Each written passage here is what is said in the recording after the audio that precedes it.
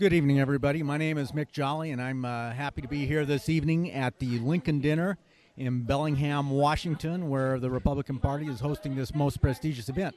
And I have an icon from our local Republican group, if you will, Charlie Crabtree, who's here tonight, and he's going to share just a little bit about what's going on, the state of politics in Whatcom County, and also tell us a little bit about a newsletter that he puts out where you can get up-to-date information about local events. Charlie? Hey, how are you? How is everybody? Well, tonight we're having the Lincoln Day Dinner, which is the showcase for the local Whatcom County Republican Party. And what generally happens here is at around 5 o'clock, we have something called the Century Club, where a lot of candidates and elected officials come and meet people in a pre-function. And then at about 6 o'clock, we start our dinner, and we'll have speakers, and it's all about being the Whatcom GOP tonight. I'd like to take this opportunity to show off my tie. If you can see my tie over there, this tie was worn on the floor of the Cleveland National Convention in 2016, and I've worn it 4 times since. So it's one of those things that I treasure and I keep is my activity in the Republican Party and my capability to vote for Donald Trump at the National Convention. So it's a great way to go. It's a great activity. We're conservative. So I have just 2 years ago, I retired as chairman of the Whatcom County Republican Party, and now I put out something called The Fourth Corner, and you can see that at thefourthcorner.com. You can subscribe to my newsletter, and so far we put out 2 printed copies. It's a newsletter that covers the fourth corner of the United States, the last settled corner, and it allows you to see what's going on from a different angle than, say, the Bellingham Herald or the Seattle Times or those kind of editorial content newspapers. So take a look at it if you get time. Join the Republican Party if you get time. And even if you don't, you can join them and give them the support they need to elect good people to both Olympia and Washington, D.C. Fantastic. Charlie, I appreciate what you're saying, too, about your newsletter with the Fourth Corner. And the thing is that there are so many issues that occur in politics here in the Pacific Northwest that, of course, we here are basically being managed by, well, Seattle voters, not our local area. So I appreciate that you're being a light to that. And, of course, when we speak, we want to be able to present an avenue for people to have free speech. It's not going to be censored just because they're a little bit more on the conservative side. And, of course, anybody that wants to speak liberally is welcome here, too. But at the same time, we just want to make sure everybody gets a fair shake on that. With that in mind, what are some of the big issues that you see that are occurring here in Whatcom County that we should be letting voters that are listening on online hear about? Just so you know, to your We Speak comment, this last week, basically, I was banned from Facebook. If you tried to share anything from the Fourth Corner anywhere else, it will warn you that the Fourth Corner is a bad site. So if you get a chance, sign up on WeSpeak.com. We'd love to see you there. I would love to share with you what we have for content on the Fourth Corner there on WeSpeak.com. So do that if you can. Locally, there's a number of things that are kind of coming to the surface, and I'll let you in tonight on some things that not a lot of people know about. There is a way that the voters of Whatcom County can change the charter of Whatcom County, and there are now thoughts and ideas of organizing a couple of initiatives to do so. One of those initiatives will prevent forevermore our county council or executive having an income tax in Whatcom County. As you know, that the legislature in some cases has given permission to people, or Seattle certainly wants to do that, and has given permission to those counties and subsections to have an income tax. Well, we need to fight that on every level that we possibly can. Spokane, for example, has passed one of these with flying colors, and it was 67% in downtown liberal Spokane. The other issue that's come up here for Whatcom County is proper representation on the county council. We have now 5 council people representing 5 distinct council districts. We also have 2 at-large council people that supposedly represent everybody. But as we all know, within a short amount of time, the other side has taken over those at-large positions.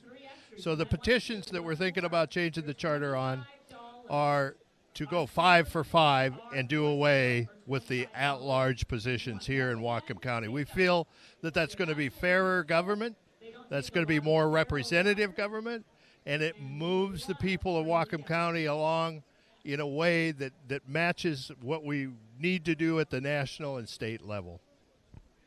Fantastic. You know, one of the things that I've heard repeatedly over time here, Charlie, and I'm sure you can echo it, is every time there's a new tax being proposed, it seems like the thing that's not going to be funded is our emergency services.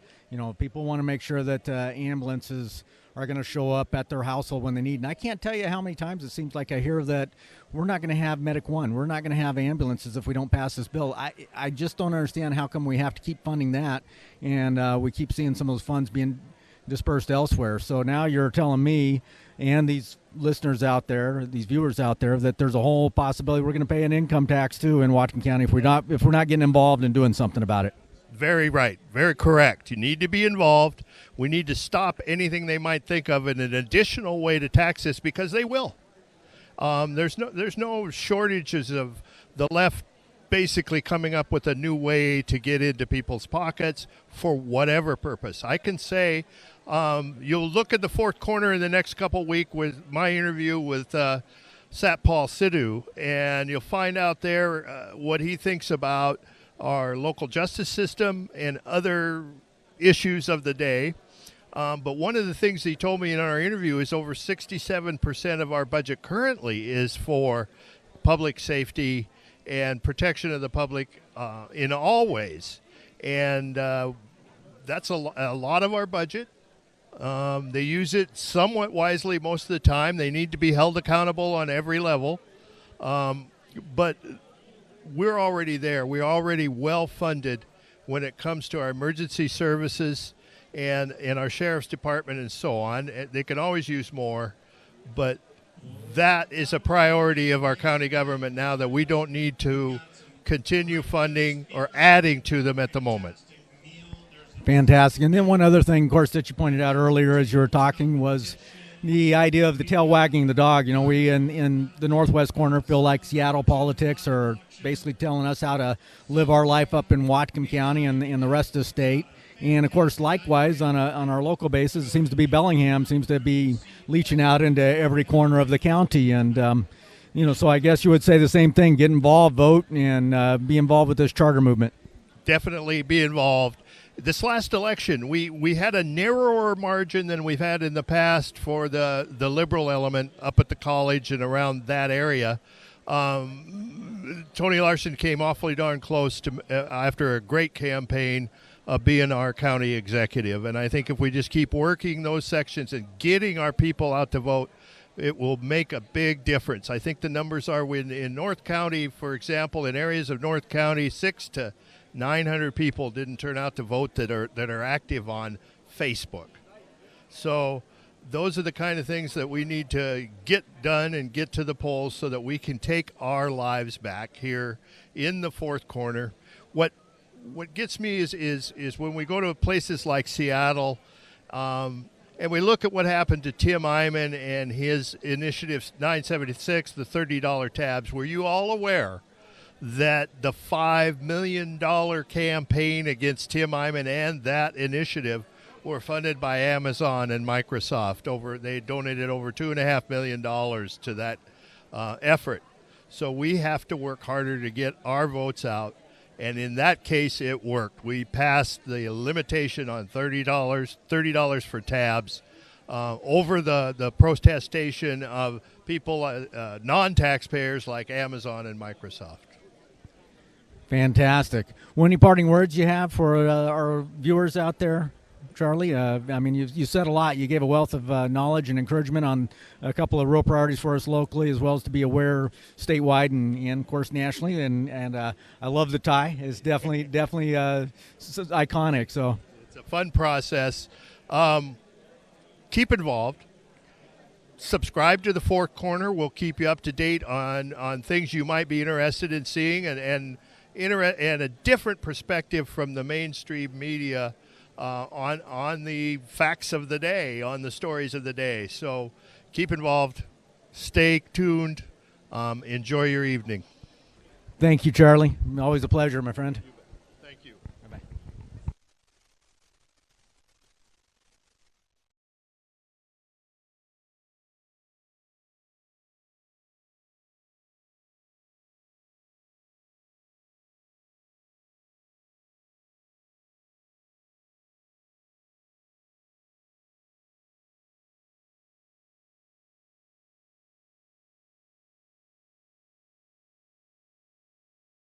There are more rings at the front of the, right when you come in.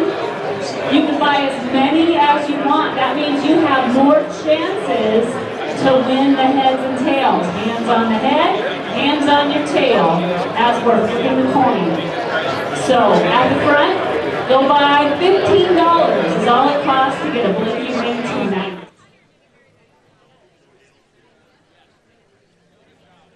Cards left on the rifle giveaway. How many cards do we have left? They're going fast over there. I got one.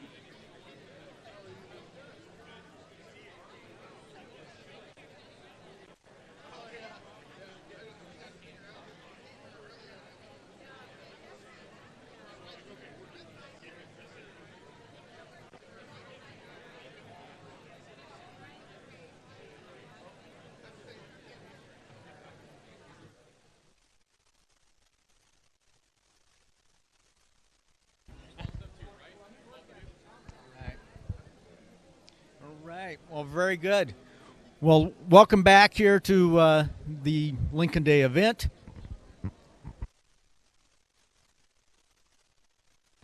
Okay, welcome back to the Lincoln Day dinner event here in Bellingham, Washington. And here with gubernatorial candidate Joshua Freed. And you hail from the Bothell area, as I recall, from an event I was at over at, was it Duval? Someplace just a little bit East County and King we're County. Just about an hour and 15 minutes from here. So it was a great, easy drive up here. Met in Linwood with a friend of mine that came up, but served on Bothell City Council for 12 years. I served as mayor there. Actually, during that period of time, I oversaw the largest revitalization of a downtown in Washington State. We had $450 million worth of private investment come into the town. And really, if you come to Bothell, you just see how revitalized it is. It's a core place for people to come and be and enjoy community. And I have had an opportunity to drive through Bothell recently quite a bit, and as I work from the east side to the west side, and it really has changed a lot. You've made a beautiful place of it. But not only that, you bring not only your government experience, but as I recall, you had involved with a construction company or such, a family business. You might sit there and a little bit about that experience. Sure, yeah. I own a real estate investment company. So for the last 15 years, I've been doing land development and home building all around, from King County, Snohomish County, Kitsap County, just all around the state, doing different types of development, from affordable townhomes of $350,000 up to other priced single-family homes, detached single-family homes. But through that process, I've really found out a lot about a lot of regulations. So on small businesses, we have 15,000 pages of regulations that are written by certain department heads. When I become governor, I actually want to sunset those regulations every 5 years so that we can see that small businesses can thrive in Washington State. The first bill that Jay Inslee just signed out of this legislative session actually was a tax on small business in the form of the B&O tax. So the first thing he did was sign something that would put further pressure on small businesses, which then further smother small business growth. In typical states, you'll see 80% of jobs come from small business, but in Washington State, a lot more incentives are given to large companies, like Boeing gets a special tax rate. I want to see that small businesses get equal treatment so we can see jobs thrive. One of the things also that impressed me when you were basically presenting in East King County. I'm sure you've spoken at quite a few events, but that's one I recall. You had your own family there supporting you guys. Met some of your kids, great family. Tell us just a little bit about your family and some of your other interests and activities. Oh, for sure. So I've been married for 23 years, met my wife at Seattle Pacific University, and we have 5 kids, all the way from 21-year-old down to 19-year-old girl, 16-year-old girl, and twin boys that are now 14 as of 2 days ago. Fantastic. And one of the things that strikes me about your background and experience is something that I think will solve a lot of the problems for our friends in the Building Industry Association, because every day I hear about people, how difficult it is to get a permit. They should make welfare as hard as getting a building permit. And, I'm not thinking based on the way that I see that you develop Bothell, that you're talking about just letting construction run amok and wherever they want. But at the same time, it looks like there's an opportunity to really open up the doors for people to invest in their own backyard. And, of course, in Whatcom County, in particular, one of the challenges that we have, of course, is all this effort to preserve farmlands, and that's important. But as a result, all the urban sprawl legislatures really made it difficult for a farmland, property that's not even being used as farmland, that somebody bought with the intention of putting their home on. They can't do it in many cases. And are you talking about something when you talk about sunsetting some of these regulations, allowing a guy that's made an investment in a piece of property, maybe I can put that house on it someday now? Well, state law allows that you're a reasonable use on your own private property, yet I've seen private property rights continue to be infringed on. After 35 years of a Democrat controlling the governor's mansion, we've seen bureaucracy only grow. He makes 1,500 appointments every year, filling boards, commissions, directorships, and yet from that, we've seen bureaucracy grow to a point where we, the people, the taxpayers, are feeling just suppressed. Even our own private property, when we want to use it in the way that we do, we're being told by government, no, you don't have that right. You have ditches in front of your house. They're putting buffers off of those ditches so we can't even use our property in the way that we think would be responsible and reasonable. And then you have these pressures when it comes to permitting, where in downtown Seattle, I'm just trying to build a 6-unit townhouse. It took me 2 years to get a permit for that 6-unit townhouse. I have very competent, very skilled engineers that have worked for me, and they have, some of them, 30, 40 years experience. It's not that they don't know the process, it's just that the process has become so red tape, bureaucratic, you can't even get a 6-unit townhouse through. We have a need today in Washington State for 245,000 housing units. They're not letting them happen. And so what they're doing is they're pushing people into these 501 type construction, which are, rental. They want people to be in rentals. They don't want people to be out in communities in rural areas for people to have their own yards or their own backyards where the kids can go out and play. They have a social structure of which they have in mind, and they're going to make sure that we as society live in that box. Fantastic. And you know what? That is one of the big challenges that we hear about all over the state. Our kids can't live where they grew up because, they can't afford a house. And why can't they afford a house? I think you touched on it previously. These laws come in, they restrict the use of the property that can be built on goes up in price, and prices our neighbors and their children and our own children right out of the market. And so that's, and when you have these kind of issues, somebody who's getting married, they can't wait 2 years for your unit to open up so they can just even rent a place. That's right. So one of the other big things that's really a challenge and we see in King County, and it's filtered all the way up here, we get this trickle-down effect here in Bellingham, is, of course, the hot topic of the opioid addictions and the transient problems.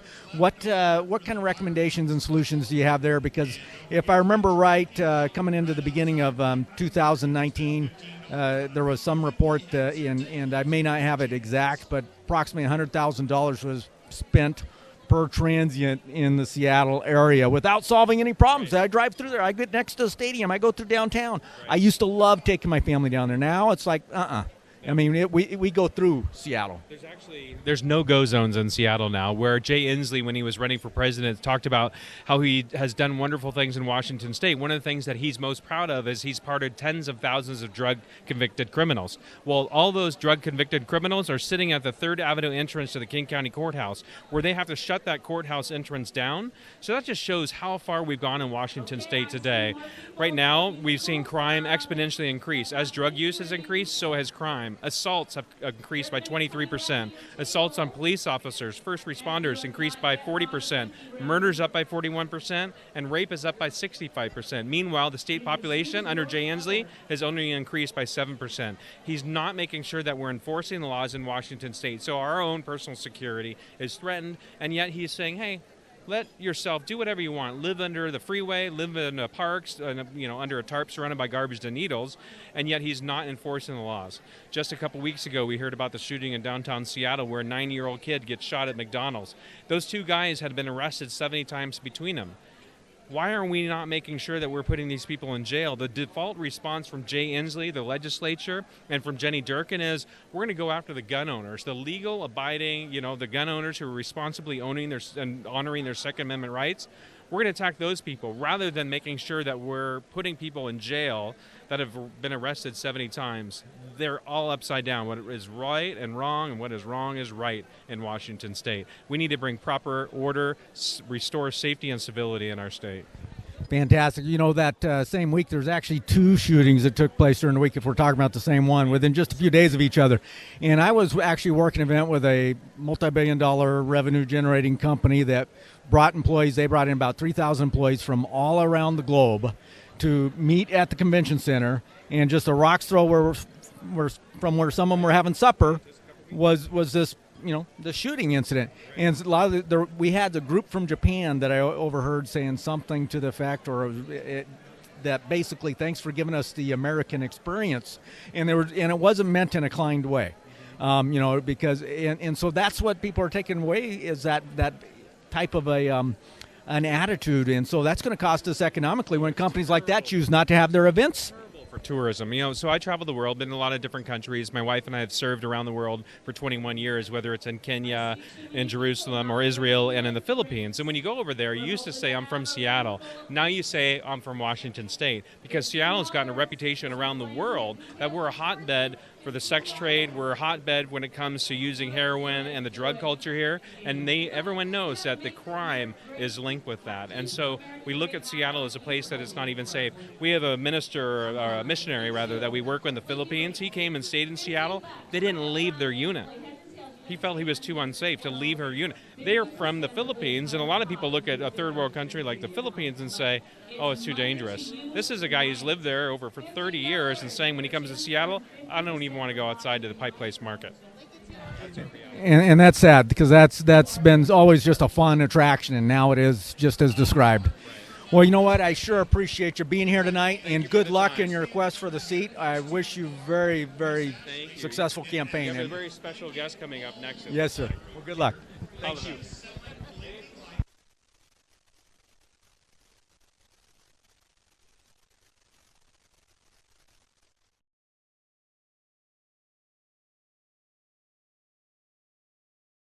Dinner, we have the guest of honor here apparently. So who is listening to this?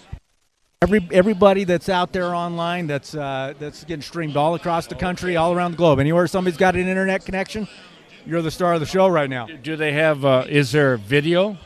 Video is being produced and will be available online, so they can see me. Yes, sir. Right through that camera, right there. So if you look at these folks and you wave, that's the group. I'm actually you might be a little bit tall, so he may be changing the angle here to make sure we get you in. But so I mean, I'm shorter. I'm only 6'2". You got me. You look 6'4" from this perspective, right? Well, with my hat, I'm 6'7". So tell us a little bit about what you're doing tonight.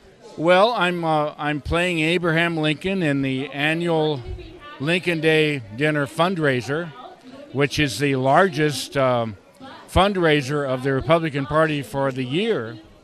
And so I'm very happy, and I hope that a lot of money comes in. I know I produced a very lovely Santiago almond tort for the bidding, and I hope it yields a lot of money. But anyway, I'm very happy to be here. Abraham Lincoln was probably our greatest president. And even Donald Trump said he was our greatest president because of his hat. Honest Abe, he said, Honest Abe. So Abraham Lincoln used to tell a lot of stories, and one of the stories he told, which confirmed the Honest Abe, was I hate to say this, but he apparently occasionally, on very limited basis, visited prostitutes before he was married, and one prostitute said, "It'll be $5." He said, "I only have $3."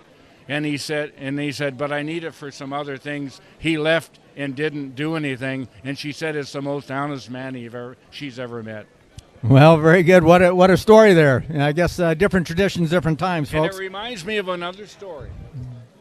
Oh, That when Abraham Lincoln told this story of a country lawyer who had a parrot who said, "It's the end of the world, it's the end of the world," and he would say this every day. And so one day the country lawyer got tired of him saying that, so he shot the parrot. And the story goes like this: the parrot fulfilled his own prophecy.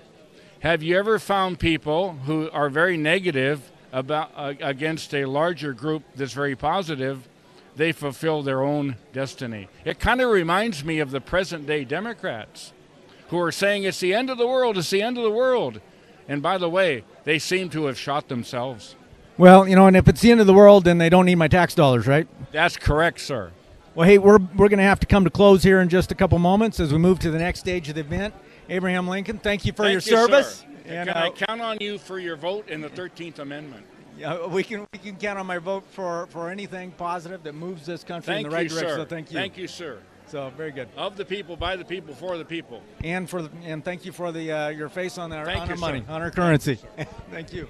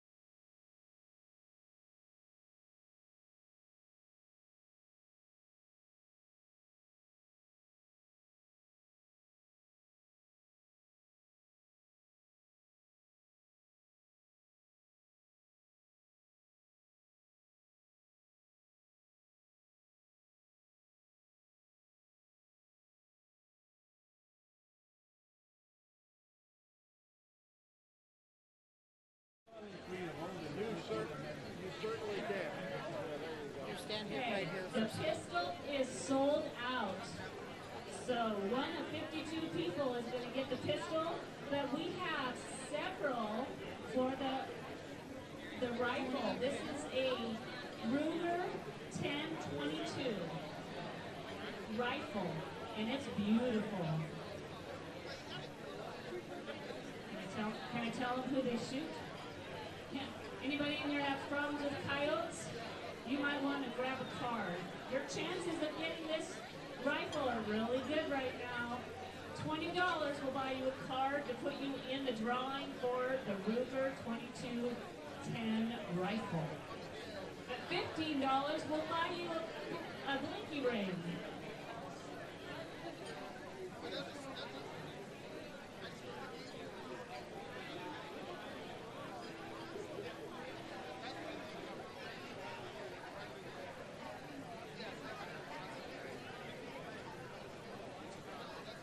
The rings are right across from the trunk posters.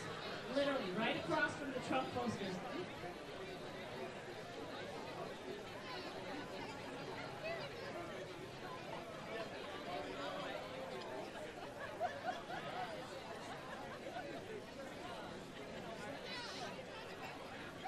By the front door, everyone, are the blinky rings. Right by the door you came in, across from the Trump sign, at the front door. $15 blinky rings.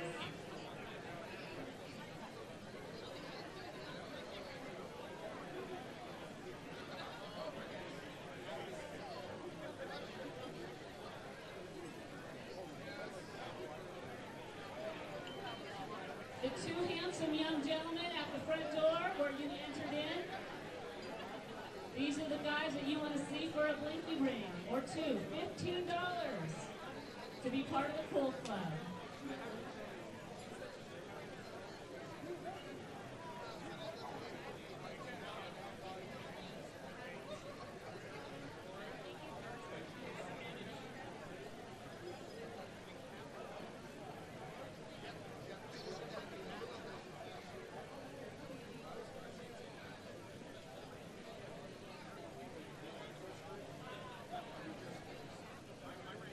we're about ready to begin here.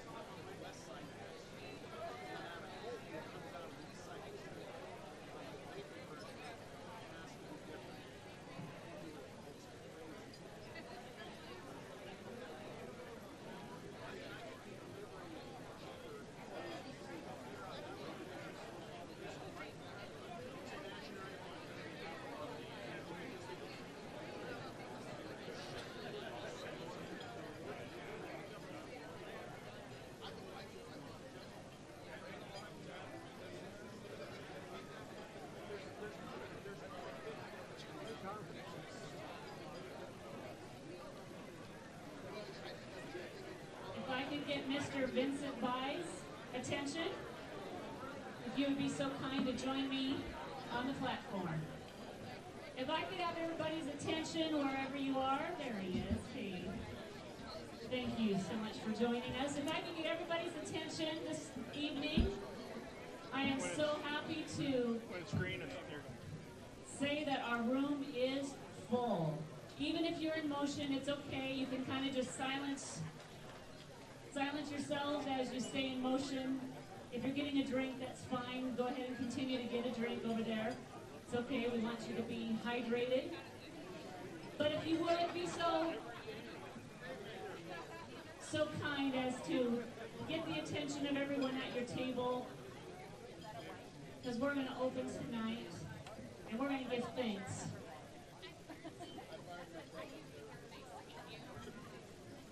Almost. If you have a blinky ring, hold up your hand. High, really high. Blinky rings, hold them up. See all these people blinking? Congratulations, you're part of the Cool Club. And if you want to be part of the Cool Club, you can still get a blinky ring. Little lovely up in front in the black or in the back. Okay, everybody, could I have your attention, please? Let's welcome Vincent Byes as he joins me on the stage, and he is going to pray to the God of the United States of America. We're going to bless him. Let's bless him together. Take it away. Please join me in prayer. This is a prayer of peace that Abraham Lincoln gave at a National Day of Prayer, March 4th, 1801. Let's pray. Almighty God, who has given us this good land for our heritage, we humbly beseech thee that we may always prove ourselves a people mindful of thy favor and glad to do thy will. Bless our land with honorable ministry, sound learning, and pure manners. Save us from violence, discord, and confusion, from pride and arrogance, and from every evil way. Defend our liberties, and fashion into one united people the multitude brought hither out of many kindreds and tongues.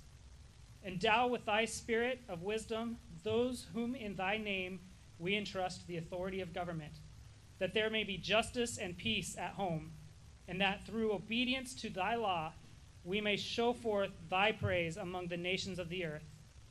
In time of prosperity, fill our hearts with thankfulness, and in the day of trouble, suffer not our trust in thee to fail. All of which we ask through Jesus Christ our Lord. Amen. Stay up here with us, Vincent.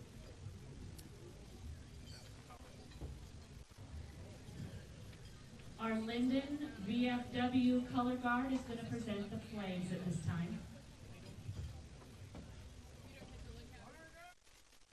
Okay, hut. Everyone please rise for the posting of colors. Port, arm, forward, march.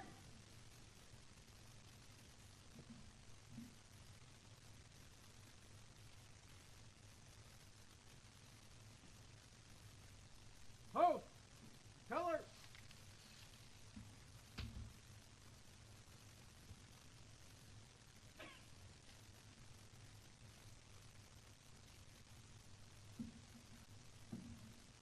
Two,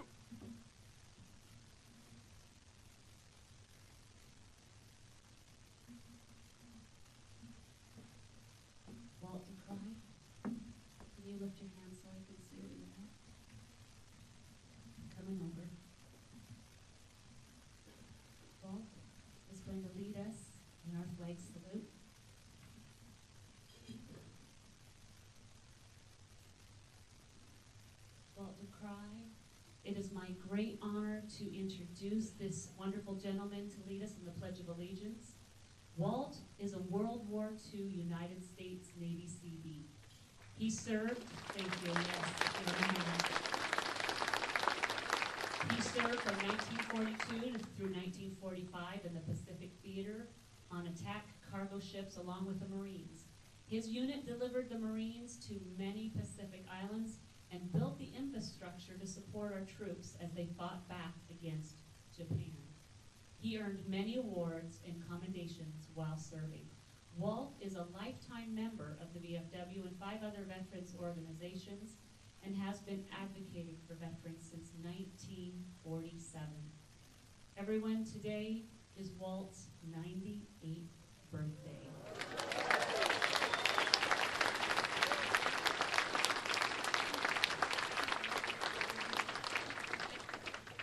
So we are completely honored to celebrate with him as we say the Pledge of Allegiance and as he leads us in the Pledge of Allegiance.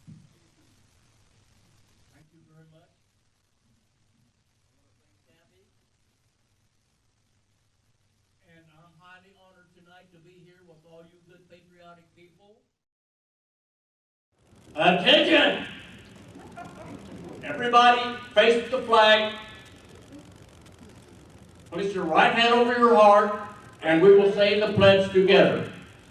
I pledge allegiance to the flag of the United States of America and to the republic for which it stands, one nation, under God, indivisible, with liberty and justice for all.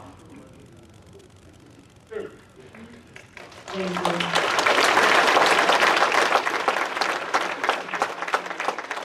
While you're standing, I have a few words to say. 1789, General George Washington was elected first president of the United States. In his opening speech, he said, "Now we are gathered here as a great united republic nation." Republic is short for what? I can't hear you. Republican! And I thank you very much, and God bless America.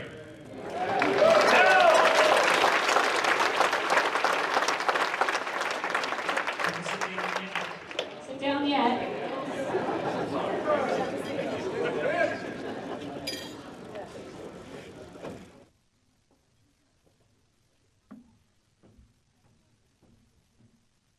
Right, I'm going to invite Vincent to come back up as he loans us his beautiful voice to lead us. Please join me in the national anthem.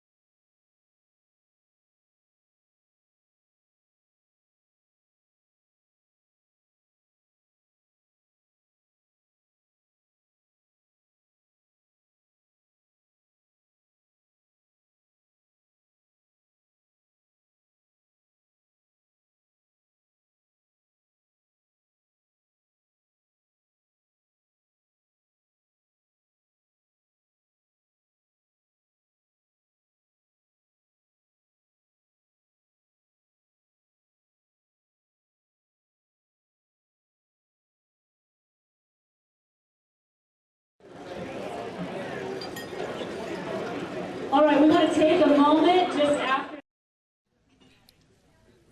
Amazing flag salute and prayer, and I want to recognize veterans that we have in the room. And while I do, I would like to bring up to the stage our next guest who's going to present the Gettysburg Address. But until we do, listen up, because I want to acknowledge every one of you that have served in the veterans. That is a veteran in the room. So if you are here, and as I say your service, please stand. If you're in the Navy, please stand. If you are in the Marines, please stand. If you are in the Coast Guard, please stand and be acknowledged. If you are in the Army, yes, keep clapping. Thank you so much. If you're in the Air Force, please stand. Look at that.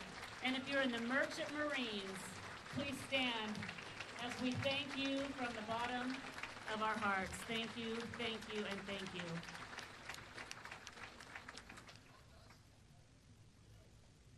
All right, we're going to invite, I believe, President Lincoln up to give us. President Lincoln is most known for holding the Union together in the wake of the Civil War. Today, we are engaged in a different kind of war that demands the same strength of leadership. As we celebrate our great president tonight, please welcome Abraham Lincoln to recite the Gettysburg Address. Thank you. Can you hold this? Fourscore and 7 years ago, our fathers brought forth on this continent a new nation, conceived in liberty and dedicated to the proposition that all men are created equal. Now we are engaged in a great civil war, testing whether that nation or any nation so conceived and so dedicated can long endure.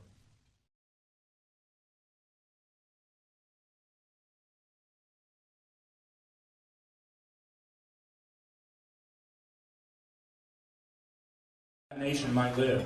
It is altogether fitting and proper that we should do this. But in a larger sense, we cannot dedicate, we cannot consecrate, we cannot hallow this ground. The brave men living and dead who struggled here have consecrated it, far above our poor power to add or detract. The world will little know nor long remember what we say here, but it can never forget what we did here. It is for us the living, rather to be dedicated here to the unfinished work which they who fought have here thus far so nobly advanced. It is rather for us to be dedicated to the great task remaining before us, that these honored dead we take increased devotion, that cause for which they gave the last full measure of devotion. That we here highly resolve that these dead shall not have died in vain, that this nation, under God, shall have a new birth of freedom, and that government of the people, by the people, for the people, shall not perish from the earth.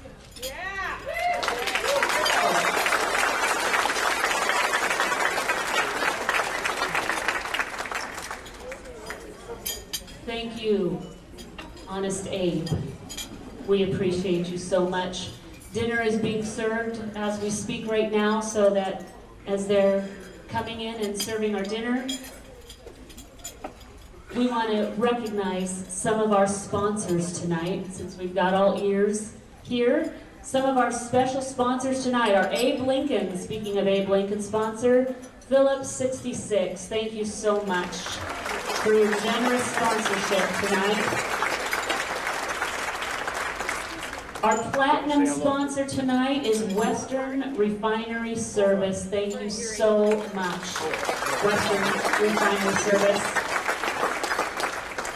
And I've been talking about these throughout the evening as you were mingling around. Put your eyes to the center of the table. We have some of the most extravagant and gorgeous centerpieces that were put together by Pacific growers. And we cannot thank them enough for the effort that it takes to put these together. And you also notice that it said sold to. That is your opportunity for $25. They have completely donated these to this event, and all proceeds will go to the event. So for $25, you can write your bidder number on one side and write your name on the other, and we'll be picking those up with the dessert dash.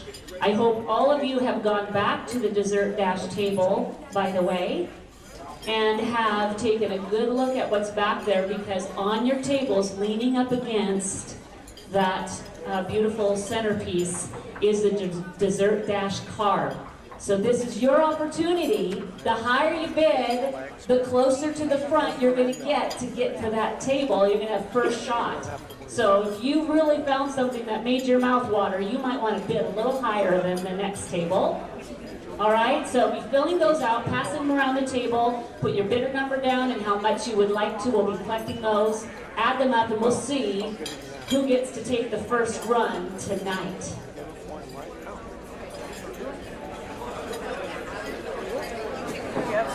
I hope that you're enjoying your meals tonight, your salads, as the meals will be rolling out here soon. Yeah, a little bit, right? All right, while I still have your attention, we have some VIPs in the room here tonight, elected officials that are here, and I am going to be saying your names one by one. So as I say your name, please stand, give us a good wave, be ready to look around and so you can see who our elected officials are. So as they stand, hold your applause. I don't blame you if you want to give a shout out, because some of these people are pretty awesome. But let's hold our applause. So elected officials.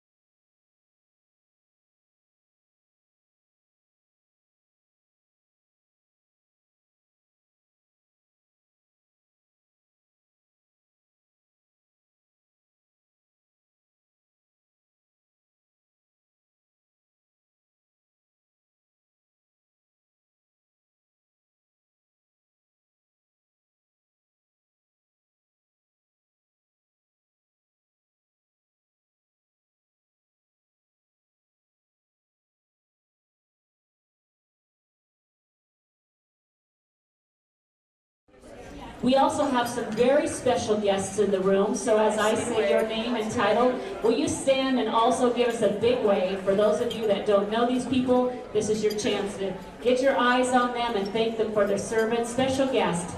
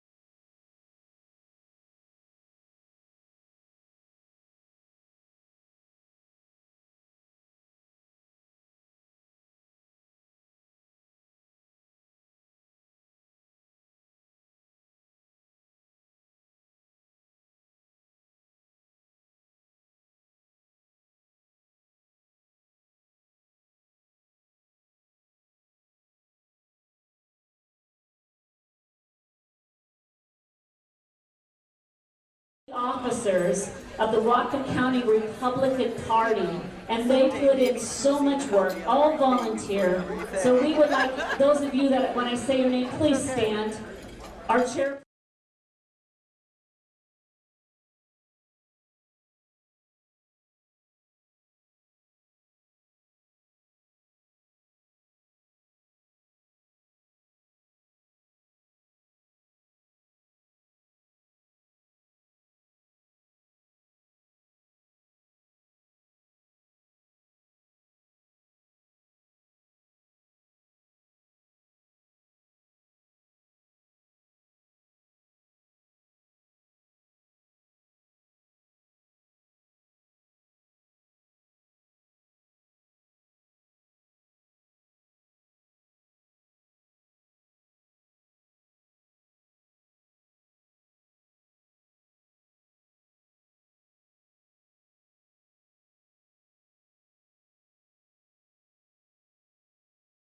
Good, I see them coming.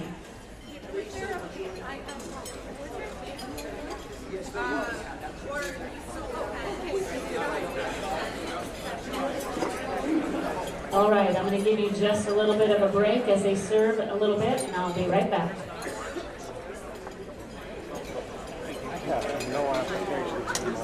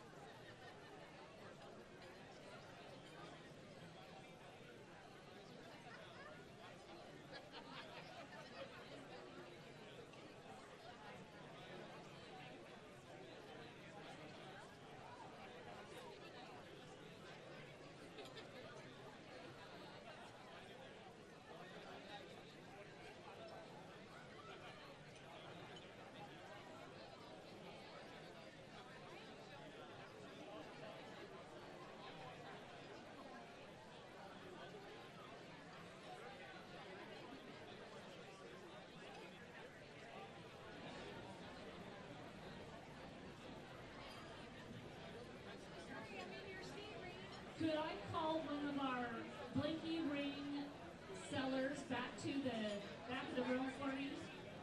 Those of you that were helping to sell the blinky rings, could I get one or two of you guys back here to the blinky ring station? We have more people that want to purchase.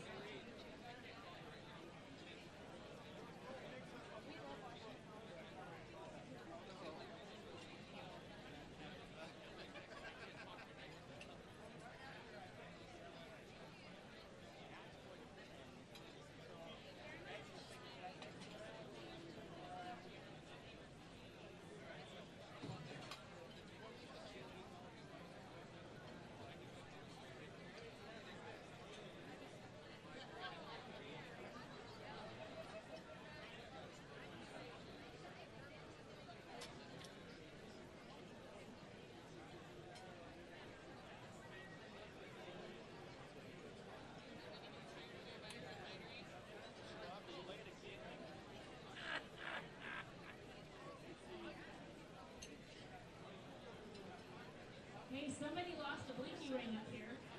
I see a spare. Our blinky ring people will be coming around at every table, giving you another opportunity to be part of the Cool Club tonight. But at this time, I would like to introduce our chairperson, Kathy Kirshner, and bring her up to the stage. If you would like to welcome Kathy. Thanks, Becky. That's mine. That's mine. That's mine.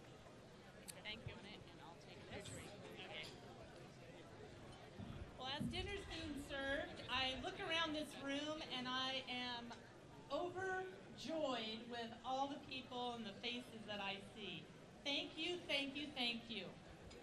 A little over a year ago, Whatcom County Republicans elected me to this fine organization to be their chair. And I've never had a more challenging and demanding job, and I couldn't have done it with the help of all of you. I want to recognize my fine leadership team. It's important to let you know that Jennifer, Patty, Carl, Larry, and Russ, the officers of the Republican Party, have worked very hard to make this come off tonight. I want to thank each and every one of you for your amazing and selfless contributions to making the Whatcom County Republican Party successful. And, you know, it takes teamwork and a vision and leadership. Last year we created a strategy for 2019. If we were going to meet our goals, we needed to raise funds and we needed a structure and a plan. With your help, we surpassed our goal of $100,000 at this event last year. So give yourselves a round of applause. We used that money and we got right to work. And I think you might want to know how that money was spent. Oh, I see your name. I want to tell you a little bit about what we did. We formed an events committee and got right to work getting the GOP into every summer festival, parade, Call me back and up. I have fair. nothing to take the money with. We organized an annual picnic, which was a huge success in both attendance and the fun had by all. Our social media and communications committee was active all year, getting the message out to our membership. We hired a consultant and friend of the party to update our website. We revamped our data collecting methods for MailChimp, and we ordered card readers to take credit cards at our events. The PCO Identification Committee, I know. nearly doubled the PCOs. So we are now almost fully staffed. We developed a manual and we've been in the process of training our precinct committee officers. The Elections Committee sent slate cards for both the primary and the general to let Republicans in Whatcom County know who we supported. We held boot camps for candidates. We put up campaign signs. We ran our first text messaging campaign. We set up a call center. We participated in voter registration and registered over 100 people at the fair and doorbelled all over the county. We observed the entire election process, including the ballot box pickup, the counting of the ballots at the courthouse, and the certification process. We helped elect Ben and me to the county council. We re-elected Sheriff Bill Elfo. We helped elect a majority of the Ferndale City Council members, Brian O'Leary, Aaron Gunter, Ramon Llanos, and Herb Porter. And Linden City Council members Gary Bodie, Ron Collier, and Brent Lenson. We developed a strategic plan. We put controls in place for our finances. We changed passwords. We purchased a new computer and printer. We made buttons. We updated our bylaws. Our finances were audited. We reduced overhead costs. We staffed our office 5 days a week. We moved a ton of Trump merchandise. We passed a code of conduct. We've navigated successfully through a huge PDC bogus complaint. We lived through Robert's Rules, the Google Drive, and 1,000 other things. We formed, we stormed, we normed, and we performed. We do what all good Republicans do. Put aside our differences, we rolled up our sleeves, and we got to work. You all volunteered hundreds of hours to make 2019 a success, and we have much to look forward to in 2020.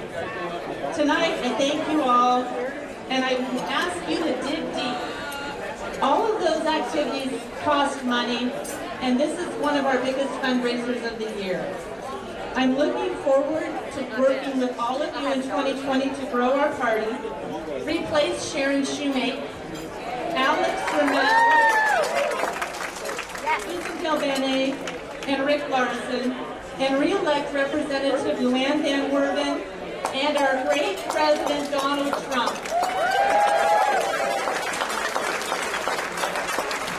And I'm going to steal a quote that I heard last week.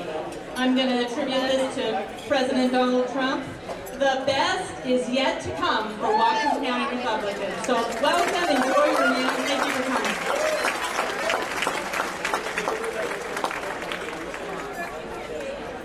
And with that, I would like to ask Jim McKinney to come up and say a few words. Jim is our Keep America Great campaign chair, and I'm going to give him a couple minutes to let you know what he's been up to.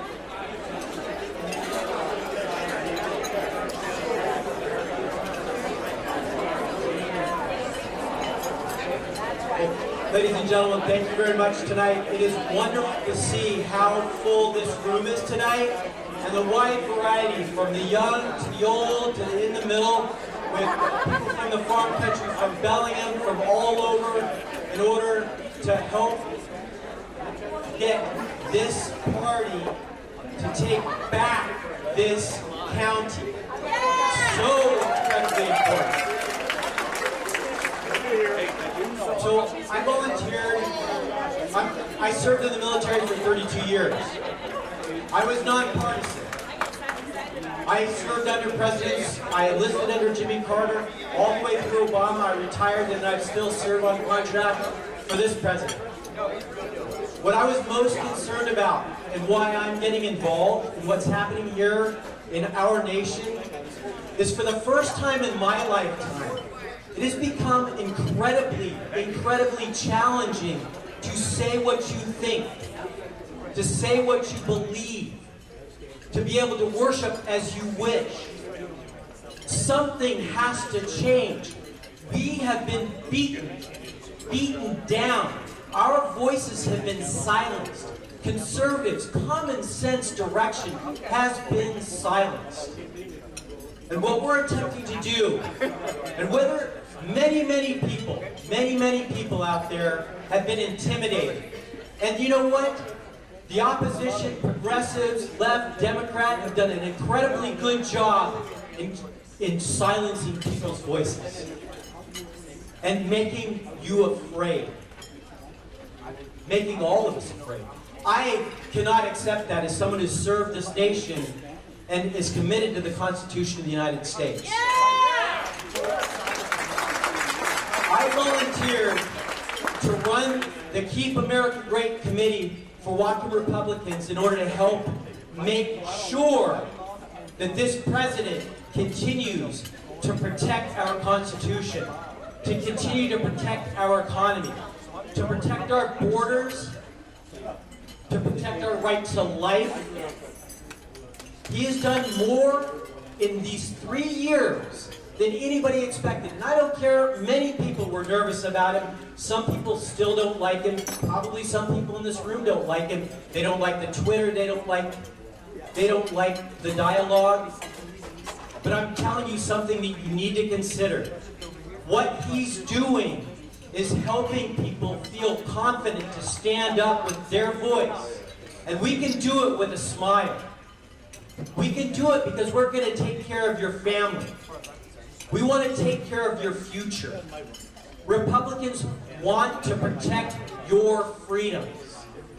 So I'm here, I volunteered to be on this committee to help rally, coordinate, and get the activities going in this county to both elect the president and turn Whatcom County red, but also all down ticket for Jennifer, for Luann, for everybody to get back to common sense values and be proud of it and be able to stand up, and feel confident, to not be afraid to wear a red hat that says "Make America Great Again." Come on, are you kidding me? When in our history have you been abused for your political beliefs? That must stop. That must stop. So I'm here, I'm looking for your help. We want you to help the party. Please, volunteer. Philip Stockton, the state representative here. Philip, you stood up earlier. Get with him, get with me. We're at table 25 to get this event. If you want to volunteer to help, please commit your resources, identify them towards the Keep America Great Committee team. I call it the CAG team because in the military, a carrier air group is one of the most powerful forces in the entire world, and they win. So we want you to be committed. We want you to feel confident. We want you to feel good about this party and our community. Thank you very much. Thank you, Jim. Thank you. All right, I also want to recognize the great committee that put tonight together. So if you were part of the Lincoln Day Dinner Committee, can you please stand and wave so we can give you a round of applause? Most of them are actually still working in the background right now, but I see that the chair of the committee, Jennifer Sepsic, is in the back. Will you come on up, Jennifer? Come on up, Jennifer. This woman puts in hundreds of hours to make this a success, and I think that we can satisfactorily say she has absolutely hit it out of the park tonight.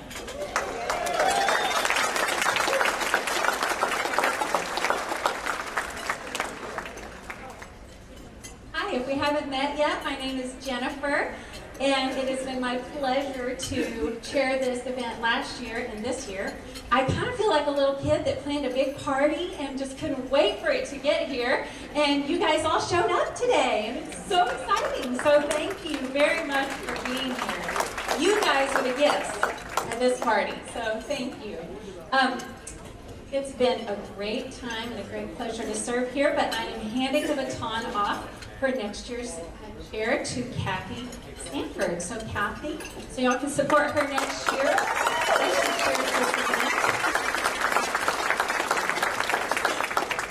And the reason that I'm handing it off is because it is my hope, prayer, and goal that I am representing you next year, this time in Olympia, as your state representative.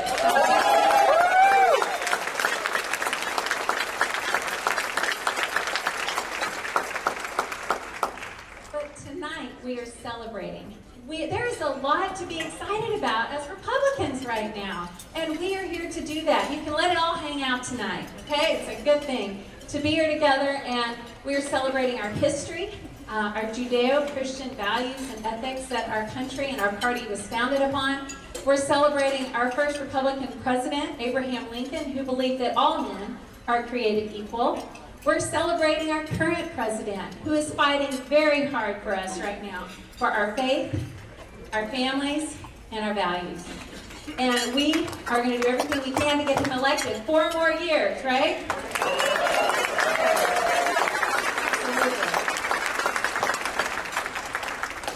And we are celebrating and planning for our future. For 2020, you are here tonight because you care, and you can invest in your party, the county party, because really all politics is local, right? It is all here in our neighborhoods and our communities. So the generous donors and businesses have been given their products and services tonight. You're not here tonight to get a good deal, guys, right? You know that. No, no, no. You are here to support the party, right? And to give often and give generously. And so we thank you for being here, and we want to do a whole lot more winning in 2020. Thank you.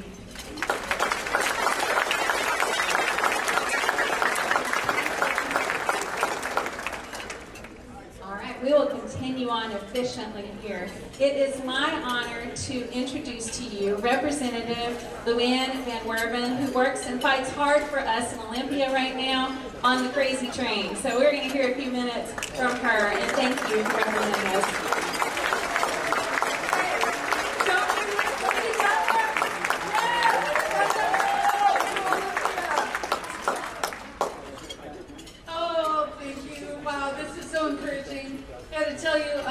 They asked if I would give a legislative update. And I said, no, I don't want to depress these people. I want to celebrate. So I'm not here to talk about sex education starting in kindergarten with very graphic and obscene curriculum. I'm not here to talk about that. Could come up on the House floor this next week, but for tonight, let's just set that aside. I'm not here to talk about the business and occupation tax surcharge that was added to our businesses. Pass off the House floor. I'm not here to talk about that. I'm not here to talk about. I'm not here to talk about the low carbon fuel standard that passed off the House floor. That was bad. So I'm here to talk about the good things that we are doing in Olympia. The good Senator Doug Erickson and I have been working hard on a lot of really important issues for this county, for Whatcom County. One of the most important things that we've been working on is a salmon hatchery, a self-sustaining nonprofit salmon hatchery on the Bellingham waterfront. And this is based on the Alaska model, and it works so well up there, we think it can work well here.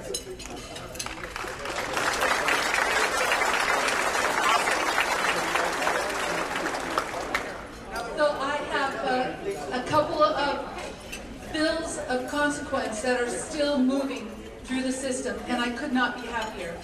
And I don't know how far they're going to go, because I know that the majority party down there is thinking, well, if we let Representative Van Wortman have these bills, that's going to help her get reelected. Do we really want to do that?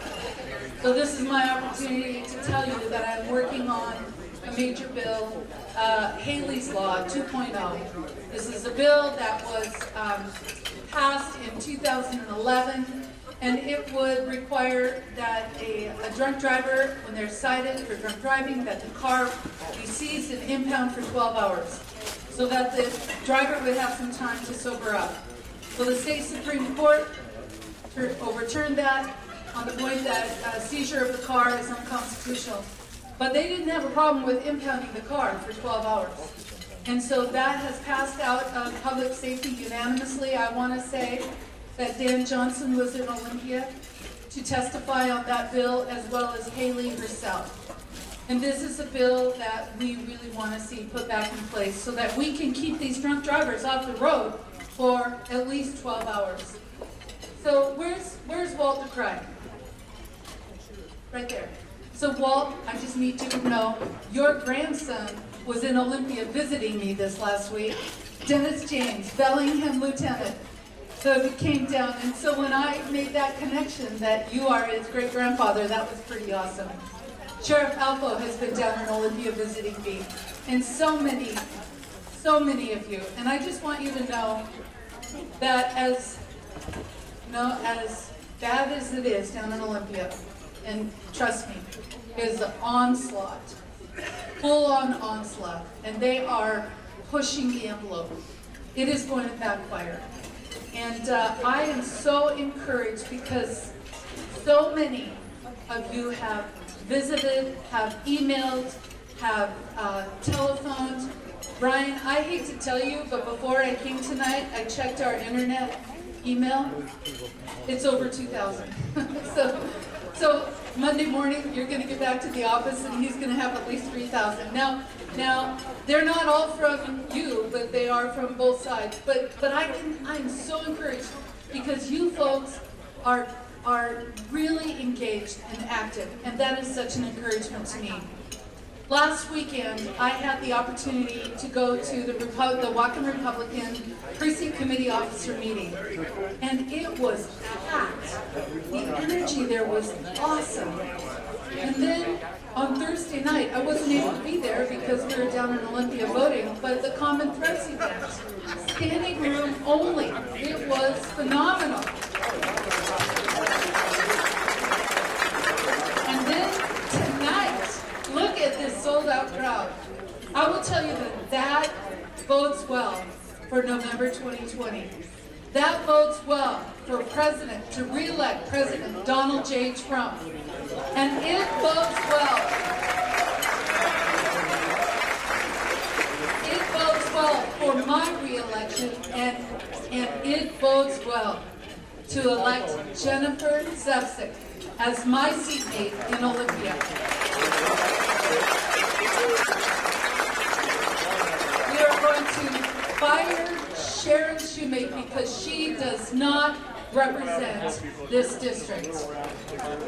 And on top of that, we are going to elect a Republican governor. Yes. It is my honor to introduce to you someone that I have worked with at the state level for a couple of decades.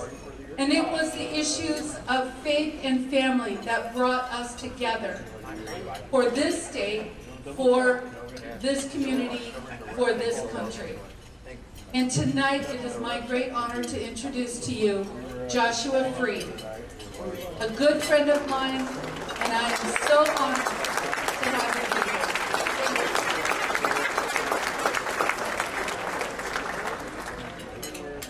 Good evening, everybody. It's very nice to see you. This is an exciting event. I think it's one of the most exciting times to be a Republican right now.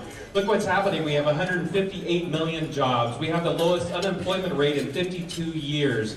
We just had a recent trade agreement that was signed with China, and then USMCA, which is with Mexico and Canada. Our president's been working hard. As Republicans, we can go out in the community, we can talk about the good things that we're doing. I don't know about you, but sometimes it feels like as a Republican in Washington that we're on defense. But I think we can definitely be on offense, and I think it's time that we do so. When you look across the state, you can see the failures of our governor. And sadly, you can see in the face of the people that are standing underneath the freeways or setting up the off-ramps asking for help. You know, as the drug culture has increased and as homelessness has increased across our state, at the same time, crime has increased. Under Jay Inslee, we've seen assaults increase by 23%. Assaults on police officers increased by 40%, murder by 41%, and rape by 65%. The population has only increased by 7%. So you wonder, as he encourages the drug culture here, why we're seeing these things happen.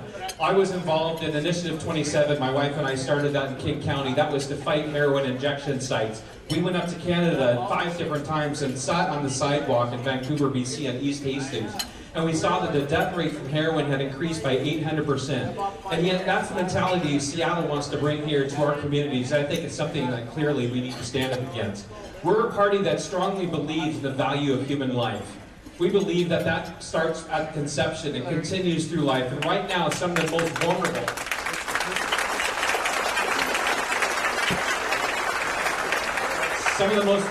among us are actually the homeless that are living across the state. 21,000 homeless. Even in Yakima, it's a problem, where I went there to meet with the Chamber of Commerce and they locked the doors to the Chamber of Commerce during the middle of the hours, or middle of business hours, sorry. So we can stand in truth as a Republican Party, making sure that we're fighting for these things, as Luann's talking about and representing us so well in Olympia, how this onslaught is moving against us, whether it's comprehensive sex education for 5-year-old little kids. It's time that we stand up in truth and fight for lower taxes, for accountability in Olympia. I served on Bothell City Council for 12 years, and I served as mayor there. I saw the largest revitalization of a downtown in Washington State. We've brought in $450 million worth of private investment. My family's been involved in serving around the world, whether it's in Kenya. I was recently there drilling a well for the Maasai. We built health centers there. We've also been involved in the Philippines for 21 years, sharing the gospel. That's what we're called to do. I think the Great Commission is to go into the world and share the truth that's within our heart. And now is the time as Republicans in Washington State. Jay Inslee has a negative 57% disapproval. Is there a thought for that? So let's stand up for truth in Washington. Let's make sure that we can move forward in this very unique opportunity. May God bless you, God bless Whatcom County, and God bless Washington State. Thank you, Joshua. We have 2 other gubernatorial people that are going to be running that we would like to welcome to the stage at this time. That was Joshua Freed. Thank you so much. Phil Fortunato.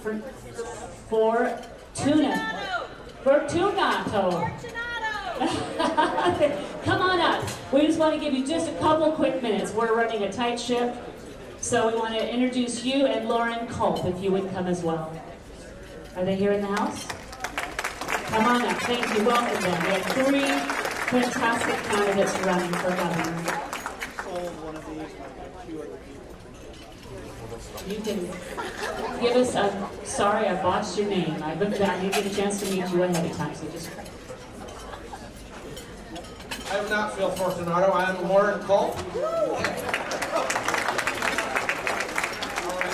I'm currently the Chief of Police in Republic, Washington. You might have heard about me. I was on Tucker Carlson and Fox and Friends standing up for your Second Amendment rights.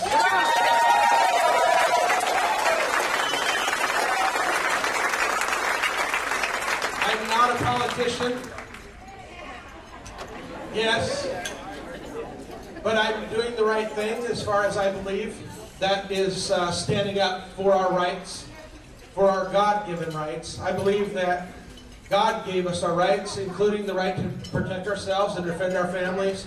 And anyone who attempts to take away your God-given rights is nothing but pure evil. Yes. And I will not stand for it. I didn't stand for it when I wasn't even running for office. I had nothing to gain and my career to lose. I'm in an appointed position as a chief of police. I could have been fired the next day, but I didn't care. I did what was right, and that's to stand up for our rights.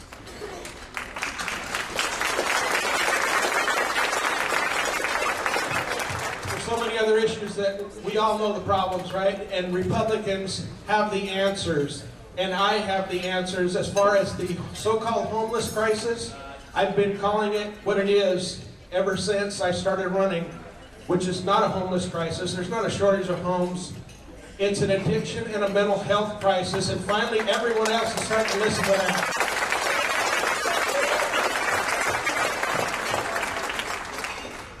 You cannot allow lawlessness and expect a result that's good for families and businesses. If you allow bad behavior, you're going to get more and more bad behavior, and that's what's going on all around the state, and it's getting worse. We need to put drug dealers in prison, and we need to take care of the users and get them the help that they need.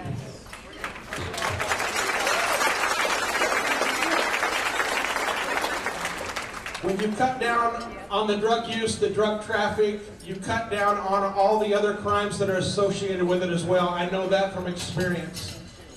I'm making 3 promises to everyone, everywhere I speak. When I'm elected governor, any bill that comes across my desk will have to pass 3 tests. Is it constitutional?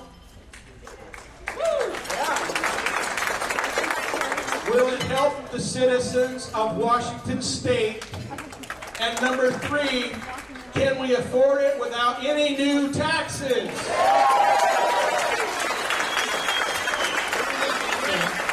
Be sure to check out our website. There may be information cards on your table, and I appreciate your support. Thank you very much.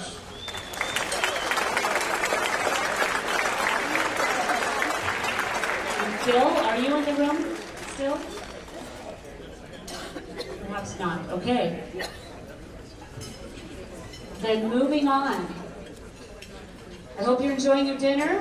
How's everybody's dinner? Can we say and give thanks to our wonderful host tonight here for the delicious dinner?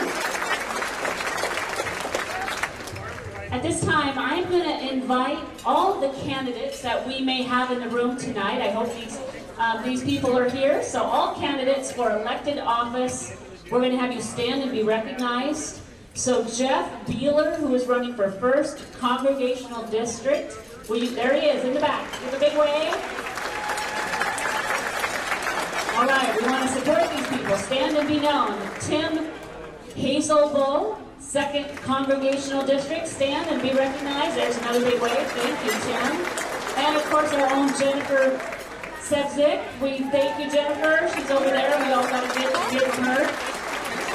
And Bill Brook, the 10th Legislative District of the House of Representatives. Thank you so much for running and supporting us. All right, and here I'm going to give you the 5-minute warning because we need to come around and pick up the dessert dash cards. So if I could have somebody at your table reach into the center of the table right by the plant, get it passed around so you can put your bidder number, your amount that you want to bid, and they're going to be coming. And also, in the center of the plant, that little card is there for a reason. You see these plants and you see these little cards, you want to put your bidder number on the one side and you're going to put your name on the other. And for $25, you're going to take this home. We want to see these photos. And you don't have to have a green thumb to love on these plants. They will love you back even if you forget to water them for long periods of time. That's my kind of plant. So put your bidder numbers on them and we're going to hand those. And we have extras up here. If your plant is gone, we have 6 more up front. So they're going to be coming around and picking up your cards in about 5 minutes or less. So be ready, fill them out.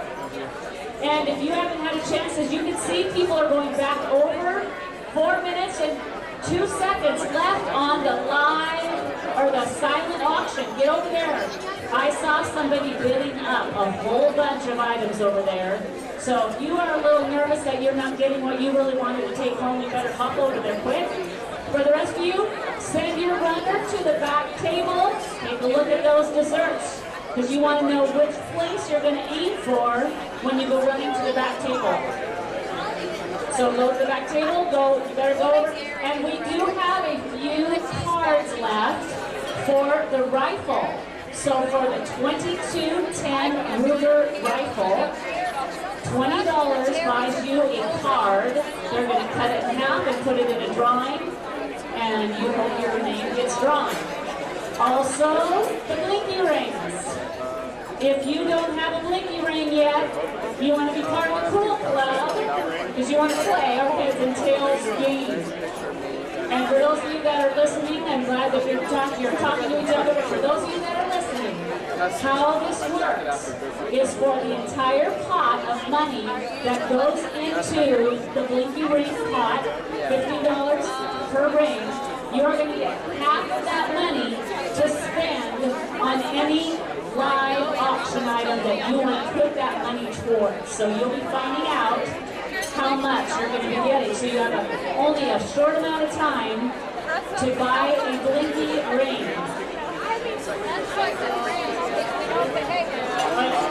Okay, if you don't have time to get a ring, there is a card on the table that is the Heads and Tails game. So even if you don't have a ring, and you haven't had an opportunity to get a ring, write your name and your bid number on the card, and we go to play the game. You stand with us.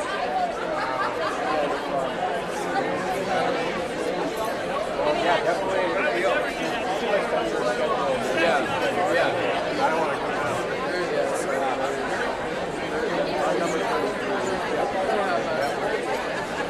All right, thanks.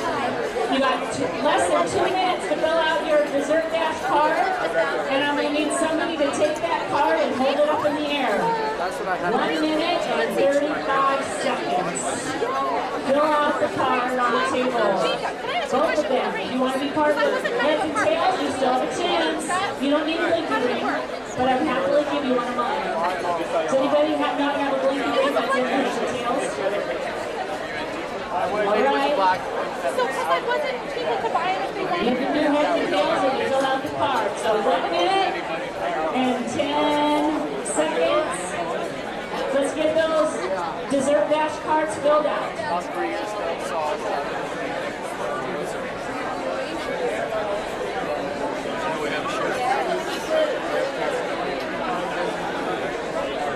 And we're about ready to close the silent auction. Hope you guys are hurrying. Hurry. Ready?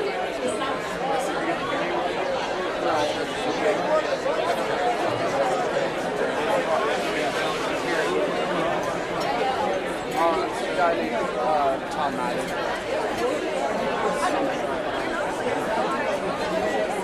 Good.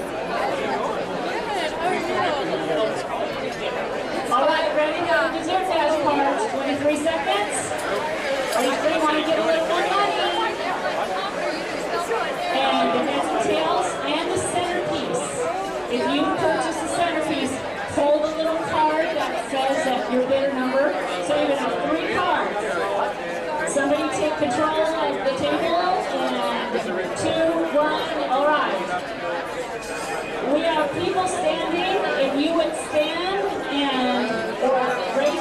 in here, please. Everybody, thank you. Thank you. Cards are in the air. We want 3 cards. We want your bidder numbers or the centerpiece card. We want the heads and tails card, and we want the dessert dash card. So you should have 3 cards in hand. They're coming around to pick them up. Up in the air, somebody. There you go. Thank you.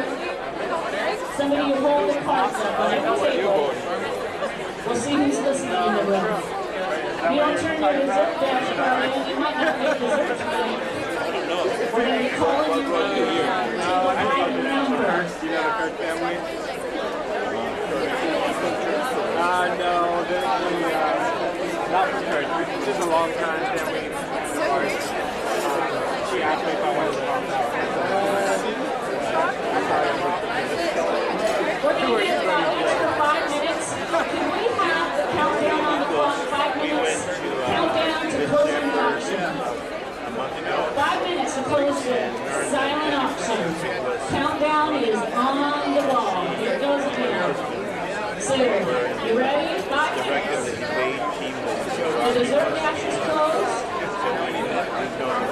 I hope you purchased your centerpiece. If yours is gone and you still want to get another one, there's 3 left up here. Up front at our for sale still. $25 to be able to take a centerpiece home. So in 4 minutes, keep your eye on the clock because the silent auction will be closed when that clock runs down. Yeah, I know you, Tim. One other dude. I know her. Yeah, hi, how are you?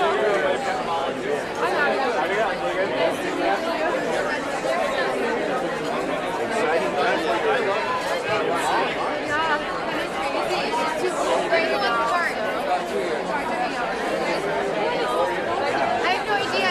Karen just said we help you out. That's how we're help. What are you doing this year?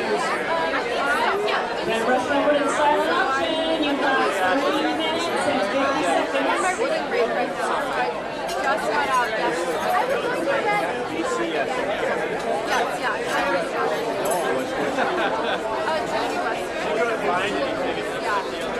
What are you doing? I'm taking a picture.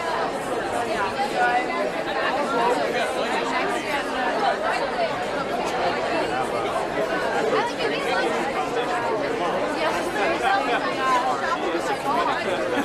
Oh yeah. Oh yeah. I really like it. It's different. I think it's just like that. We have a really international school, so there's so many really awesome. It's very 3 minutes left for the silent auction. sometimes everyone's everywhere. Well, that's kind of how we felt when we came here. My kids were really went with the very American culture. So it was kind of hard to live. Then we would meet some other people that were missionaries. So they also got the same way. I got the sign. My brother's but I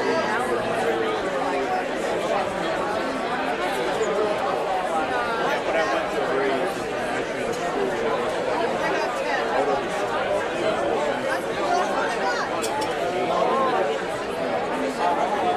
school.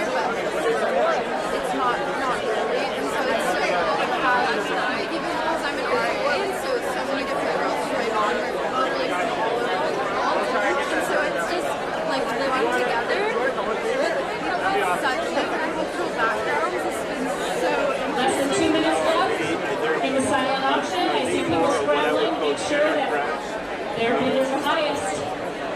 But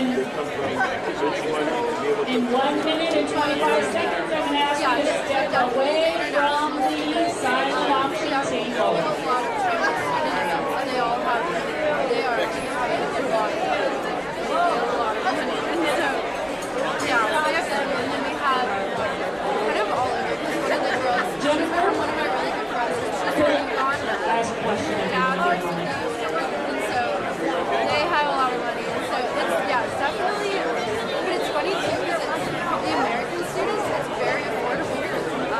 Do you have your runner chosen yet for the dessert dash?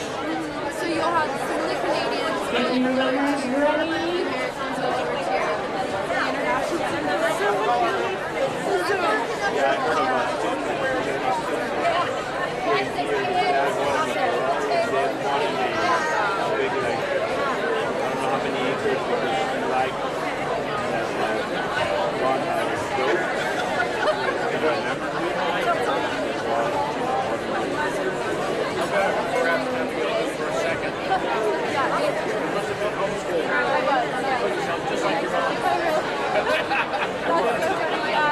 I definitely hang out with her every once in a while.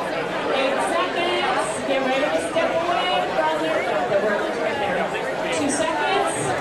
And if we there we go, here we go.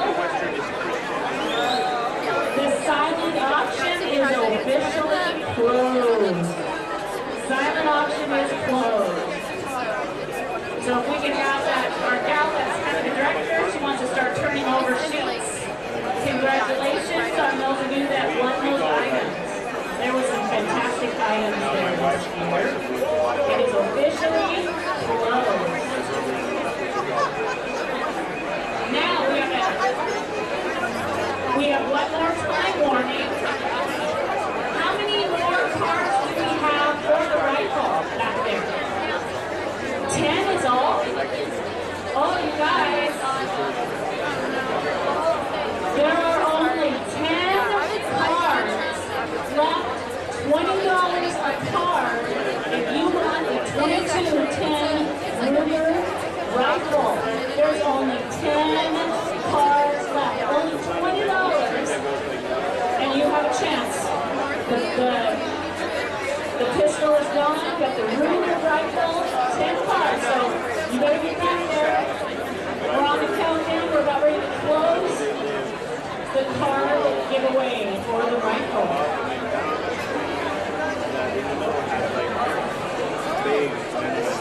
So get ready. And we're about ready to start the heads and tails game. But it's going to take everybody's attention here soon, so about 5 minutes. We're going to close down the Ruger rifle.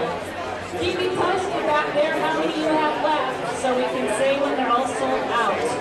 Looks like there's a lineup. $20 will buy you a card, and you can win a 2210 Ruger rifle. And there's 2 to move on. No.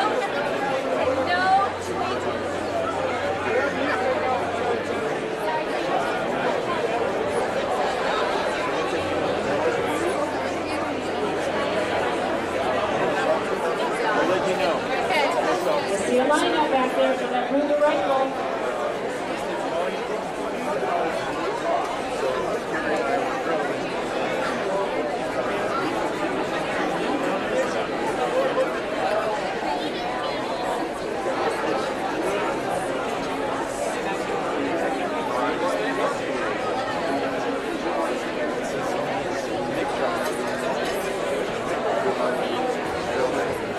Only a couple more minutes and we're going to head into the heads and tails game. I think I'm going to invite our auctioneer up to help me so he can flip the coin.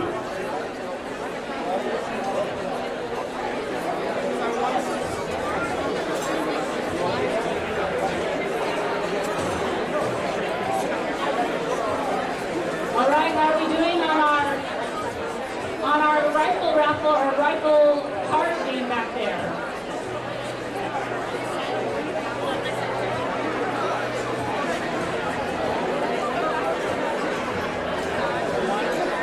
Give me a handle on how many we have left of the rifle. Anybody know? We'll have to find out. There's a big lineup back there. All right, I got a question for somebody in here. Who in the room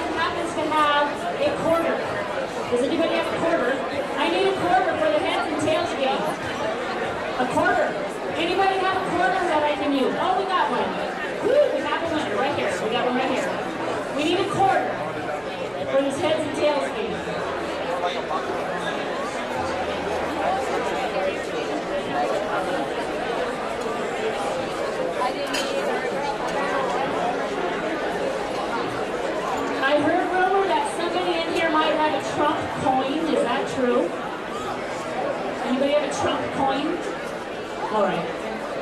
Well, I got a quarter. Thank you. Okay. All right. Yep.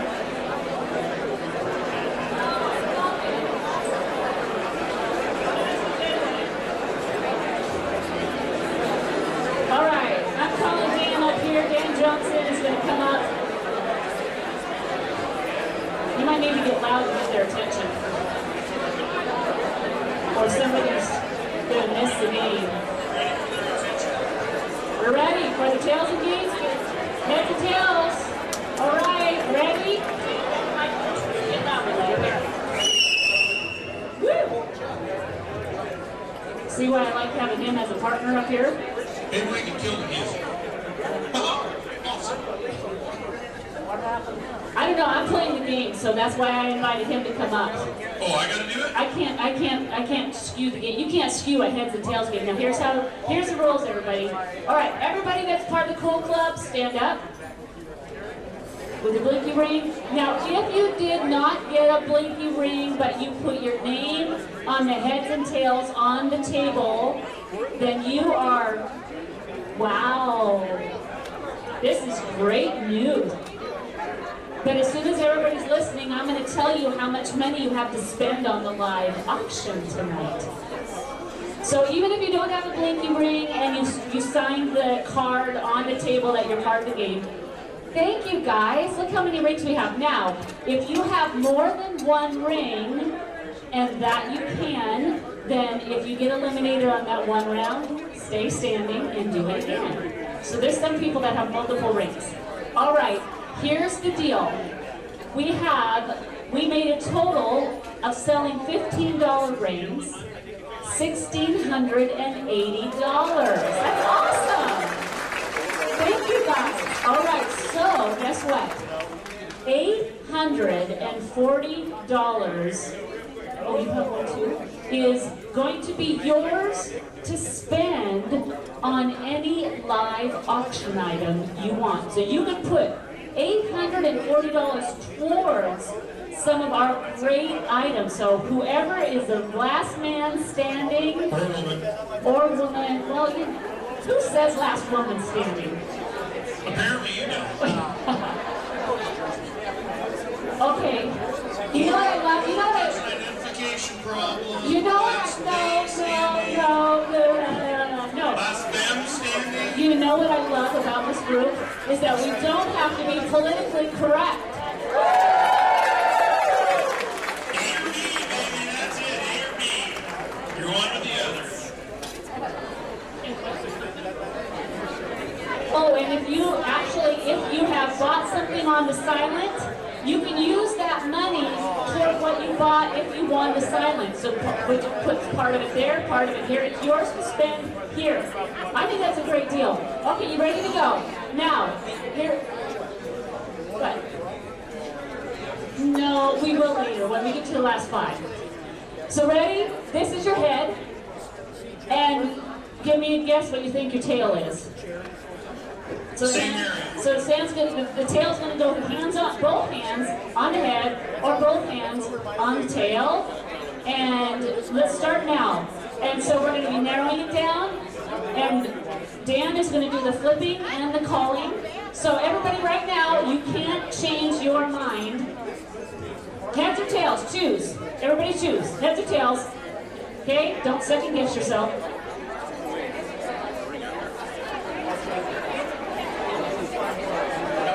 What are we supposed to be doing here? Oh, now I sound like Minnie Mouse. Okay. It's okay, he's got it.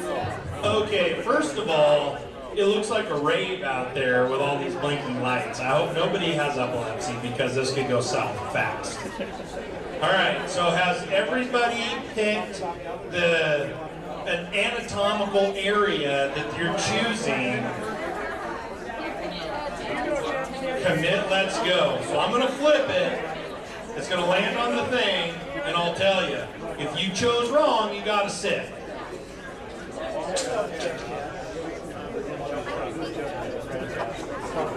Think this through. How's the tail?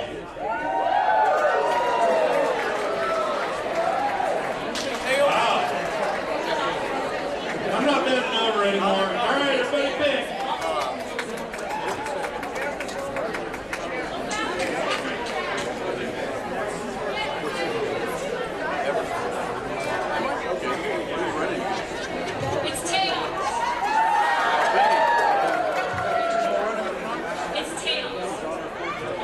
heads, sit down.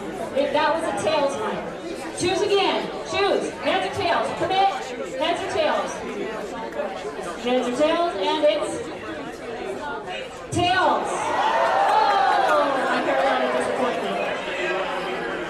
Yeah, there is a head on there. Okay, let's do it again. Choose. Heads or tails, everyone. Heads or tails. Oh, there's only a few left in the room. Come on. Heads or tails. Go. I love that. Woo!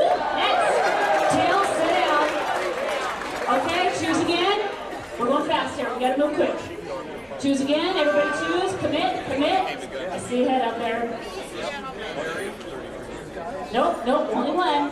Okay, choose. Heads. Tails, sit down. How many heads? We only have 2 heads in the room. Come forward. Everybody left, come up here so we can see it. Quick, hurry, hurry down. There's only 2 left in the room. Hurry down. Okay, this is it. Do you have more than one game left, or are you how are you down to one last game? How many do you have left? You got 2.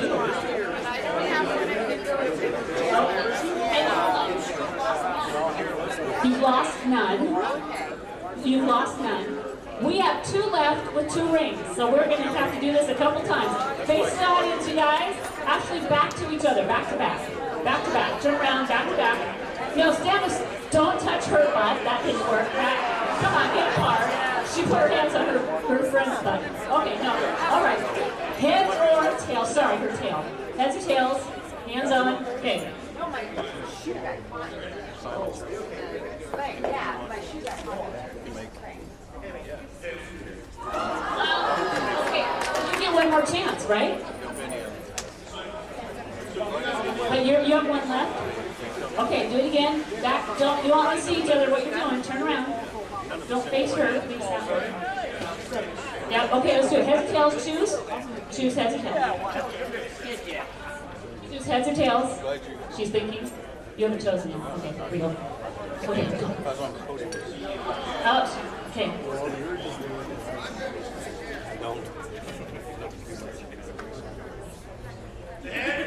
Oh, do it again. They both had head.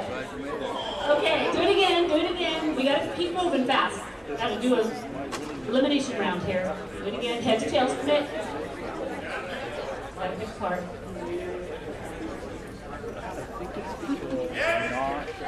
All right, we got a winner. Okay, you're going to have 800 $40 to spend on 6. Oh, it went up. To spend on any auction item of the night. So how awesome was that, you guys? Good job, everybody. Give everybody a round. All right, I had a very important question that was given to me. And they asked, how many would like to know, being we are a completely sold out, oversold out crowd tonight, the largest group to ever be a part of a Lincoln Day dinner. I believe our numbers were 377, and we had to squeeze some of you onto a table. So give yourselves a round of applause. This is so awesome.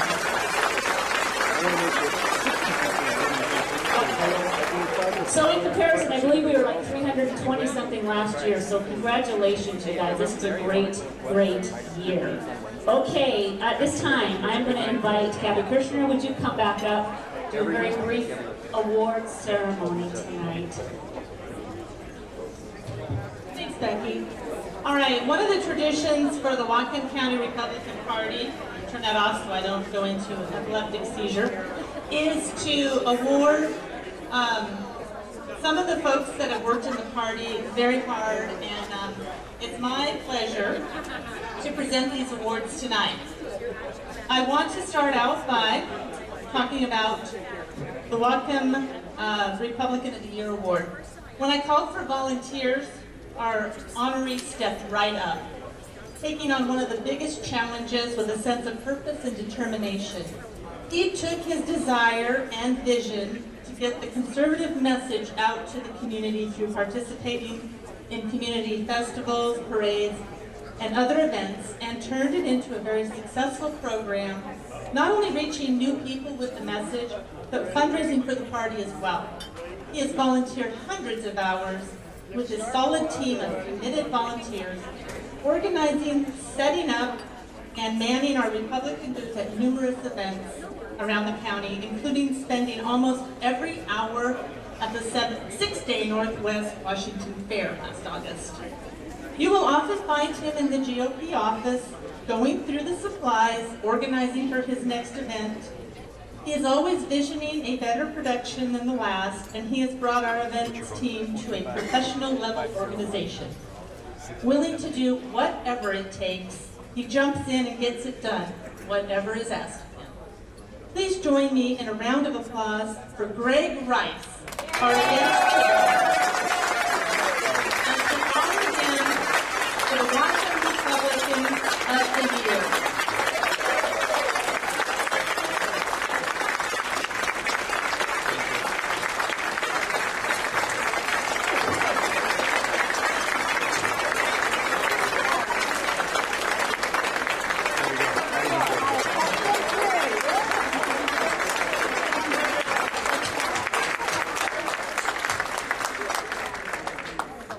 All right, it's my honor to now announce the winner of the Bob Gleason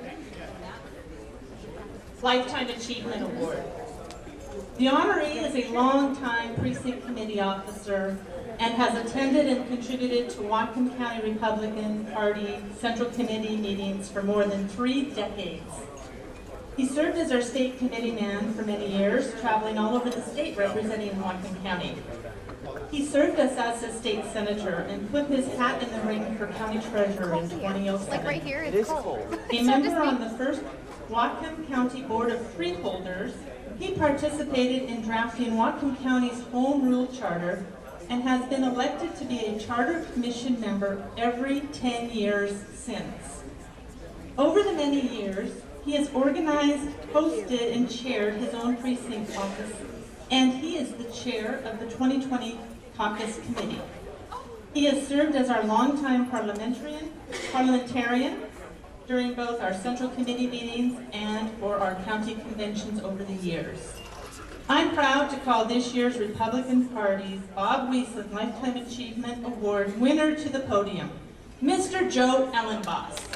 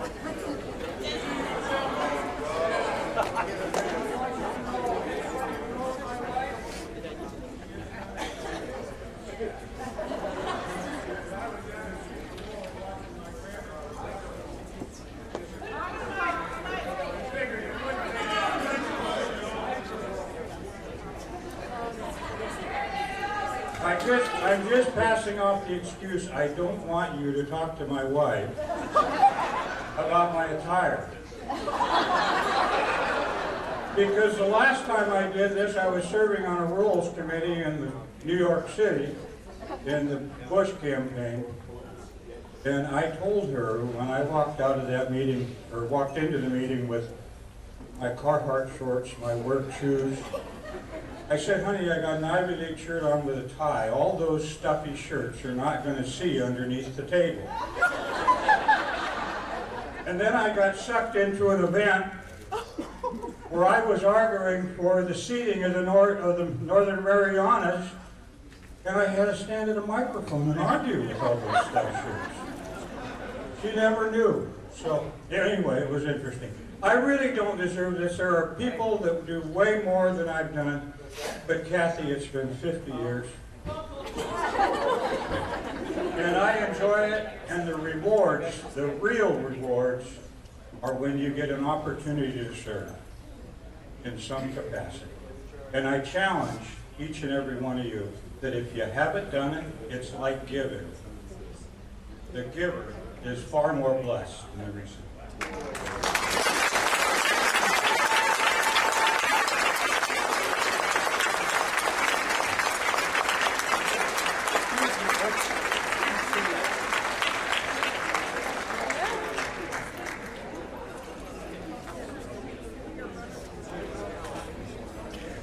Okay, we're going to have a special surprise here in just a moment.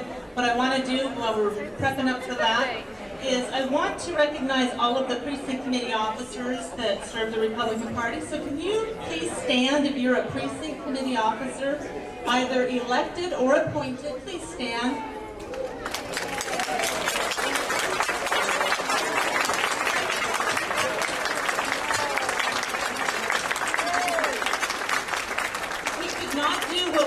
Without our PCOs, and they are the backbone, the grassroots of our party. They're the ones that go out and knock on doors, make phone calls, call up other volunteers, march in parades, observe elections, and all the things that go with what the Republican Party does. So you're the most important people in the room, in my opinion, so thank you for your service. Okay. We've got some special birthdays today. We already know that Walt is 98 years old today. And our guest speaker, Mason Weaver, is also 70 years old today. So I'd like to sing them a happy birthday as their birthday cake is coming in. So everybody, let's go. Happy birthday to you. Happy birthday to you. Happy birthday, dear Walt.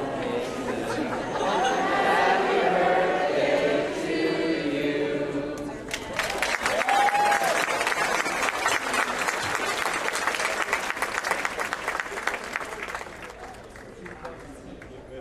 Okay, and as that's getting done, I'm going to introduce Dan Johnson to come up and lead us in our dessert back. Come on up, Dan.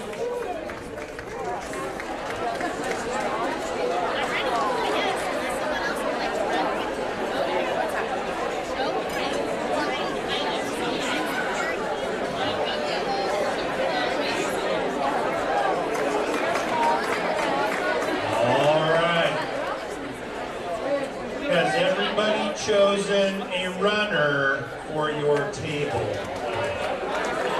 I don't need to know who it is. I'm just saying, if you're sitting at the table and you're not a runner, I know we just ate, but maybe scoot in just a hair, because there's going to be some people looking for sugar going by you at a dead sprint.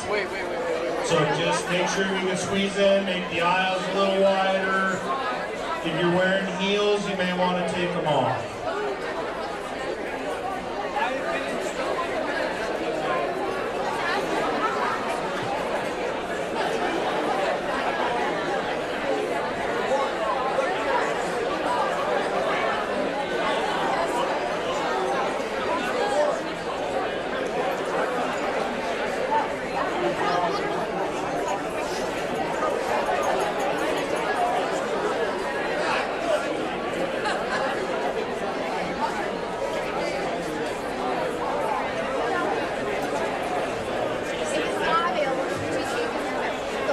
All right, is everybody ready to go get your dessert on?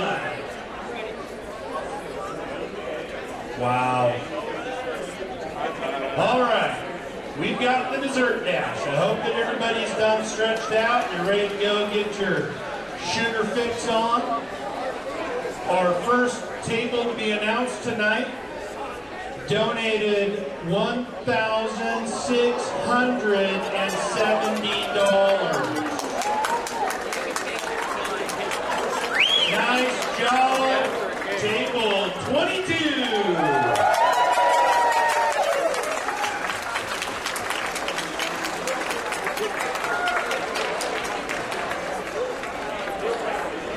Got about 3 more seconds there at 22.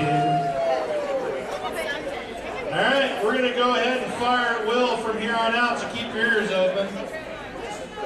All right, table 14, table 1-4, table 14. I know that they went and ordered. Yeah, there you go. Don't be shy. We're on a timeline. That's all right. All right, table number 11, 1-1. Allen, she's coming down. Oh, almost lost it on table 27, but that's okay. She regained fine, folks. Nothing to see here. Table 31, 3-1, 3-1. Table 31. First table 31. Okay. Table number 3. Table number 3. There she goes, and she's off and running. She's going up the main stretch. She's going to get on into the warehouse road. Then she's coming into the cakes. All right, number 2-0. Table 20. 2-0. 20. Table 2-0. And table 2-6. Table 2-6. 26. Table 26. And coming in a close next is table 25. Table number 25, 2-5. Quarter coming down the pipe, 2-5. Number 37, table 3-7, 3-7. Table number 19, 1-9er. Get on out there, 19. Table number 5, the Big Finsky, 5 from Brittany.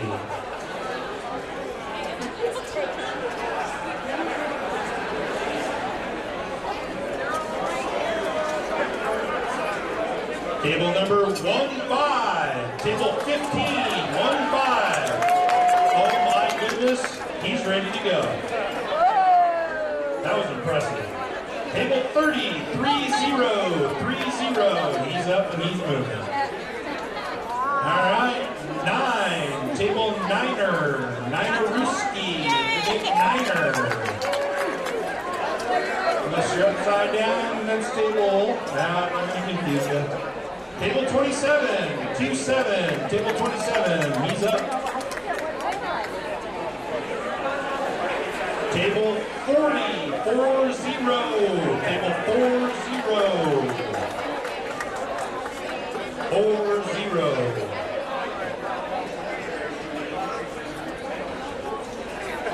Table number 1, table 1.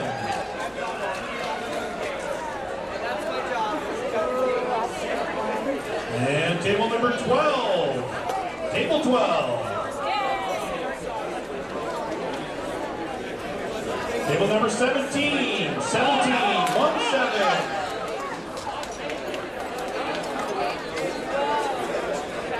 And table 6, table 6.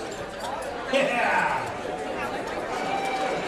There goes my daughter, representing table 6. Anyway, get on up there. Dad loves you. All right, 39. Nope, sorry. 34.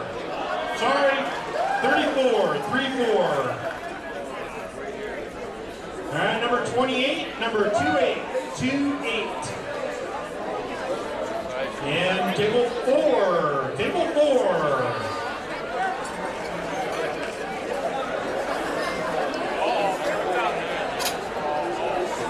Table 38, number 3-8, table 3-8. Table 21, 2-1, table 2-1. Table 2-1. Table 18, 1-8, table 1-8, 18. Table 32, 3-2, table 3-2.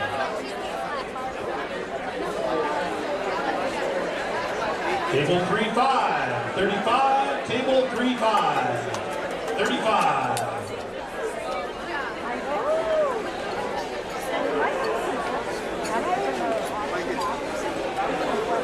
All right, table 16, 1-6, table 16. Still a lot of spirit out of table 16. Glad to see you folks, nice job. We'll be watching you in the live auction. Table 23, 2-3, table 2-3. Table 23. Table 33. Table 3-3. Table 2-9er. 29. 2-9er. I feel like I'm calling bingo. Table 7, lucky number 7. Siete.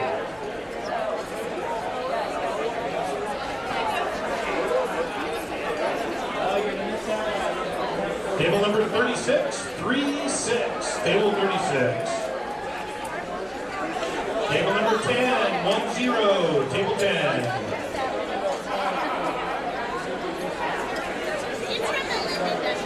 Table number 8. Table number 8, Diocho. We almost couldn't read it. We had to turn it upside down. Table 8. Thanks for the courtesy lap, Table 8. Glad to see you folks paying attention over there. Table 24, 2-4. Table 2-4.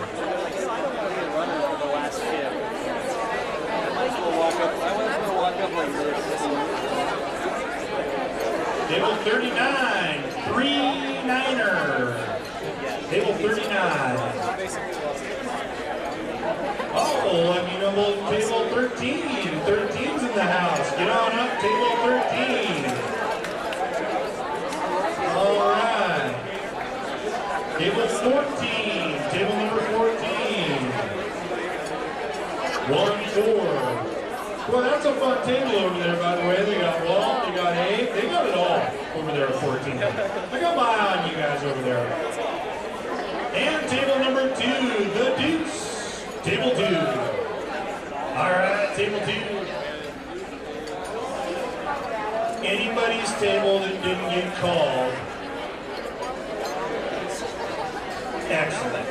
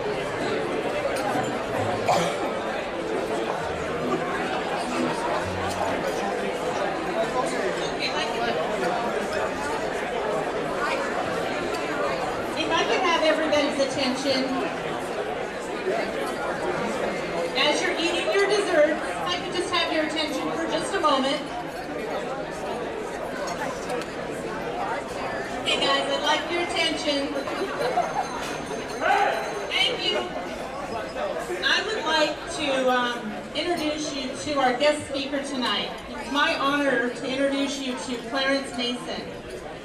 Clarence was part of the Walk Away movement before it was cool to be part of the Walk Away movement.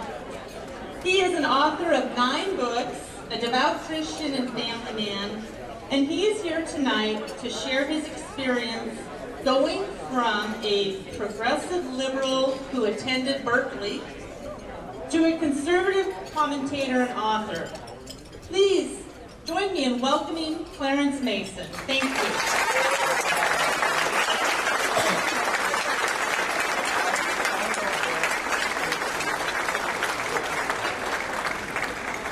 Thank you all very, very much. My life good. Please enjoy your dessert. And I hope that I'm able to say something to you that may inspire you. As a black conservative, I get certain questions everywhere I go. I'm going to try to answer a few tonight. Before I do that, I want to thank my host table, Philip 66. I want you to think about this for a second. Last night, I pulled into my local Philip 66 station on Highway 67 and 110 in Florida, Missouri, to get some gas to get to the airport.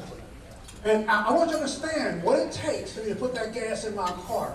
What it takes, how much money do you think it takes to explore for oil? How much money does it take to extract the oil out of the water, out of the shale? And you got to pump it in very expensive pipelines to a refinery that's very expensive to have, where you produce 4 or 5 different types of petroleum products that you can use every day. And then you got to put them in these very expensive trucks. You can't take gasoline in an 18-wheeler. You got to put the gasoline in a special down truck, highly trained technicians to operate it. And then my Phillips station cost $1 million to put up there to pump gas in my car. I don't understand why you guys don't just take the gas trucks and park them in the doggone parking lot and let me pull up with it. Why $1 million for a gas station? But while I'm in that station putting gas in my car, I want you to understand something. The gasoline in my car costs less than a gallon of milk at that station. The gas I put in my car costs less than a gallon of water sold at that station. How efficient do you have to be as a business to do all that expensive work, to put that stuff out of the ground, at the same time turn around and kick Saudi Arabia in the teeth? Yeah!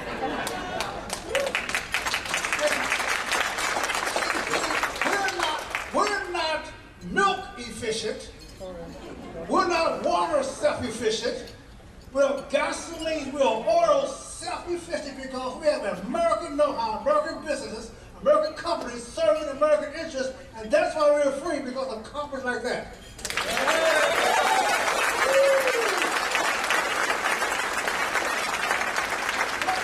What would happen if we freed up American business to free up America? What would we be if we took this ingenuity, this dedication to service, but instead our left liberal opponents hate success. They hate success. Now I'm going to introduce myself to you. By the way, you're supposed to have my time up there. I will talk forever. I'm telling you right now. You have the time up there. We're done for the evening. So I'm going to introduce myself to you. And I'm going to tell you my story. But first, you must understand, this is my story. It's not your story. I don't want to hear any ooh-ahs, I'm sorry. I don't need any apologies. I don't need reparations. I'm not a slave. So you don't owe me anything. But I'm going to tell you my story. Oh, I don't have any good white folks here. Yeah. I was born in St. Louis, Missouri. I'm black, as you may not know that, you color fly before. I've been black all my life.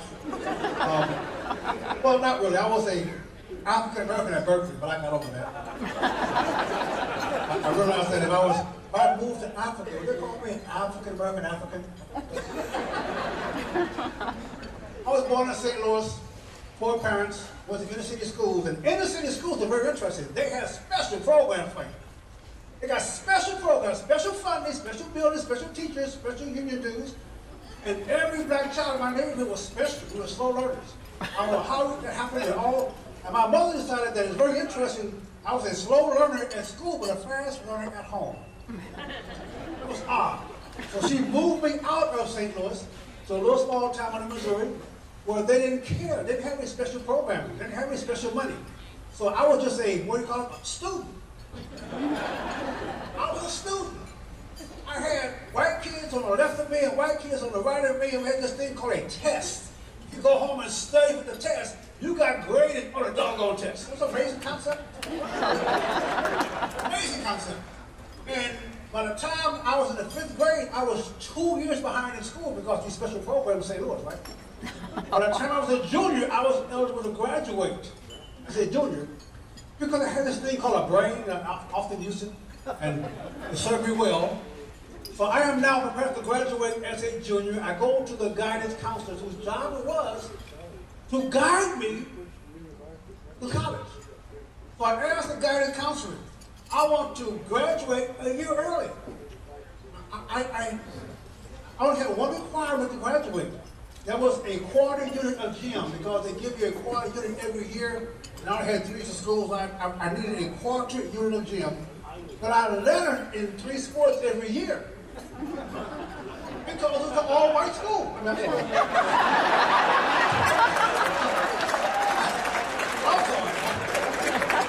sure it's a coincidence. I figured you can waive that gym requirement. You can waive that. I could play basketball at 5'11". I think you could probably give rid of that. But my guiding counselor, my friend, this guy really was my friend. I want you to understand, this guy was my friend. He taught me the jump shot.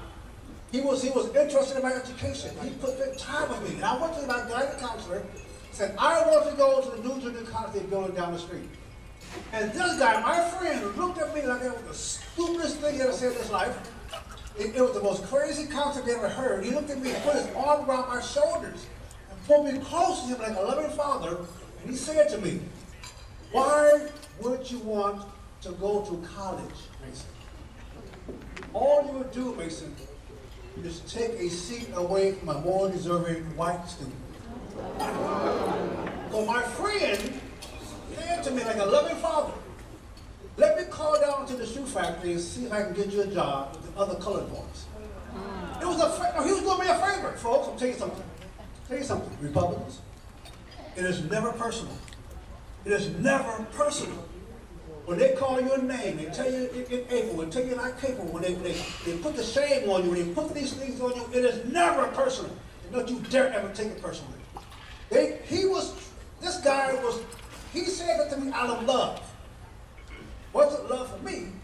It was motivated by love of his son, who I had beaten academically, who I had beaten on the track field, who I had beaten on the basketball court, who I had beaten. He was trying to save his child a seat at that college. I understood that. It didn't bother me one bit. He's saying, I'm going to call down and get you a job with other colored boys. And it was good for you. Make that phone call, dude. Then the next week, I'm going down to the court, to the basketball court, and I'm hearing the coach talk about the upcoming season. They're asking me, you gonna play Mason? Here you come again. You gonna play Mason? The coach, I stopped to listen. I was interested. You gonna play me my junior year? And he said, no. We're gonna play him often, but not start him, because as a senior, he began his scholarship for you white kids. That man, by the way, is a friend of mine right now. He was trying to do things he wanted for his culture. I walked around to the gym and said, Coach, guess what? You don't have to worry about playing me next year. I'm quitting school. I'm not going to be here next year. How dare you tell me I'm going to be limited? You're going to limit me? I can't limit myself. You're going to limit my ability to go to college. You're going to limit my ability to play sports and get a scholarship. Keep your scholarship. Keep your business. Keep your college. I'm going to quit high school. So I dropped out of high school at 17. I joined the Navy. Joined the Navy. April 4th, 1968. April 4th, 1968, the same day Dr. Martin Luther King was murdered, I joined the Navy. I come home from joining, signing up. I just want to get out of town. I want to serve my nation. And I come home and find out that King was murdered, And I found out from a school friend that came up to me gleefully. Have you heard? Have you heard they shot King? So now here I am, folks, going to the military to serve my nation. I wasn't sure we were serving Vietnam, but it's never personal. Went to Vietnam, didn't get a scratch on me in Vietnam. I came back to San Diego, where a shipmate who was a racist shipmate, and I was a racist shipmate too, by the way. I had my black power salute, my little, you don't see the Afro little Navy hat on? We had debates every day about racial issues. This to me was just a debate. I'm just giving my opinion, you give your opinion, and we had a great time. I thought I had a great time. Until one day, August 11, 1971, I ordered this white racist to help me move 2,800 pounds of steel and metal and black iron and out of the storage room into the work area. And I looked at him and I saw the look in his face. I've been to Vietnam first. I know the look. I saw the look in his face. I turned to run because I knew it was coming. He pushed that steel plate over on me and hit me on my left hip, took that steel wall to crush my hips in, broke 3 ribs. My head hit the steel and crushed my helmet in. I screamed as my knees shattered, my pelvis shattered, and I started to die. I was dying. I looked him in the face. I'm screaming, opened my eyes up and looked at this man look at me like I was an animal. I've never seen that kind of hatred. So, the long story short, at that moment I hated everything white. I gave up on America. I'm tired of compromising. If I cannot turn my back on a fellow shipmate, are you kidding me? If I cannot go to Vietnam with this dude and turn my back on him for a second, he's trying to kill me just for the color of my skin, I was done. I was tired of trying to compromise and tired of trying to make excuses. America hated me, so I began to hate America. Hey, everybody white, even though my doctors were white, my nurse was white, my physical therapist, had to been there. Had to been there. That didn't matter to me. That did not matter because I accepted the guilt. I accepted he earned my hatred. He earned it. I'm 21 years old. I'm athletic, I'm strong, I've learned a great career as a high-powered nuclear welder. You kidding me? This clown dropped a ton and a half on me, ruining my entire career. I'm supposed to do now. That's okay. No, I'm going to kill this guy. Here I'm now laying in a hospital bed at Bellboy Limit Hospital in San Diego, 21, black, hospital dropout, poor, and unskilled, and unmotivated. When I finally got to the military, I go to college, trying to educate myself to learn how to think, because I could not work anymore. My back was broken. I wasn't doing any more welding, no more ship fitting, no more pipe fitting. I go to school, a little small college in Oakland, California. Happened to be the founding campus of the Black Panther Party. I took sociology from a guy named Melvin Newton. I probably know his younger brother, Huey Newton. And we started running this organization they had founded called the Black Panther Party. They liked my fire. They liked my philosophy. I was older than most of the guys. They liked my way of talking, and people wanted to listen to me. I was a speaker, and they understood my passion. They started following me. So they used me to recruit and corrupt. And I'm angry, I'm frustrated. I go to Berkeley. I run the Black Student Union. We were out there trying to protest. I remember talking to you guys at Sproul Plaza, at the little tables we had out there. I want to tell you something about liberals. We lie. No kidding. That's all we do is lie. We can't tell the truth. I'm sitting there talking to a Republican at his table. He's arguing with me. He is telling me the facts, telling me the facts, and guess what, folks? I knew he was telling me the facts. I knew he was telling the truth. So I could not let him tell the truth to my followers. I had to stop him from telling the truth. How do I stop him? You're a racist. Sit back and watch him play. You're just a part of the white power structure. You don't like me because I'm black. And just sit back and watch him go through something. He stopped discussing the facts. That's why he defended himself personally. So here I am now, angry, frustrated. But I'm going to college to learn how to earn. I cannot work. I have to learn how to earn. So I want you to understand the question you asked. How can we reach out to black people? How can we reach out to black people. First off, had you reached out to me in 1972, you would have pulled back a bloody nub.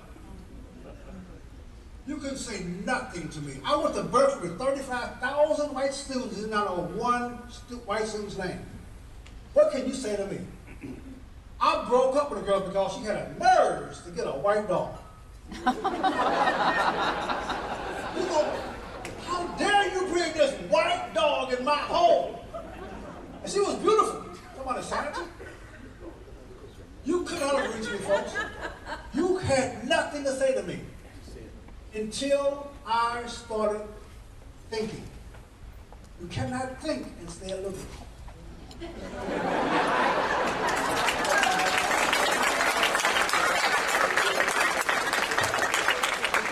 Cannot think. So when they call you a name, when they accuse you of being unfair, they say you're intolerant, they want you to apologize as well as scrapely. If you make them think for 1 second, you cannot, it is impossible to think and stay a Democrat.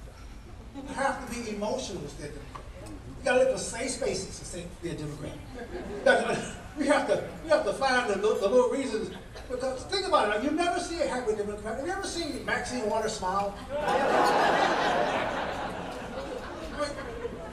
Because they're always angry and angry and angry because they believe there's no more water left. They believe there's no more air left. They believe they're a product of their mother's choice. They believe that everybody's against them. There's going to be no food, no air. There'll be cows passing gas against them. They believe that you cannot tell a difference between a male and a female. They believe that. They are confused on X and XY. They are confused. They're demotivated. They have no function. So you cannot help them. So you still end up arguing and telling them the truth. You think the truth is going to provide security for them and make them think. The truth will not make a liberal think. I was a good liberal. I worked for Ron Dellum. I campaigned for Pete Stark. I worked for George Miller. I campaigned for Alan Cranston. I was a Berkeley radical revolutionary. I knew I was believing a lie. I knew I was believing a lie. There was a conflict with me. There was a conflict in what I was thinking, what I was doing, and what I was hoping for. I began to think. You cannot think. What I thought about. This is a Republican gathering. Do you know who you are? Do you understand the uniqueness of what you are? If you allow the liberal left to tell you who you are, if you allow you allow these, I call them slave trading camps, we call it public schools, to express to you who you are, if you allow that, you're going to think a very low thing. But you're Republicans. You're tired. Republicans by nature are tired. 1850, you got tired of compromising.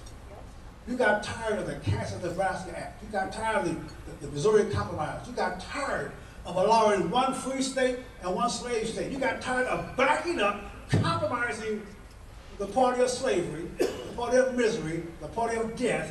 You got tired of actually having a conversation with people who dared to hold another man in captivity. You got tired of it. And your tiredness came up 1 year in 1850. You got up and said to the American people, you said, we are tired of Fugitive Slave Act. We're tired of allowing a slave state. It's against your very principles. And you, the Republican Party, formed a group of tired Americans. You went to the regular people and you said to them, if you give us power, I know we're a new party. I know we've only been around 4 years. If you give us power, if you give us control of this government, we're going to end this mess. We're not going to compromise. We're going to stop it. We're going to stop it day one.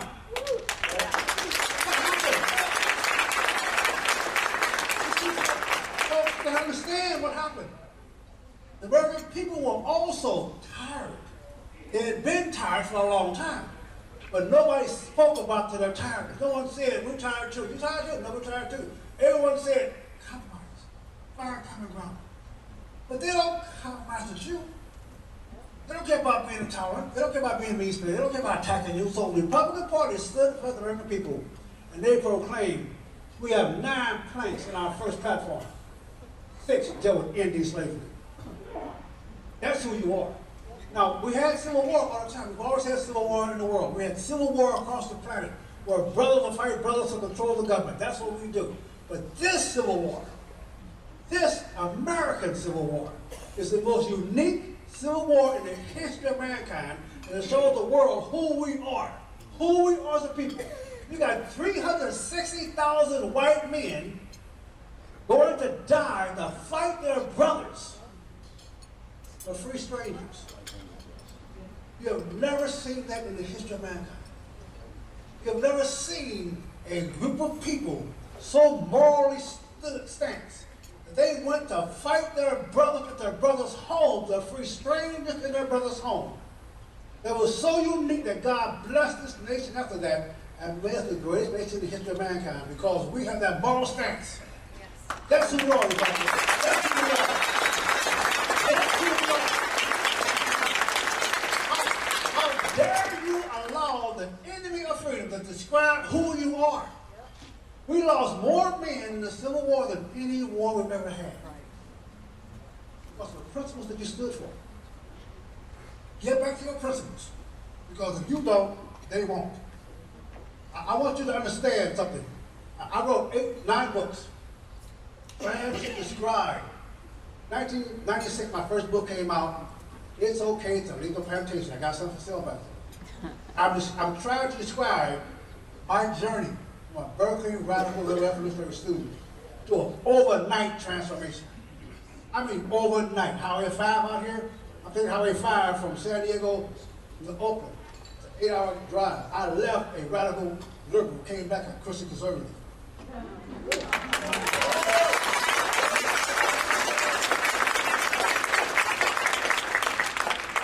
It's okay to leave the plantation to describe that journey, that 9-hour, 7-hour drive up to freedom. Because what I got tired of doing was lying to myself about myself. I'm a disabled, black, high school dropout.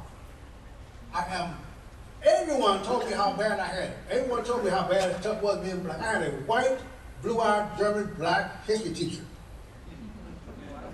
at Berkeley. Told me how tough it was being black. How long have you been black? I mean, how long have you been black? You teaching black history. Come on, brother. How long have you been? And I said, Professor, where else would you think I should be better off being black? What African nation with black folks could live as long as in America? What South American nation can I go to find black people in the military leading? He said, well, you know, poverty makes around black folks. Poverty, you realize, folks, that only 25% of black folks live in poverty? That means most of us are what they call it, middle class. We're paying taxes. Yesterday, 2 days ago, at the store, the guy saw my Trump hat on. He said, Trump's a racist. I said, that means you're going to give back that tax break? You going to give it back? He's a racist. Okay, I'm not trying to find a husband for my sister, okay? I'm trying to find a business that I can compete in, regulation. So here I am now, I'm black, I'm high school dropout, but I want to earn a living. I'm trying to find out why poor people call it making dough, and rich folks call it cash flow. I'm trying to figure out my world here. And what I had to do first, folks, I had to get that little thing out of my mind. Because that white guy was still lingering in my history, in my past. I had declared him a dead man. I had to kill this dude. I had to go out, and if I ever saw him again, I was going to take his life. Now, what that was doing to me, if I'm going to go to jail, why get a job? I'm going to go to jail. If I'm going to go to jail, then why try to get married, raise a family? I'm going to go to jail. I had to get that little thing out of my mind. I had promised myself, if I ever saw him again, even in front of the police department, I was going to kill him. He could be giving a speech in front of the police academy. I was going to kill this dude. I had calculated, in my calculation, I had concluded that Mother Earth did not have enough air for him and I to breathe at the same time. He had his chance. I'm going to take mine. I think I was a lot better than he was. I had to get that out of my system, and what I had to do, because everybody's telling me how the white man got me down. Everyone's telling me that. Hey, black folks, white folks tell me how the white man got me down. I'm thinking, where you at? Where's the white man? What do you mean? I realized, I started thinking. Can't think and what? Can't think. I'm thinking. Wait a minute. Everything that black men think we can do, we do pretty good at. Black, in spite of white men might not like it. I mean, we do pretty good at basketball. I don't like that. We do pretty good at football. We're pretty good at track and field. We're pretty good at singing and dancing. We're pretty good at selling duck pimping women. We're pretty good. We're pretty good. So I'm thinking, what if we thought Jack Johnson is knocking out white men in Alabama to become the first black heavyweight champion as a white woman in Alabama in the 30s. That's a bad news. So you got this everything we think we can do. So why don't I think I can own a business? Why do I think I can be married 35 years to the same female? Why do I think that I can leave an inheritance for my grandkids? Why don't I think I can own a business? Why don't I think, in spite of everyone saying, Mason, nobody in your family has ever owned a business? First one.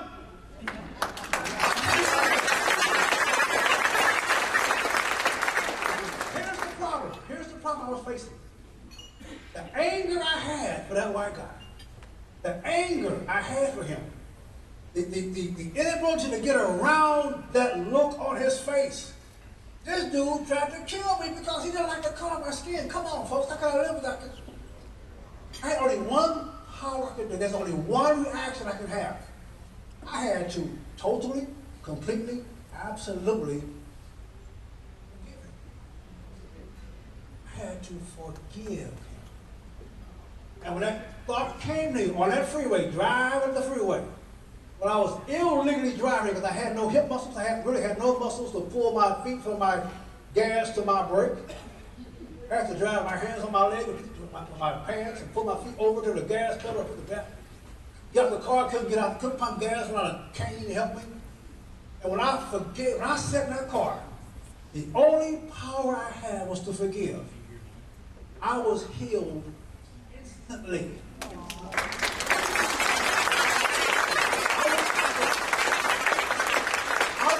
Pulling over and getting gas. I think it was a Phillips 66 station. I think it was.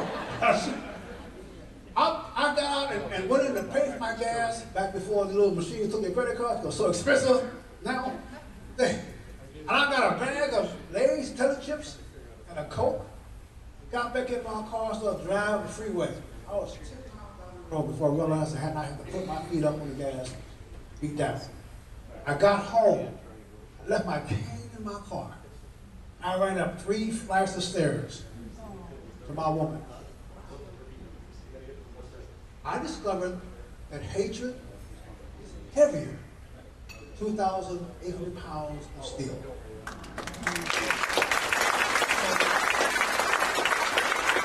And now I'm thinking. I'm a military person. I'm a veteran. I'm thinking. We went to war after being attacked by Germany and Japan. We fought Germany, we destroyed Europe, we destroyed Asia, and when it was over, we didn't say you owe me a bill, what my reparations, you destroyed our ships in Pearl Harbor, we'll get my money back. We didn't say that, we said we forgive you and we're going to rebuild you. We're going to rebuild Germany and Europe. We're going to rebuild Asia. Now they're our biggest trading partner. Everybody's making money because we forgave and rebuilt. So I'm beginning to think, what would happen in the black community if the Bloods forgave the Crips? What would happen if the abusive woman would forgive her abuser? What would happen if we forgave folks? Anybody here own any slaves at home? Nobody here owns any slaves? What if we forgave the slave master for slavery? What if we can forgive Germany and Japan, who killed tens of thousands of our people? If we can forgive Germany and Japan and destroyed our merchandise, our ships, our Air Force, if we can forgive them and trade with them, why can't I forgive Republicans that sent 360,000 kids to die to free my ancestors? Why can't I say, hey, you guys all right? We have to, the only power we have is to forgive but never forget. What I mean by never forget? You could never trust Democrats. My last book I got back here, the Democratic Party hates America. I'm a good Democrat. If it makes you nervous, get nervous. There is nothing they do. There's nothing proposed. You watch TV all day long, you will not hear one thing come out of their mouth you agree with. Not one sound, not one syllable, not one vowel, not one noun when they claim. You saw the president give the best State of the Union speech in my lifetime.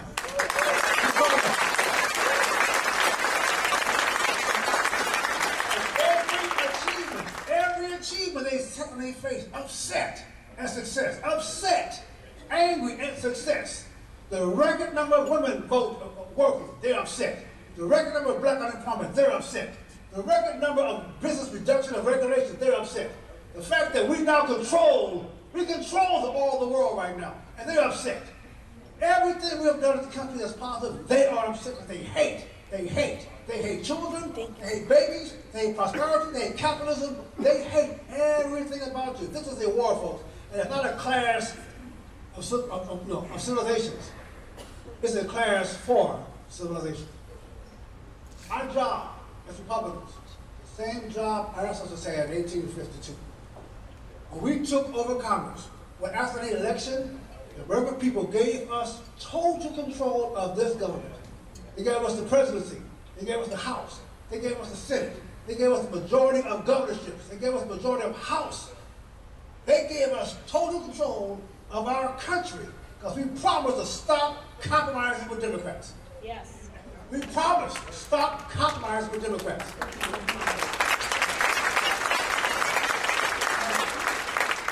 And as soon as they gave us power, Democrats gave us the Civil War. Because they knew they could not stand the next Congress. They knew it was over, so they broke away and tried to keep their slaves. Every time we take away their slaves, they go to civil war. Donald Trump took away their slaves in 2016. Donald Trump gave notice, we're going to free the slaves. And what they do, they go to civil war. You wait till the next election. You think they're going to sincerely accept another term of Donald Trump without civil war? You are crazy. They're going to come against you, and we better be ready to fight them. Here's how they win, folks. Here's how they win. This is a political organization. Democrats are not political. They don't play in the political game. We do. Democrats play in a cultural game. They talk about the culture. Abortion is not a political topic. They talk about it in schools. They talk about it in universities. The environment is not a political issue. They talk about that in the news, in their stories, and their songs. They don't talk about anything politically. They talk to your children culturally. They express the cultural beliefs, and your children absorb it, and they take it, understand it. When they become adults, they vote on it. They vote politically. Right now, they expect to write the history on Donald Trump. They expect 50 years from now, your kids and your grandkids will be learning from their history books in their schools because we're so stupid, we put our kids in those game prep public schools and allow our kids to spend thousands of dollars of debt to go to these colleges and learn how to hate you. They fully expect to train your children to hate you. Donald Trump is going to be a womanizing Russian agent. Adam Schiff's going to be an American hero. Your kids are going to be operating under the assumption that you were crazy enough to support that white racist. Unless we get enough and stop compromising on our principles. We get enough and stand up. I'm going to tell you what works. Donald Trump showed us. Boldness works. Boldness works. Donald Trump stood up and said, had enough.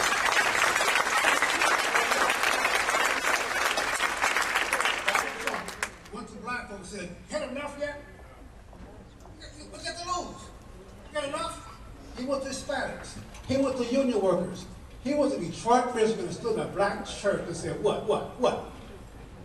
Because whatever you're getting, you'll get more of it for Hillary. You'll get more of it. If you're happy, vote Hillary. You'll get more of the same thing you've got. Democrats control every ghetto in America. You realize that? Every ghetto in America they control. They are the spirit of misery. It's not a new concept. They're the spirit. There's a spirit of feudalism, of serfdom. It's a spirit of slavery. It's a spirit of conquest. It's a spirit of abuse. That's what they are. They turn down success because successful people can't be kowtowed. They turn down prosperity because prosperous people cannot be made to slaves. They want your guns. They want you to believe that guns kill people. No. Democrats kill people.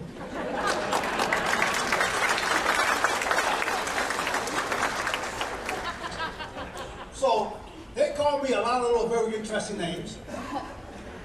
I'm the most loved man in my family. They love me. But I'm here to just tell you folks real quick. We got to change the narrative. So what I've done, my organization, matter of fact, I got some folks back there working with me. I'm really, go back and say hello to them. We got books for sale. We give you discounts on the books. That's how I earn my living. I stay in the streets because you guys buy my books. Because trust me, Democrats will not buy my book. But we have declared, February is Black History Month. So everybody knows that? Black History Month is when black folks tell white folks how bad you are. Y'all bad. And we're going to let them have Black History Month. We're going to declare March as Black Future Month.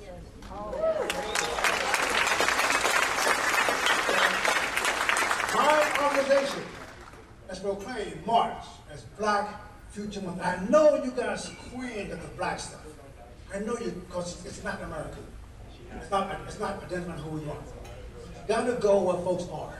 Talk to them. Black folks think black first. We don't go to church, we go to a black church. We don't have music, we got black music. So we got to stay where you are first, and then you understand where you're going. We owe no one anything. The whole world is safer because Republicans are in charge in America. The whole world.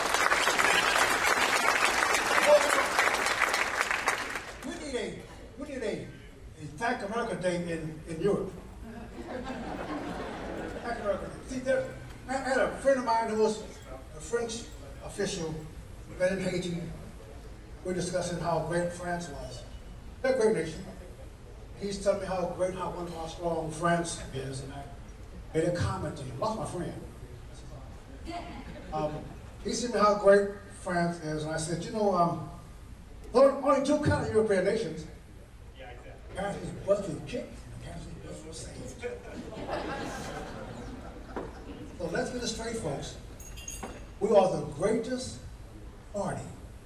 We are the greatest political organization this planet ever seen. Yeah!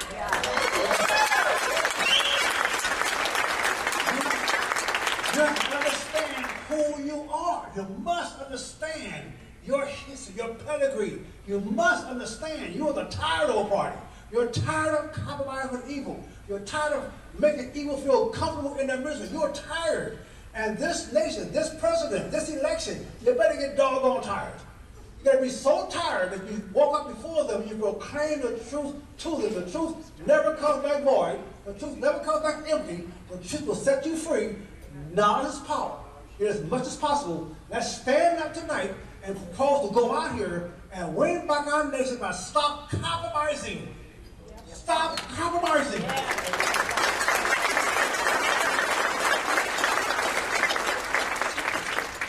As I close, I'm going to leave you with a comment. You cannot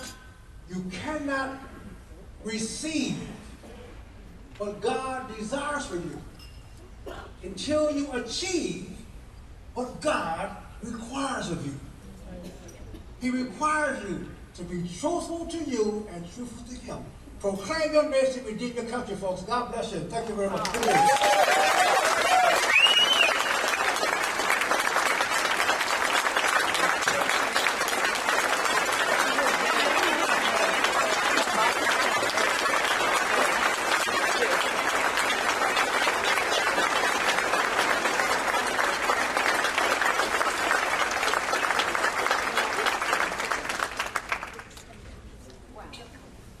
All right. How are you, sir? able to stretch out there for a second. Does everybody have their bidder cards? That's that 8.5 by 11 green sheet of paper.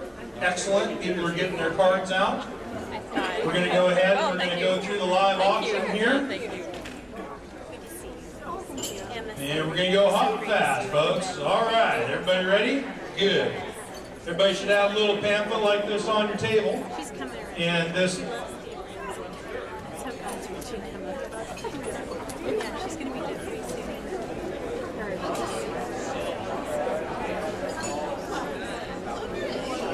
Everybody should have this pamphlet here, and this is going to be the live auction. To bid on the live auction, we're going to need to see that you have that green card with your number. All right, who are my auction capturers of the sold numbers? Who's writing stuff down, I guess? Mrs. Brown, ma'am? Are you doing it? You're helping.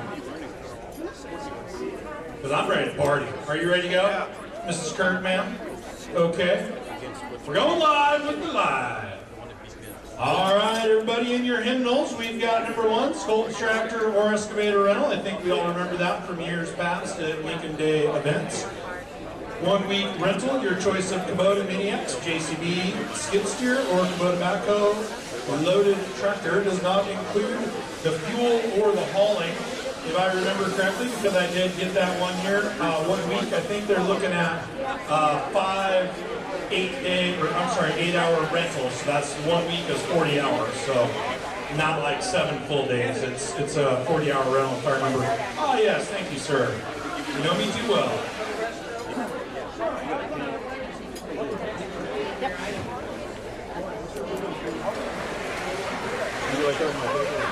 Oh, you're my yippers? Okay. Over there. And you're a bid catcher? Okay. We've got yippers, not youpers, for those of you who are from the Upper Peninsula in Michigan. I think Dad can get a joke out of that one too. Wisconsin native. All right, on the Scolton Equipment, excavator, or other equipment rental. Who wants to get on board? How about $500? $500, bid at $500. $500, bid at $500. On Scolton Equipment. There's $500 over there, Scott's Way. How about $600? $600. She's in at $600 now, $700. $7 now, you get it out of $700. $700 now, $700. There's $7 and now $800. There's $8 and now $900. Now $9, bid at $9, bid at $900. You're up. There's $9, 5,000, thousands in. $1,100, $1,100, 1100, $1,100. What do you think, sir? $1,100. Anybody else missing? Equipment rental for a week. $1,100. What do you think? $1,100. Sounds like work. I know. I'm in at $1,000 to the lady in the back. $1,100. Oh, $1,100. Thank you. You almost lost it. How about $1,200? $1,200 and $1,300. $13 and now $1,400. $1,400. 13's in. And now $1,400. 14, 13's in. Sold $1,300. Number 333. $1,300. There's 10 load types that I give them. All right, number 2 in your hip parade. Thank you. Raising of Old Glory. They're selling a 30-foot galvanized steel construction, painted bright silver with a stainless steel ball cap, complete with a 5x8 flag, rigging, and installation. Install includes a sturdy rebar supported concrete base. Donated by Will Vanderheide, Whatcom Manufacturing. And it looks like it's installed. All right, what do you say? Old Glory mounted at your house, loud and proud, 30 feet. 30 feet is a little bit taller than most of your 2-story structures, just to give you an idea. All right, who wants to get on board? $500, 5 bid out of $500. There's $500 now, 6, there's $600, and now $700. 7 bid out of $700. 6 is right here, and now $700. 7, we can bid out. There's 7, and now 8, 800, now 9, 9 bid out $900, 9 bid out 9, 8's over here in red, and now $900, 9 bid out $900, 9, you can bid out $900, 9 bid out 9, 8's here, there's 9, and now 1,000, sir, 1,000, come on, I won't ask you for 1,000 again, I promise. What's that? $1,000, what do you say? There's $1,000 while you were thinking. He thought thousands in. $1,100. 11, you're out over here. Thousands over there. How about $1,100? $1,100 now. What do you bid out? $1,100. Thousands in the far back. $1,100. $1,100. Sold $1,000 all the way in the back. Can I see your number, please? Number, please. 299, number 299, thank you. All right, number 3. Yeah, can we turn the, hey Jeff, can we turn the lights up just a hair, please? It's not closing time, folks, so don't get alarmed. We're just going to turn the lights up just a little bit. A little bit more than that. Ah, there we go. Oh, hey, look at everybody's out there. Sweet. That's handy. All right. Place your guns and important items in total protection with this first class in its class Sports 8-Field Preserve Series 18 Plus 4-gun safe. It's not here. It can be delivered, correct, Mr. Kirshner? You'll deliver the case for the safe? No, I'm looking at you there, Red Hat. It says get it from the Kirshners. They'll deliver it anywhere in the county, anywhere in the state, Columbia Island count. All right, all the electronic gun safe. You want to get on board. Number 3 in your hymnals there. How about $1,000? See, I didn't shout a number out yet, but I like where your head's at. $1,000. What do you say, sir? He did $1,000. Thank you. And I'm $1,100. Man, it's nice having the lights up. $1,100. Thousands in over here. $1,100. $1,100. On the gun safe. $1,100. Number 3 in your hymnals. 1,100. There's 1,100. There's 1,200. 1,300. You guys are all out. Gold over here. Look at $1,300.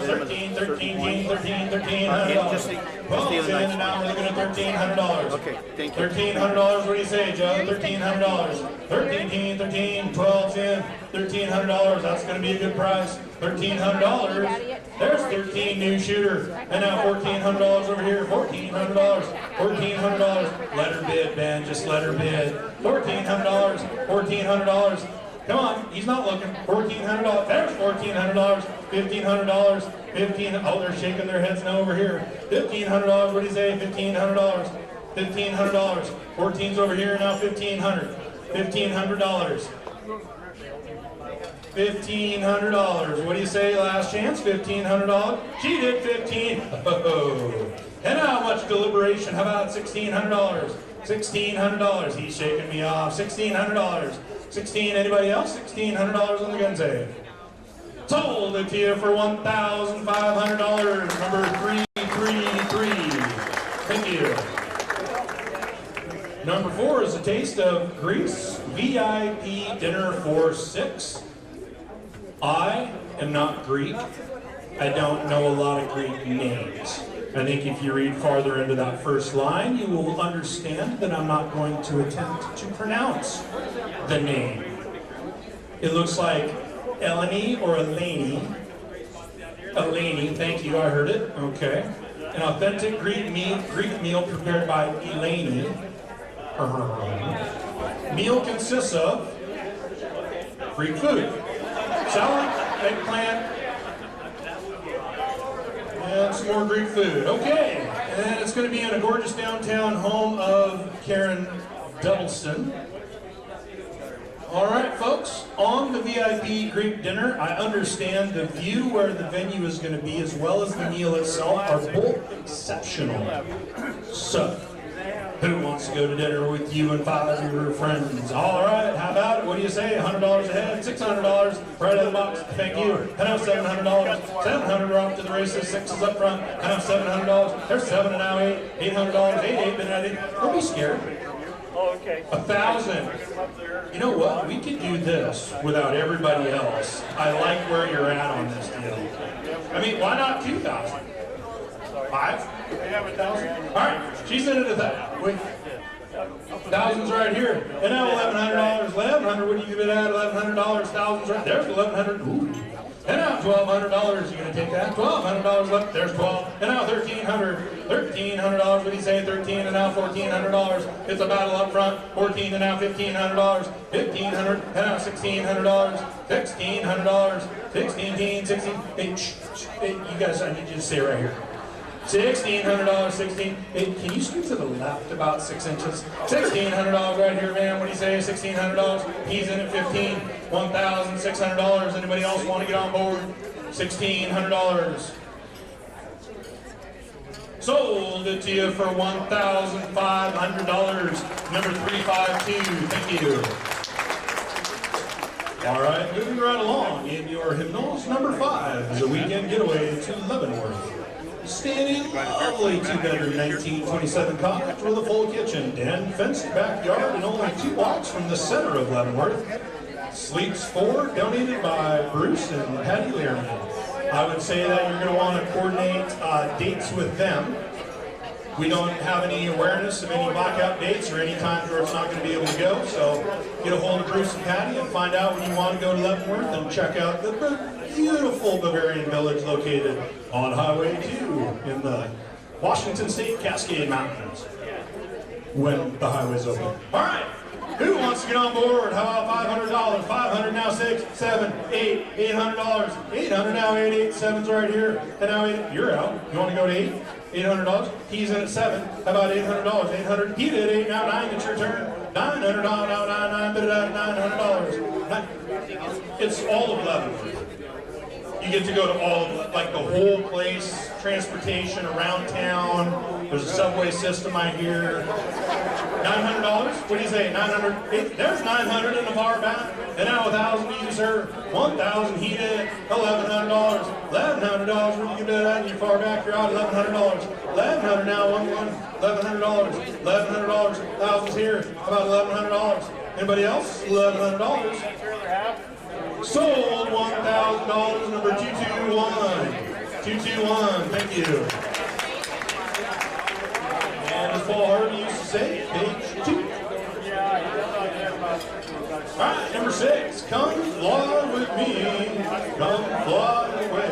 The amazing views of the islands of the Cascades, or the islands on an aerial tour piloted by John Huntley, CEO of Mills Electric, and a Cessna 210 tour for 4. Also added is going to be a destination lunch that Mr. Huntley is going to take you to in his airplane. You're going to land, you get to eat, and right? I improvise, that's what I do.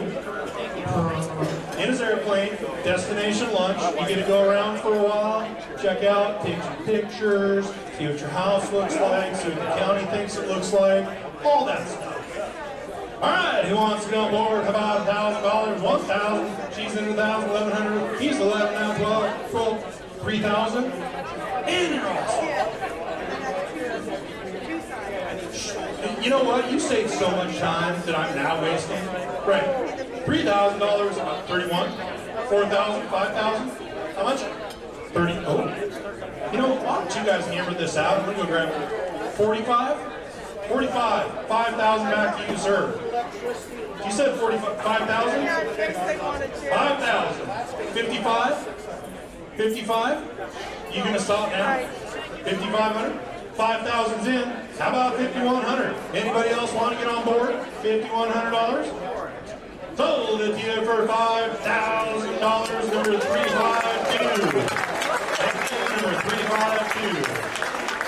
Taking all the guesswork out of it for me as an auctioneer. I appreciate what you're doing up here. Got to make sure you guys get that same seat next year. All right, number 7, a farm tour with the Farm Bureau President, Ben Ellenboss.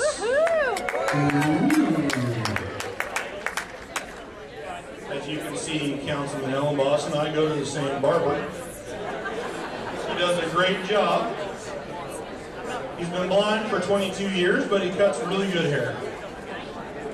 Get a tour, some of Whatcom County's finest farms, just some of them, not all of them. Right? Because they're all great. Great.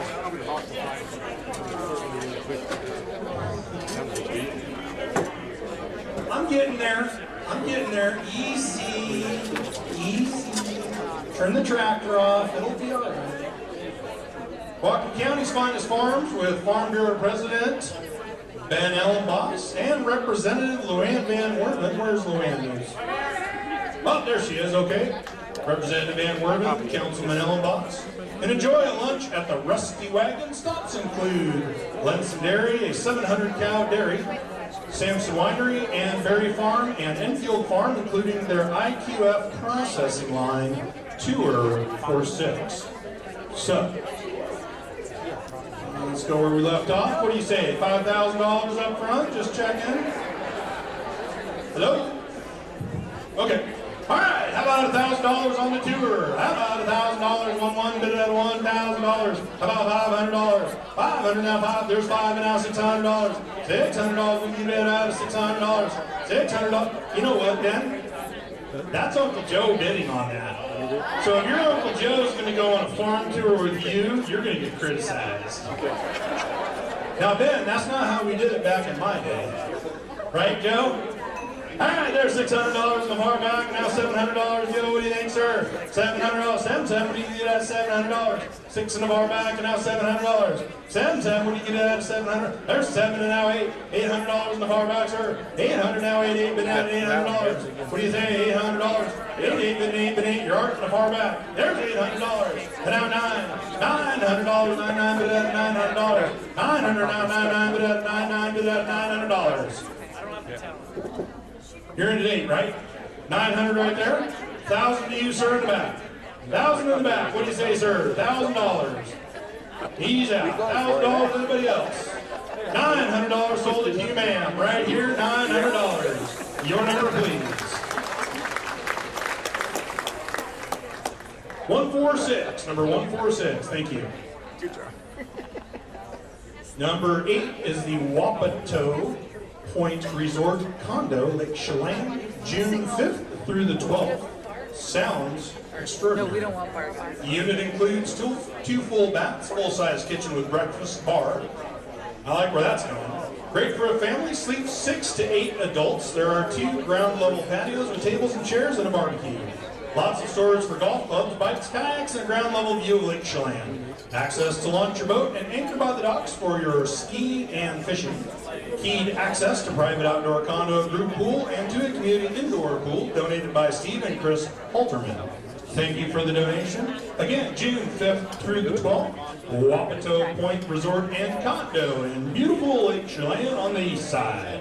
All right, what do you say, folks? How about $1,000? He wants to get on board. There's $1,000 now, $1,100. $1,100 now, $1,100. $1,100, there's $1,100 now, $1,200. $1,200 you're out front, sir. $1,200. $1,200 11's over here, and now $1,200. $1,200 now, $1,200. We give that out, $1,200. $1,200 11's in the middle here, and now $1,200. $1,200 now, $1,200. We give that out, $1,200. There's $1,200. Boy, I almost missed you. There's 12, and now $1,300. There's 15, $1,400. 14, $1,400. 13's here, and now 14. What do you say, sir? He's in 14 now. 15, ma'am. 1,500. She's in, and now $1,600. $1,600. Sounds like part $1,600. What do you say, sir? 1,600. He did, and now 17, ma'am. 17. She didn't even hesitate. $1,800. You're wearing down. $1,800. 18. He did. 1,900. Oh boy. And now 2,000. Even money. TD to you, sir. $2,000. What do you say? TD to that. He did. 2,100, ma'am. She did 21. 22 to you. $2,200, sir. $2,200. $2,200. $2,200. $2,200. $2,200. $22 last chance. 22. Sold it to you for $2,100, ma'am. Your number, please. Number 133. Thank you. Number 133. Who got the equipment rental? Because now we've got some stuff to put those machines to work. Number 9. Services for the working man. First of all, we've got buried pallet mulch, 15 cubic yards of color mulch delivered within a 15-mile radius of Perry Pallet Company, 3700 Delta Line Road in Ferndale. 15 yards of pallet mulch, color to your specificity. All right, what do you say, folks? How about $500? $500, $500. $500. There's 5 in the back, thank you. And now $600. 6, what do you get back at $600? 5's in the far back, and now $600. Who wants to get on board? 15 yards, $600. She's in at 5 already. She's already in 5. I love where you're thinking now. 5's there, and now $600. 600 now, we're on board, $600. 5's in, and now $600. Sold $500, your number now. Congratulations. Number 197, thank you. All right, mud, sand, and gravel. Also in the number 9 item here, we've got mud, sand, and gravel. 1 load of 5/8-inch crushed rock delivered with a 15-mile radius of miles, sand, and gravel off the Cyper Road in Emerson. 1 load of 5/8-inch crushed rock. That's going to come in nice in the spring when you're filling in the chuck holes in your driveway. A nice little 5/8, packs nicely. Drive over it a couple times with the truck. Get it nice and smooth. All right, what do you say, folks? How about $500 on a load of gravel? 500 down, 5 bid out of $500. 500 heated, and now $600. 6, what do you get bid out of 6? There's 6, and now $700. $700, you can bid out of $700. 700, 6 is over here, and now $700. 7, what do you get bid out of $700? $700, what do you get bid out of 7? 7, bid out of 7. $700. Sold $600. Your number, please. 196. Thank you. Number 196. All right, and next we have the Timber Tree Service. The Timber Tree Service. Where are the Lindsay brothers? Where'd they go? There they are, folks. The Lindsay brothers.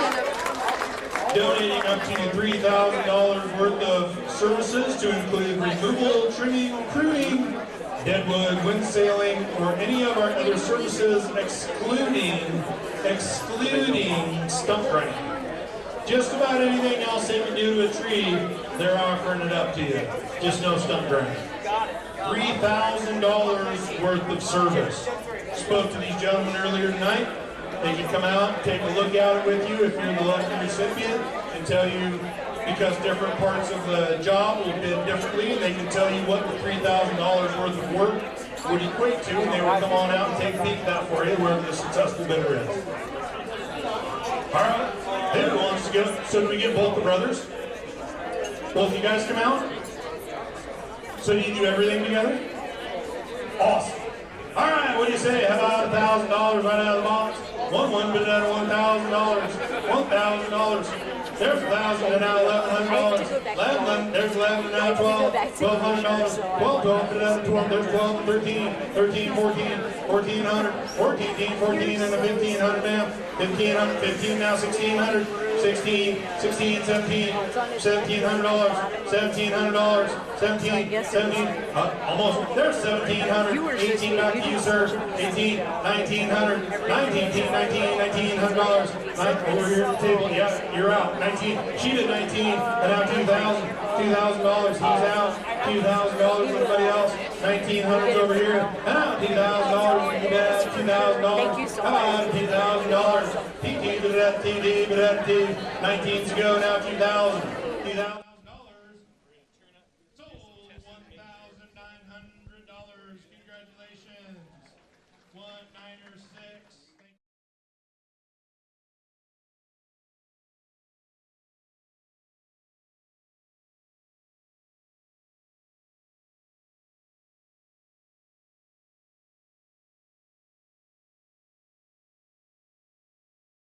The mayor, what to do on his dime.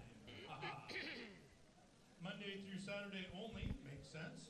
By mutual agreement. Hello, We Speak audience. We're here still at the Lincoln Day event, and I have the honor of being here with our hopefully future governor, Lauren Culp. And Lauren, I'd like you to first real quickly share just a little bit about yourself. My name's Lauren Culp, and I'm from the small town of Republic, Washington, and I'm running for governor. I'm currently the chief of police in Republic, and I've been there for 4 years. Previous to that, I was a small business owner in the Olympia area for over 20 years. Very good. And some of you may know his name because he gained a little bit of fame with some changes in Washington state gun laws. Why don't you share just a little bit about that?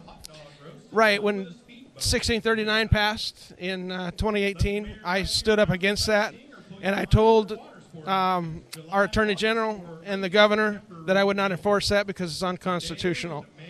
And that got me national attention. I was on Tucker Carlson and Fox and Friends and the Daily Ledger show because I stood up for citizens' rights when I had nothing to gain, just because it was the right thing to do. Very good, very good. And one of the things that I really appreciate that you shared previously is your three-prong test with new bills. You mind sharing that again? Right. When I'm governor of Washington State, there's 3 tests that I will have for any bill that comes across my desk. Number 1, is it constitutional? Number 2, will it help the citizens of Washington State? And number 3, can we afford it without any new taxes? And if it does not pass any of those 3, then I will not sign that bill. And that's fantastic because we can't pay for it, we can't have it, right, folks? So I'm really happy to hear about that because it means that you're going to use our tax dollars wisely. Exactly. Tell us real quickly, what is it that distinguishes you from some of the other candidates? We have other candidates that come from some various backgrounds. Obviously, you have a super strong law enforcement background, but you also have a pretty strong business background from the Olympia area, as I recall, too. And you touched on it real briefly, but go into a little bit about that. Right. Right after I got out of the U.S. military, I started my own business in 1988. I ran a construction business in the Olympia area for about 21 years and sold that to my son about 12 years ago. And then I decided I wanted to be a police officer and realized my childhood dream. So my son's still running that business right now in Olympia. There you go. Shows good roots and longevity, so I appreciate hearing that. And you also did you work as a canine officer for a time too, or did you work with canines for a time too? Or? Oh, I'm currently working with canine. I'm on my second dog. His name is Canine Karma. And you're right, yeah, he's a narcotics dog and a patrol dog, so Karma will literally bite you in the butt if you're a criminal. Very good. And one of the things that I think a lot of people probably assume with somebody coming from a smaller community in terms of the government is that you might not have an understanding of big government, but coming from small cities and having worked in some big cities like Washington, D.C., can you tell us a little bit about that process? Because to me, it seems like it's always the same process with the big city, small city, big government, small government. What are your thoughts on that? Well, we've gotten what we've gotten for the last 40 years because people have elected people that were mostly big city people. And with mostly liberal ideas, right? And so we've gotten where we've gotten because of that. And if people keep voting in people like Jay Inslee, we're going to keep getting more and more of what we have, which is crime is high, especially in our cities.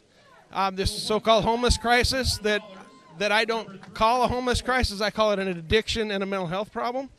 And it's not being addressed.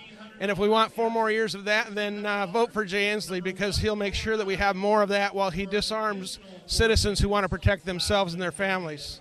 And I think you make a very, very good point. Seattle used to be one of the most beautiful communities as far as big cities go. Haven't seen many of them across our country, and I used to enjoy taking my family there. Now it's we go through Seattle. We don't, if I have something specific to do work-wise, but I'm with you. I'd love to see Seattle get cleaned up. And we see some of that trickle down here, and even in Bellingham. So what's happening there, we'll start to see other areas. So appreciate your take on that and see that get cleaned up in a big way. If we continue to reward this lawlessness, we're going to get more lawlessness, right? If you reward criminals, you're going to get more criminal behavior. And that's what's going on right now under the nose of Jay Inslee and Bob Ferguson.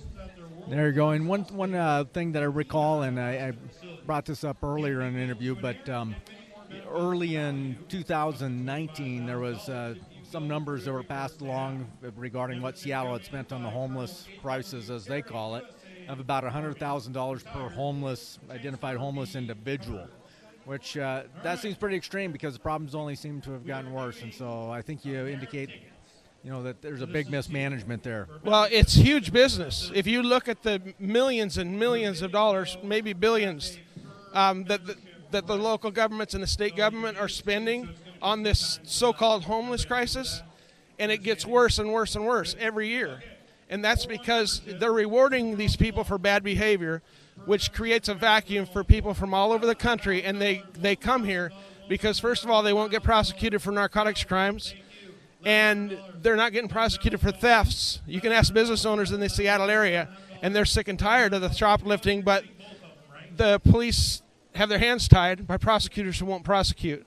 And you can have heroin on you in Seattle, and no one will do anything about it. Again, the police's hands are tied, and it creates a lawlessness environment, which creates a vacuum for other people from around the country to come there, because heroin addicts and meth addicts are going to come where they're not going to be hassled and where they can get away with it. So that's why there's been this big influx. It's not because of a lack of housing.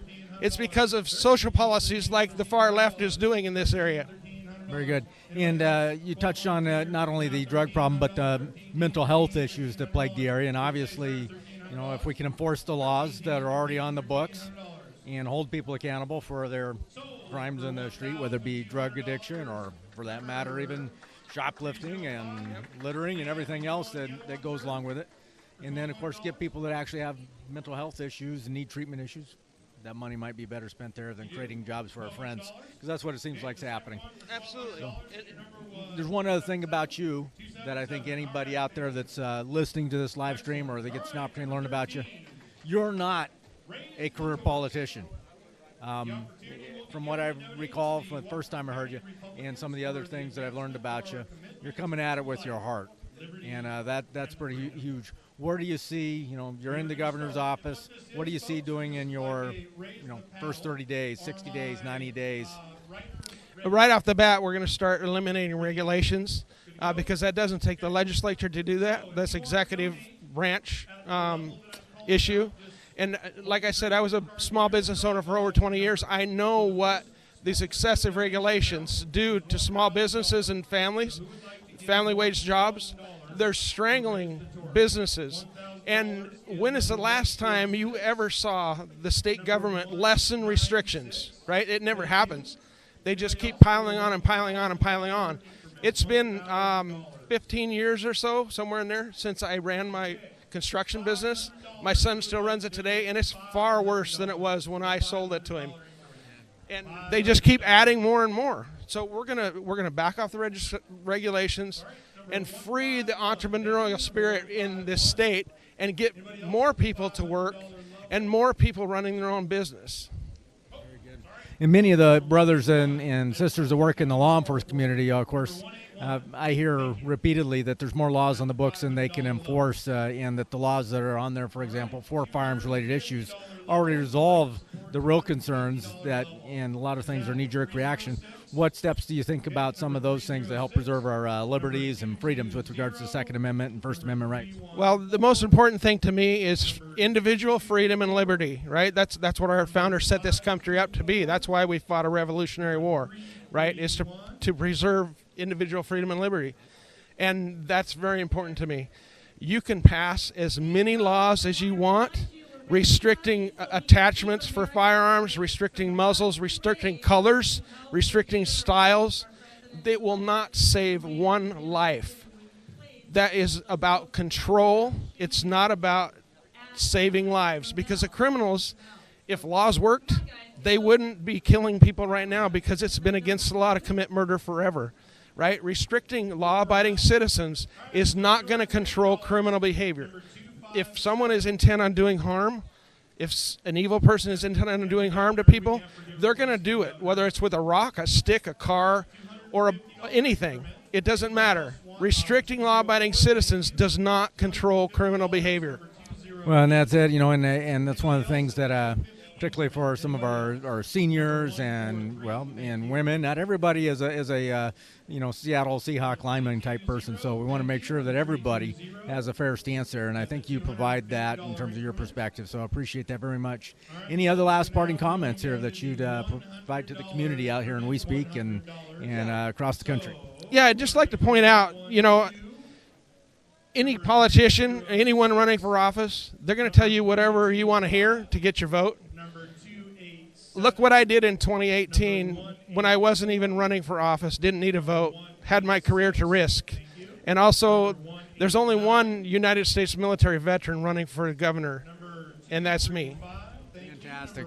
Well, thank you very much, Lauren. I appreciate your being here tonight. I know you've been on the road and having to travel a lot, but it shows it's important. You're making to the venues where everyday Americans are out to learn about you and learn about what we can do to change our state. So thank you very much. Thank you very much. You bet. And stay tuned for more interviews here to follow up here on We Speak. Thank you, Governor, or future Governor. Thank you. $50 Thanks. You bet. Anybody at the $50?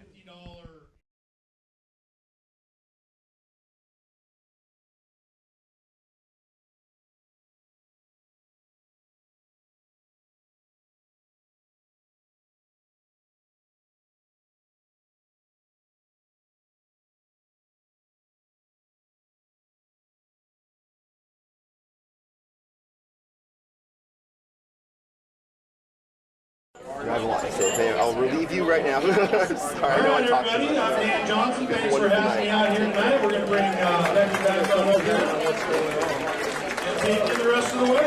Great night, yeah.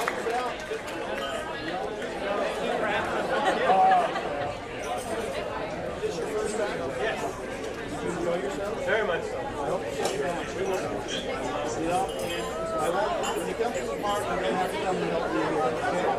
We have a couple more things here. This beautiful display made by our very own Melody is also for sale. It is a very, very heavy, it's probably 30 pounds, crystal vase underneath. So, would anybody like to take this home for $50? Beautiful, $230, you got it. $230. Take this beautiful one home. We also have 4 of the centerpieces left. $25, they're yours. Anybody else want a centerpiece that you did not get one? Opportunity here. Okay, we have, here we go, done. 220, 257, 272, 287, 220, 287, 300, and 271. They're up here, so come get those. $25 a pair. Okay, and then now we have the rifle, the Ruger. It's a 2010. Everybody get their cards out. Hang on, I got 4 cards for this. Ready? All right, here we're still here at the event this evening, and I have an opportunity to speak to Timothy S. Hazelo, who's working with the campaign to win the Washington 2nd Congressional District. So sorry I got my mouth full today. Ate too much food tonight, or maybe at this great event. The food was wonderful. If you missed it, I'm sorry for you, but take our word for it. It was tasty stuff. However, why we're here is to learn a little bit about some of our candidates and support the causes that we have with regards to the Republican Party this evening. And if you would, just real quickly, Timothy, tell us a little bit about yourself. Yeah, my name is Tim Hazelo. I'm running for the 2nd Congressional District in Washington State. I'm an ex-military man. I did 21 years in the Navy. I've been doing contracting work ever since. I spent a couple years on the 787 line at Boeing, so I know how those guys work and I know how they feel, and it's not always the union way. It happens to be the freedom way and the American way, and those people are going to be the ones that bring us over the top. Fantastic. Now, one of the things that's really quite fascinating, too, folks, when you meet this individual, is he was smart enough to put his brief bio as well as some of his top concerns on the back of this card representing himself. Only candidate I've seen do that so far. Somebody else is going to copy it now, I'm sure. But there's some great things on here that you have some concerns about. I'll let you roll through them. But, you know, when I look at these are all things I think that are topics that all of us, whether we're near or far, have concerns about. And of course, you know, we got to start in the grassroots, and this is somebody in our own backyard right here in Washington State. But why don't you roll through some of your top concerns and tell how you're going to solve some of those issues for us. So, I mean, being a military guy, one of my major concerns are the endless wars and the support of our veterans and the support of our military. And I think we need to continue Trump's philosophy of minimal contact with people overseas in the sense of the wars and the enemy. We have special forces that can do just about anything from afar. There's no reason in today's world that we have 10, 20,000 boots on the ground in Afghanistan or Iraq or some of these other places when we can do precision strikes just like we did in Soleimani. And if it wasn't for the liberals trying to keep us from winning these wars, we'd have won and been out of there. I believe that if we go to war to win, not to go to war. And without a path to victory, without knowing what the result's going to be, without being able to do what we have to do to win the war, it won't happen. And you'll notice on my website, I was in Afghanistan for about 3.5 years under the Obama administration, and I'm going to tell you right now, I know what it's like to fight a war under liberal policies. And it was a disaster, and we lost lives that didn't have to be lost just because of the policies of the administration. So that's number one for me, is getting us out of these wars. The second thing is continue the Trump economy. If we can keep this economy going, can you imagine what we could have done if he wasn't under pressure for the last 3.5 years? I mean, this is just ridiculous. And he accomplished amazing things. And with people like me in Congress to support him, we get rid of all those liberals that, I mean, Rick Larson, for instance, is 99% partisan, his voting record, for 20 years. If he shows up. If he shows up, that's right. And the other thing about my opponent is, I don't know if he even lives in the state. Do you? Well, a lot of these guys, they end up getting their lobbyists in their vacation homes and things like that. So I'm not saying that's him. I don't know that personal side, but I do hear that he's rarely in state. So how can you be in touch with the constituents if you're not here? Exactly. And I want to be the people's voice. I don't want to be Tim's voice. Tim's voice is part of everything here tonight. And so I want to represent the people of the 2nd Congressional District, not just myself. And I know that my military background, I've visited over 50 countries. I've immersed myself in different cultures all over the world. I know that in the district, I can get things done. I know that on the government level, as far as the federal government goes, I can get things done. And I know around NAS Whidbey Island and Boeing and the important things that keep our district going, I can help those people and move this district forward. Fantastic. Well, I have a son working in the Middle East right now on an undisclosed assignment, but I'm sure he appreciates your words and echoes them. There's definitely some change from one administration in terms of who you respect as a commander-in-chief and who there was. So hopefully we can have that same level of respect in our own backyard. So just keep, for sure, Tim Haselo in mind, because he's the guy that's going to make some changes. And you said you had a couple other things you wanted to share. What was that? A couple other things? Yeah. Oh, is that with me personally? All right. Yeah. Well, folks, actually, he shared one of these earlier. I love this. Impeach Congress 2020. I mean, my goodness, with all, I think you hit it on the head. Yeah, with all the energy that's been spent battling a president that's just trying to do a good job and has done a good job. That's right. We've just taken the focus off the ball of making America truly great, and it's still become greater, but there's still much more work to do. Yep. And if we can change Congress, and starting right here by putting this man in, we need a new face there, folks. So thank you very much for your efforts in running, Tim. Any last words you'd have? The last word I would say is our district is prime for a victory on the Republican side, and with your help and your support, we're willing to fight it out to the end and take over that seat. Fantastic. Well, stay tuned for more interviews here as we progress. Thank you very much, sir, for your service and the service you're hopefully going to be able to give us here right close at hand in our local politics with Washington State, representing us all the way back to the nation's capital. Thank you. Thanks a lot.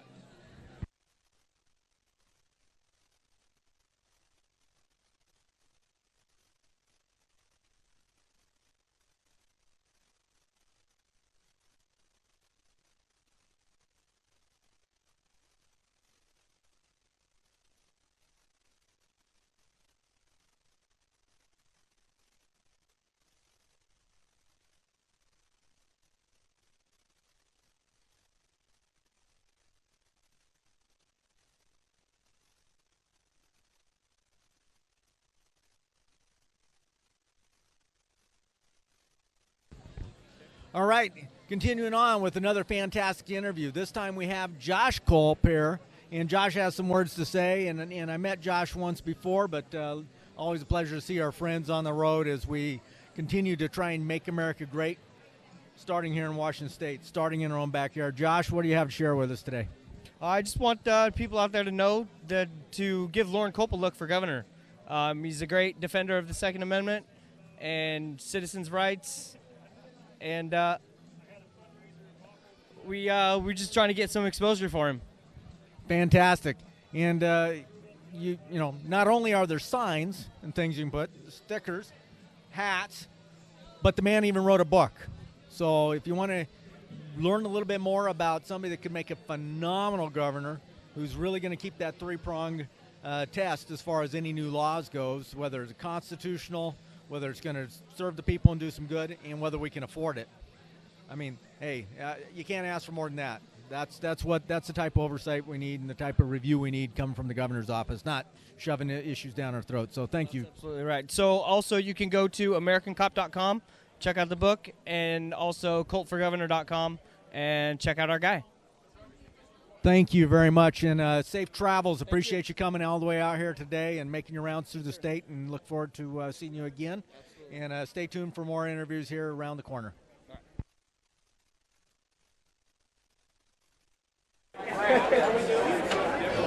If I break one arm, the other four are going to kill me. Where's mine now? Grandma! Where's mine? Oh, he got the rug. I love that rug.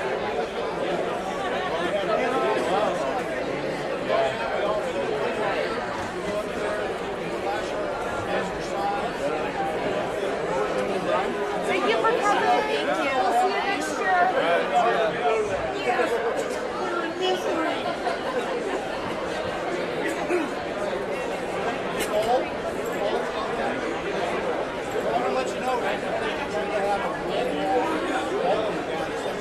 Thanks, Caroline.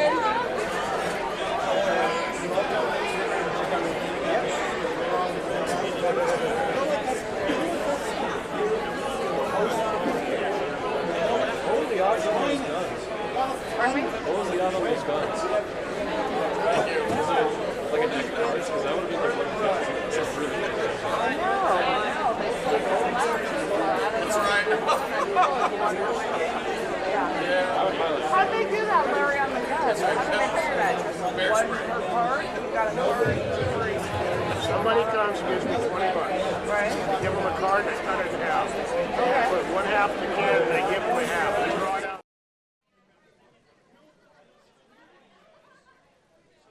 All right. Welcome back, We Speak audience. We have an opportunity to hear from you're currently a freshman in high school and comes from a homeschool background as well, so done a little bit of homeschool and private school, or not private, but public school. Tell a little bit about that experience, and then I'd like to hear a little bit about what you think about our nation's politics, our president, and a few of those things, whatever commentary you'd like to share with the listeners and viewers of We Speak. Well, it's definitely a big change, like going from homeschool to public school and then back again. There's a lot of differences, especially in like what you're able to do every day and how much you learn and the way you learn. Like in the public school, everything is very carefully said. Everything is and you're not trying to offend anyone, but in homeschool, it's like you can learn the truth without having to worry about making people feel good about history specifically and things like that. Yeah, I mean, that's my big take on public school versus homeschool. Well, that's fantastic. That's part of why we have We Speak, because just like at home, you can study things, look for the truth. Well, too bad. Much of the social media out there has censorship. So, but you're in public school and you hear a lot of political commentary by some of your peers. What is your take on our nation's political landscape right now?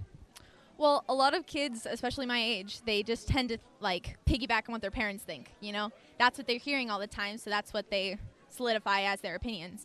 But I think it's important that each person, especially when you're growing up as a teenager and young adults, to form your own opinions on the current politics. Fantastic. And do you form your opinions based on individual tweets that people talk about, or do you form them based on some of the policies and changes that you're hearing about taking place in our country with regards to the current commander-in-chief or president of the United States? I think it's important to go through as many sources as you possibly can, not just going through one source because it's what's near you or what's most convenient for you. But I think it's definitely important to compare and contrast different sources, like whether that's Twitter or whether that's policies or everything. I think it's very important to make sure you get all of the facts from as many sources as possible. Fantastic. Yeah, not just make your judgments based on an individual soundbite that we may not have in the right context, correct? Well, that is wonderful. Well, thank you for being here tonight. Just as far as the event itself, what did you think about the event and the speakers? Did you learn anything that you care to share or relay? Make sure these folks out here have an opportunity to hear about. I really enjoyed it. I thought it was very interesting, and it was great to hear the keynote speaker. He was very interesting and very well informed, and I felt like it was great to be able to come and hear everyone's political views and not just one specific person's. Very good. And one of the things that's kind of fascinating that we don't see at a lot of our public events was a prayer. What was your response to that prayer? What was your reaction? Because we don't all, we say prayers in our home. You say prayers, but at the same time, what was your thought about the prayer that was shared that was apparently quoted from President Abraham Lincoln? Well, like, that definitely wouldn't happen in very many places nowadays. Like, somebody would get either offended or not wanting to participate or something like that. But even if somebody didn't agree with the prayer, that doesn't mean they had to be vocal about it. If they didn't agree, they could just sit there politely, and a lot of people were. And I thought it was really awesome that we were able to give thanks for something, even if you weren't religious. Fantastic. Well, you know what? I appreciate your time, appreciate your efforts in getting up here and sharing and being a part of this event to learn. So, hey, we'll look forward to many more opportunities, and stay tuned for more interviews here around the corner. Look forward to the next one.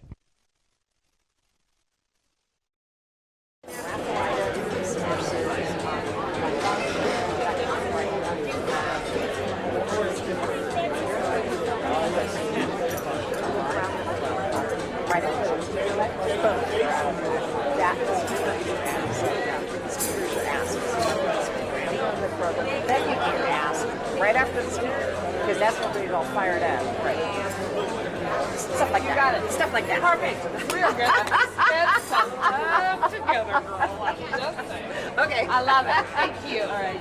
Good to see you. Yeah, really good to see you. That's Yeah. great. Thank you for volunteering. Thank you for your efforts and all that stuff. I didn't see Jeremiah.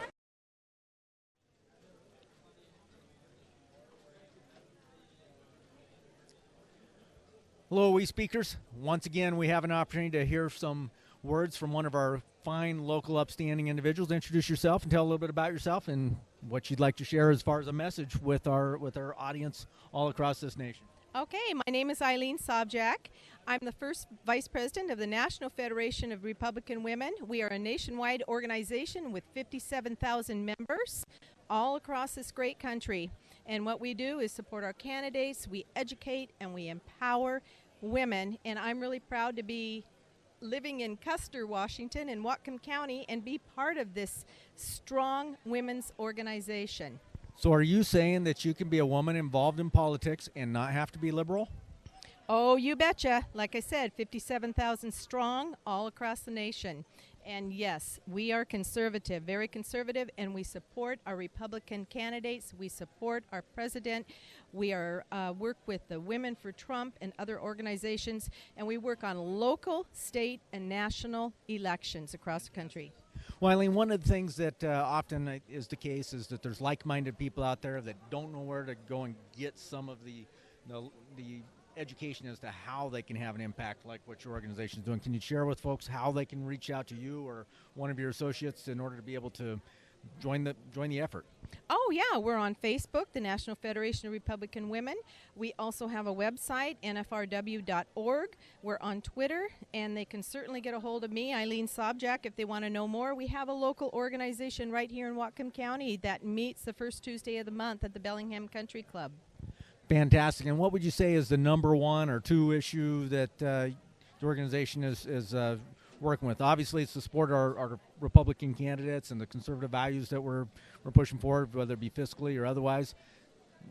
What other items would you say are really, really currently a hot issue for your group that you represent? Well, we work closely with the president's team and the opioid. Yes, it's always hard to say, and it's hard to think about what it's done to our country. Human trafficking is another one. In fact, in March, I'll be traveling back to Washington, D.C., and the ladies will all be dressed in red, and we will have our information with us, and we will be lobbying our Congress and our senators on these issues. Fantastic. And one of the things that I think a lot of people miss, too, is that how the opioid addiction is actually utilized in the human trafficking effort to enslave people. People get enslaved by the drugs, and, of course, women are all across this country and in and out of the country, drugs are used as a tool of manipulation. So I appreciate that you talk about both those things, because I think one problem can definitely help minimize or solve part of the other. So, well, fantastic. Well, thank you for all of your service and that you've given over the years to the party and to making America great right here in Whatcom County for starts, and look forward to Well, seeing future successes with you. Thank you very much. Thank you. You bet. And stay tuned for our next interview, folks, and we'll look forward to another opportunity to work with you. Bye-bye.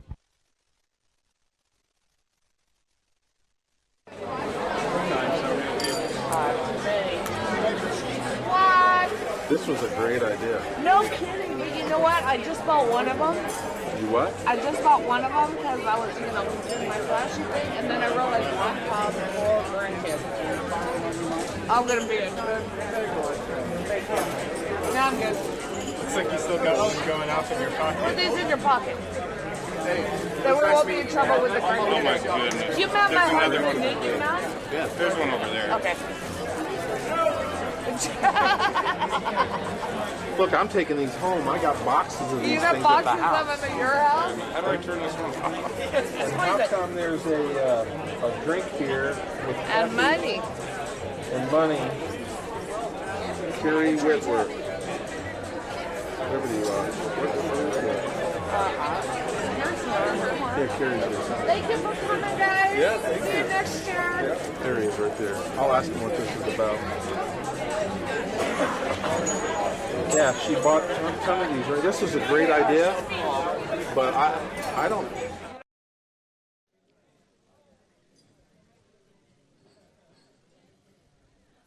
All right, We Speak members back here again for another fantastic interview, this time with Dick Donahue. Dick, do you want to tell us just a little bit about yourself?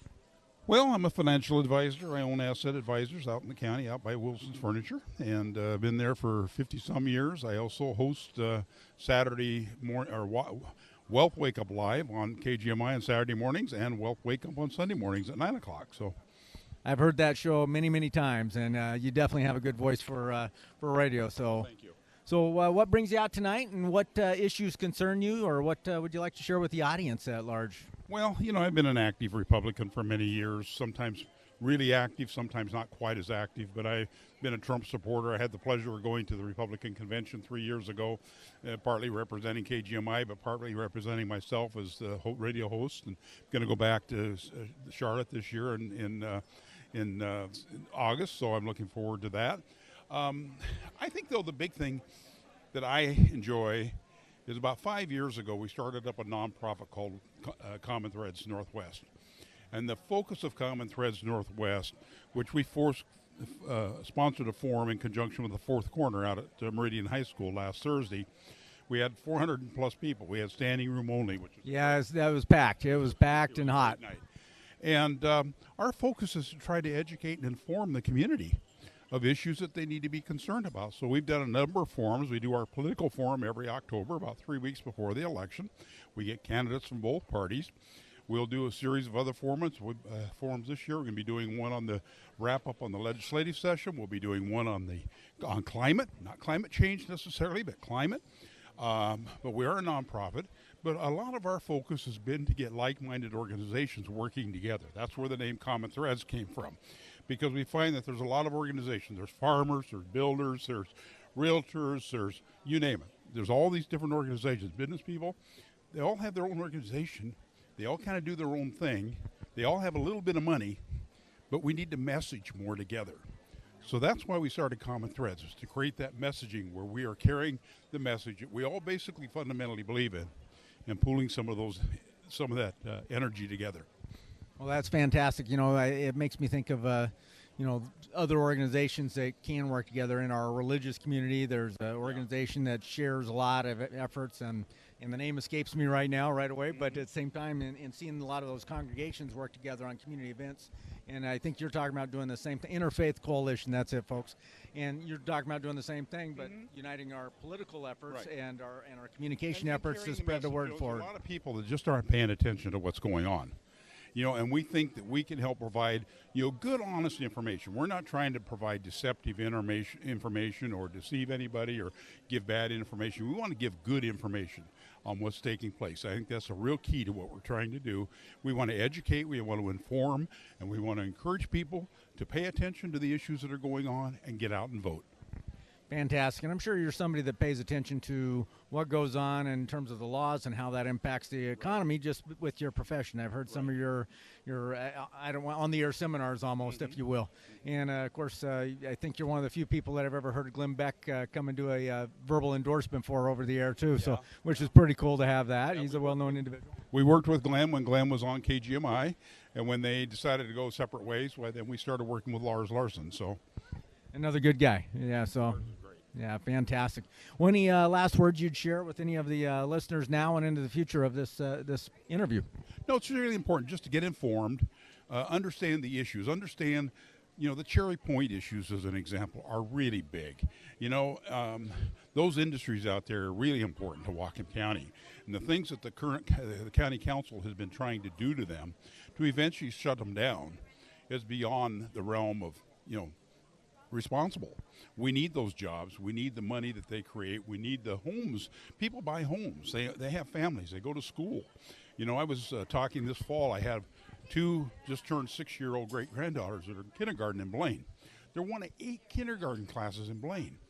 Just think, there's 25% of Blaine works at Cherry Point. If those 25% of Blaine doesn't have a job, what happens to real estate values? What happens to those school taxes we just passed, those school levies?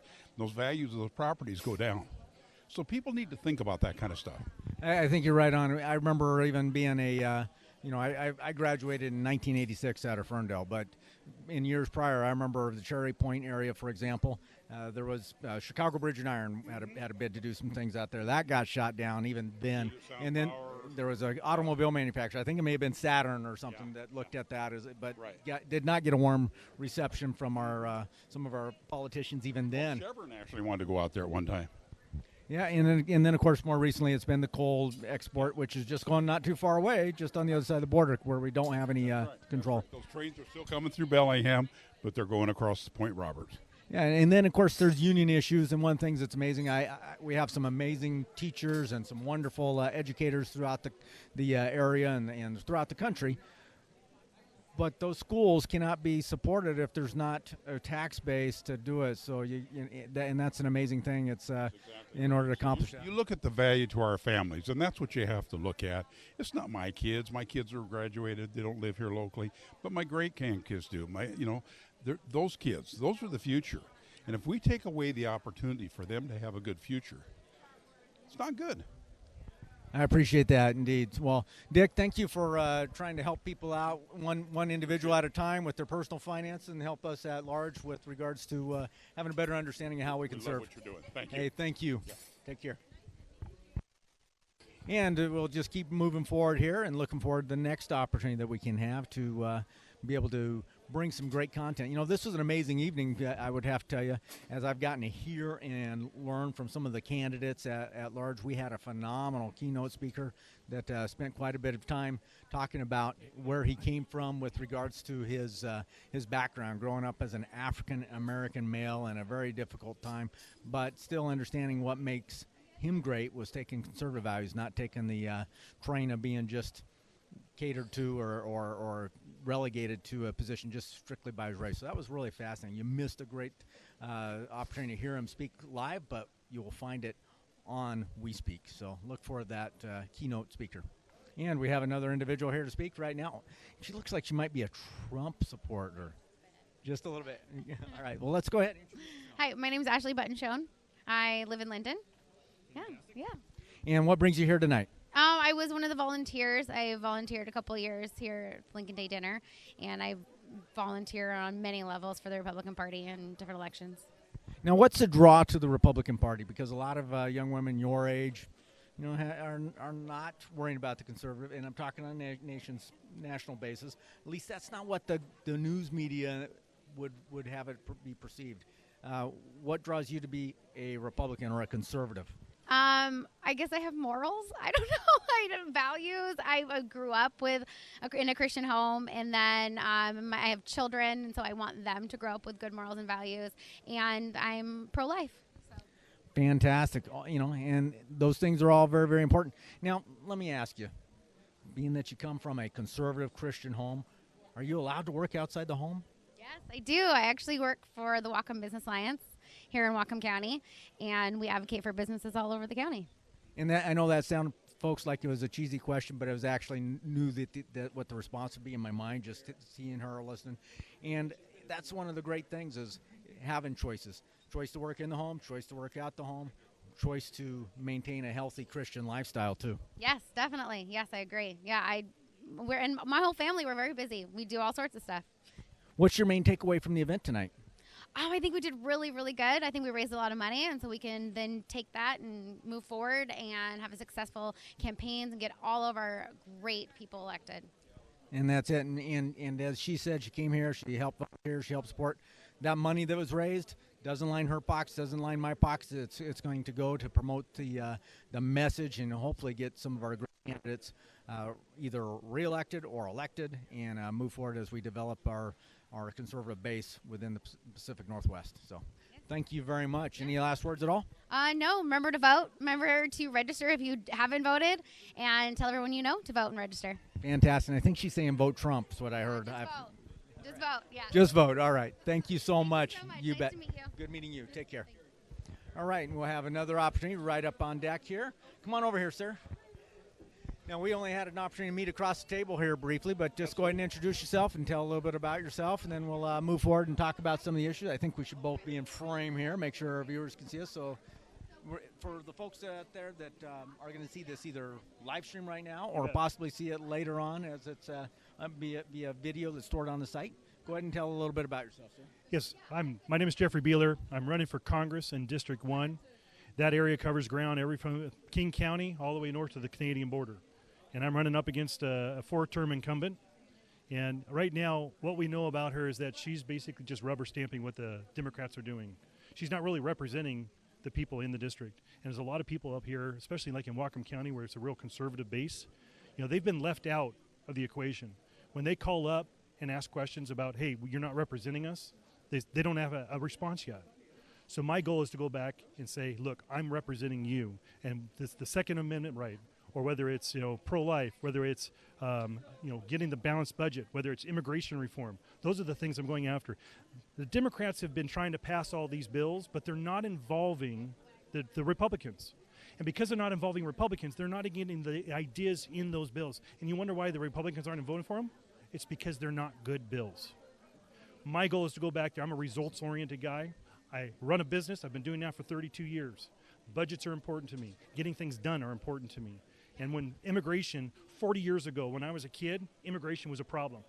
It's still a problem today. Why is that? Because people are voted into Congress. They have no desire to get anything done because as long as it's kept up as an issue, then they can keep you reelected and reelected. My goal is to get back there, get things done, and get moving on. Very good. Tell a little bit about the business that you ran or are running. Absolutely. Yeah, back in 1988, I started a window cleaning business.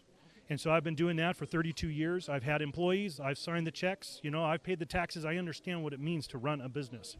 And one of the things I know from having service-based businesses that you end up having contact with a lot of other individuals and business operators, and that gives you a little bit of a inside pulse, I would say, or on the community. Can you tell a little bit about some of the things you're hearing out there? Well, that's the interesting thing. Over the last 10 years, as we've gone through the recession and come out of the Obama administration, a lot of the things that people talked about was we have this health care issue. Obamacare was never what they were told it was going to be. People were told, look, we're going to have health care that's going to keep your doctor and keep your plan. And on top of it, they said, oh, by the way, you have to pass it before you can read it. Okay, those things never happen. When I have clients that are telling me I have to spend $26,000 every year before my insurance kicks in, that's not good health care. So we need to make changes on those things. And the pulse of the nation is this. They're understanding they're being lied to. In 2018, they were told about vote for us and we'll accomplish these things. Well, 2019 came and that didn't happen. And now they're realizing, they're waking up, they're going, man, we need to change where America, we don't want socialized medicine. We don't want to head down this radical, extremism. And I keep saying, hey, let them talk, let them keep shooting it, because ultimately that's going to turn votes our way and we're going to win this. Very good. And back to the topic of immigration. Immigration is definitely something that's very divisive out there, and build a wall, not build a wall, and all that kind of fun stuff. And and I think one of the things that, at least my guess is, when I hear people out there is just speaking on the street and I hear comment, is they don't really understand what we mean by immigration in terms of illegal immigration. Right. Not putting the funding into the process of actually properly immigrating people, doing the background checks, maybe and speed that up, because we're built on immigrants. Not that anybody cares about that, but stopping the crime, stopping the immigration that's illegal. What steps do you think, as a future congressman, you could make to help alleviate some of that concern? Well, I think a lot of what President Trump has done to this point, he's done a very good job of making sure that we're starting to get that wall in place. Putting that wall, first of all, illegal immigration isn't just people coming across the border to get jobs. It's also trafficking drugs. It's also bringing in slave labor. Human trafficking. Human trafficking, prostitution. These people end up being committed to whoever it is that brings them across, because they're fearful of what the retribution would be by getting arrested. They don't understand it. And then lately what we've seen is President Trump, since he's been building the wall, and he's working with Mexico, and he's working with our ally there to say, hey, look, we got to stop this. It's not only hurting us as a nation, it's hurting your nation too. And Mexico is realizing this. I think that's very true. And people also don't look at the idea of it being a national security concern. I think they don't recognize that certain individuals have been recruited from, say, the Al-Qaeda, for example, to come and work with the drug cartels, to teach them bomb-making strategies as a gateway to getting here in the United States. And it's really created a real mess along our southern borders, for sure, in communities on both sides of the border. Exactly. The main thing we can do is just enforce the laws that are in place. We don't have to create any more laws. We've got a system in place that says, look, E-Verify. That determines whether or not you are able to work here legally. And on top of it, by closing off the borders like Trump has done, and no longer a catch and release, it's now catch them and send them back. They understand before what it was about. As long as they could get in the country, they were free to do whatever they want. Now, these are people that I feel it hits my heart, because they're just trying to do the best for their family. And they knew coming to the United States would be the best thing that they could do. So if I was one of them, I'd want to get in here too. There's a lot of people out there that are like that. But we have to have our laws. If we don't have laws in society, we don't have a society. So it's important we enforce those laws. And there are ways to come in here legally. We can change the visa program. There are ways to change the visa program so that we can actually bring these workers in legally, so they can work for our farmers legally. What do our farmers say? We want legal workers to here. We don't have to battle with the immigration services. If they've got a good visa thing in place, that's what it comes in. And that's not even just farm workers. We're talking about the high-tech workers too. We've got a lot of high-tech workers come in here that are brought in, and then what they do is they want to stay here because they realize how good of a country they have. And ultimately, then they bring their family over and their kids. Well, a lot of those jobs are then displaced by these foreign workers. And our American workers are then, the wages are lower because of it. And there's a lot of detriment to allowing these people to stay here. We need to make sure we have a proper immigration system, a proper visa system that accomplishes what we need, which is the workers, and accomplishes what they need, which is they need work. So. And I think you bring up a good point. I believe a lot of folks think that the immigration issue is a modern thing, as if the borders were always open, and they forget about something like Ellis Island, for example, that historically, over 100 years plus, has processed a lot of folks as they've come into the country. Yeah, absolutely. And if you talk to the immigrants who have come here legally, and they've gone through that process, and they've gone through the courses, and they've learned to speak English, and they're proud of being an American. And that's what's missing, is that there's a lot of that pride that isn't there anymore. You have people who come here, but because they can't integrate because they're not here legally, then you don't have the pride that you actually find in a country. So that's so important that we bring these people in here legally. And we could bring in millions. Look at our jobs right now. We have 7 million more jobs than we have people looking for it. We're at a labor shortage. So we need to bring these people in. There's no reason why we can't. We've got the best economy in 50 years. Our unemployment for minorities and women in particular are at the lowest they've ever been. Think about that, ever been. And we're talking about 401ks. Since President Trump has been in office, they have doubled our 401ks. The stock market has doubled. So all these great things are happening. Just think if we had a Congress that was actually behind the president and unencumbered. Think of the things we could do. Right now, he's got a lot of obstacles, and we're still doing great things. Unencumbered, this nation could be 10 times better than it is now. And we need to change that in Congress. We need to make sure that we elect Republicans and replace the Democrats. Right now, we've got a rubber stamp in place. All she does is, what does Nancy Pelosi want? Yes, I will do that. I will vote that way. I will say those things. We need to replace the rubber stamp and put in a person who actually represents our values.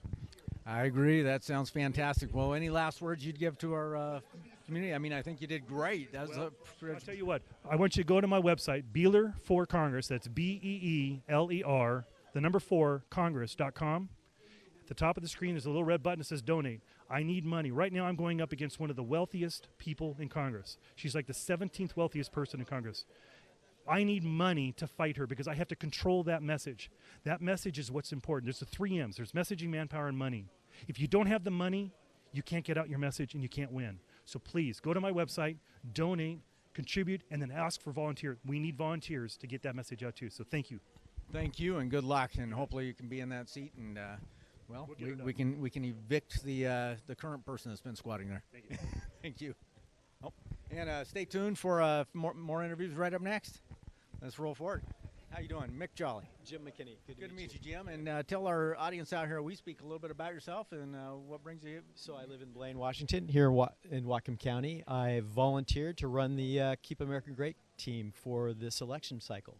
I've served 30 plus years in the military, and I've decided that it's more important to protect our nation at home than it is overseas right now, because we're facing some very difficult challenges in the United States. Freedom of speech, freedom of our faith, tremendous number of media outlets that are closing down speech, that are shutting down the opportunity to actually listen to common sense issues. So we want to make a difference. We want to make this change, and I think this president is leading us back towards a constitutionally based republic, and we want to protect that. So yeah. I think here at We Speak, we echo some of your concerns, and that's why there is a We Speak, is because we do have an issue with the censorship that's taking place, whether it be on Twitter or Facebook. Great platforms for what they do, but not for every message. If you have a conservative message, even Mark Zuckerberg said it well when he was in Congress or in the Senate hearing, that he talked about that he has to hire from the Bay Area, which he does. He has, he had some 40,000 employees there, coming from those schools, indoctrinating in that manner. And then when you bring up something about, well, family values, for example, somebody finds that offensive, perhaps, and then all of a sudden you find yourself in the Facebook jail, as some say. It's pretty hard to believe, actually. In my lifetime, in my service throughout the country, I've never really, I have never seen this experience. Growing up as a young child in the 60s and looking at the frustration and the angst and the animosity and the rioting, there was a very small segment of the population that was involved in that. They were frustrated with protesting the war and fed up with the government. But the vast majority of Americans were pretty satisfied and, supported our government. And we've got this divide now that's being pushed, I believe, very strongly by people that are very interested in separating and dividing the nation. And they're using the media as a tool in order to protect their interests. And those interests have to do with globalization, have to do with expanding markets in China, expanding markets in Europe. And that's not necessarily consistent with what the policies this nation, the president's pushing right now. So they're spending a tremendous amount of money. And when you have 6 corporations that run 90+% of the media in America, it's a pretty challenging effort to get the message out for conservatives and actually just common sense issues. And they've used it so effectively to intimidate conservative views, as you're talking about, shutting down speech, shutting down people's ability to actually just express concern over some actually kind of crazy ideas with gender, with you name it, with economic policies, with socialism that's just expanding. And me, who has served in the former Soviet Union and former Soviet republics, in Albania, the Republic of Georgia, in the southern Philippines, and places all over the world, of course, the Middle East and Afghanistan, I just did not expect to see this type of stuff at home. And now it's becoming so overwhelmingly accepted, something has to change. And I think it's because people are shutting down those voices. We need to protect them. And that's what this is about for me. Good. And one of the things, you talk about having served, and there, of course, we all have somebody we work for ultimately in the course of the military. It's the Commander-in-Chief, the President of the United States. And, of course, I think we can all express that there's some or most people anyway, if they stop and analyze it, can express some disappointment in the previous commander-in-chief when it came to just the crisis that occurred between law enforcement and the civilian populace when that occurred. It almost created an open hunting season when you talk about somebody trying to create a divide and divisiveness, and we had of course, an Attorney General and Eric Holder that was right there, doing the same thing right alongside the commander-in-chief. Really create some challenges. How can we help resolve those types of concerns at a grassroots level, whether it be a law enforcement issue, whether it be a faith-based issue, pro-life issue, whatever it is? Because I don't think it's a matter of that as conservatives we want to tell other people what to do. We just don't want to be told what to do. Absolutely. And so this is the way I look at it, and this is why I was so frustrated and why I've become involved. I was neutral. 30 years. I enlisted when Jimmy Carter was president, and then I was commissioned. I served under Carter, under Reagan, under Bush the first, under Clinton, all the way through the Obama years, and I watched the wheels of government controlled by that administration using law enforcement, using the EPA, using the IRS in order to shut people's voices down and intimidate businesses by enforcing very draconian civil rights laws, by allowing the movement of people freely into the country without really repercussions. You see a number of areas where they actually were politicizing elements of power in our government. And from a military perspective, there's only 3 things you need to control a country. One is the actual soldiers and the law enforcement, the police, the security element. 2 is the judiciary in order to prosecute. And 3 is the propaganda and the media. And unfortunately, the previous administration was very good at using those elements to intimidate people. So they shut down voices, and people were afraid. They were afraid. So what needs to be done now is follow the lead from what this president, what Donald Trump is doing. He's actually telling people that you can say what you believe and what you think without fear of repercussion, and that he's standing up for those. Some people don't like him. I think he's leading by example, too, a lot of times. Exactly. Well, absolutely. He's doing it, and it frustrates some people, and they're afraid of the Twitter. They're afraid of the Twitter because the left is the PC. Yeah, because they've intimidated conservatives. They're even nervous about it. They don't even want to say anything. They don't want, oh, that's uncomfortable. Why? Because the left is so aggressively pushed this propaganda that you are wrong if you're questioning any of the issues that came from these types of ideologies. And unfortunately, this is the push. This is the fight right now. So actually standing up, standing on values, being honest, facing the truth, and not backing down, I think is the most important thing we can do right now. You mentioned 3 things to control a populace, and I think this one's probably could be a lesser included in terms of the judicial, and that has to do with the Second Amendment. Absolutely. When you take you take away Second Amendment, then of course you're dependent upon those law enforcement activities and for the security forces.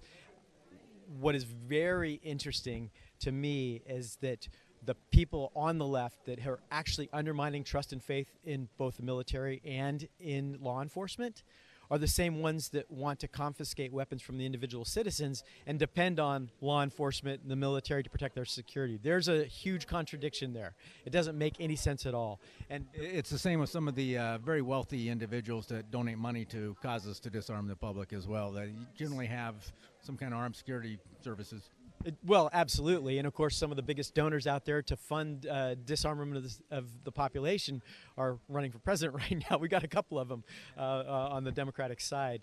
So, from my perspective, the reason why we have the Second Amendment is in order to protect the First Amendment and, that right to free speech and to worship, to gather together, and for the press. Well, one last thing. Obviously, you're standing up for some great values and some things that conservative people all over the place, whether it be in this area or abroad, across the country, can get involved in, or at least or do something grassroots in their own backyard. How can they get involved with you?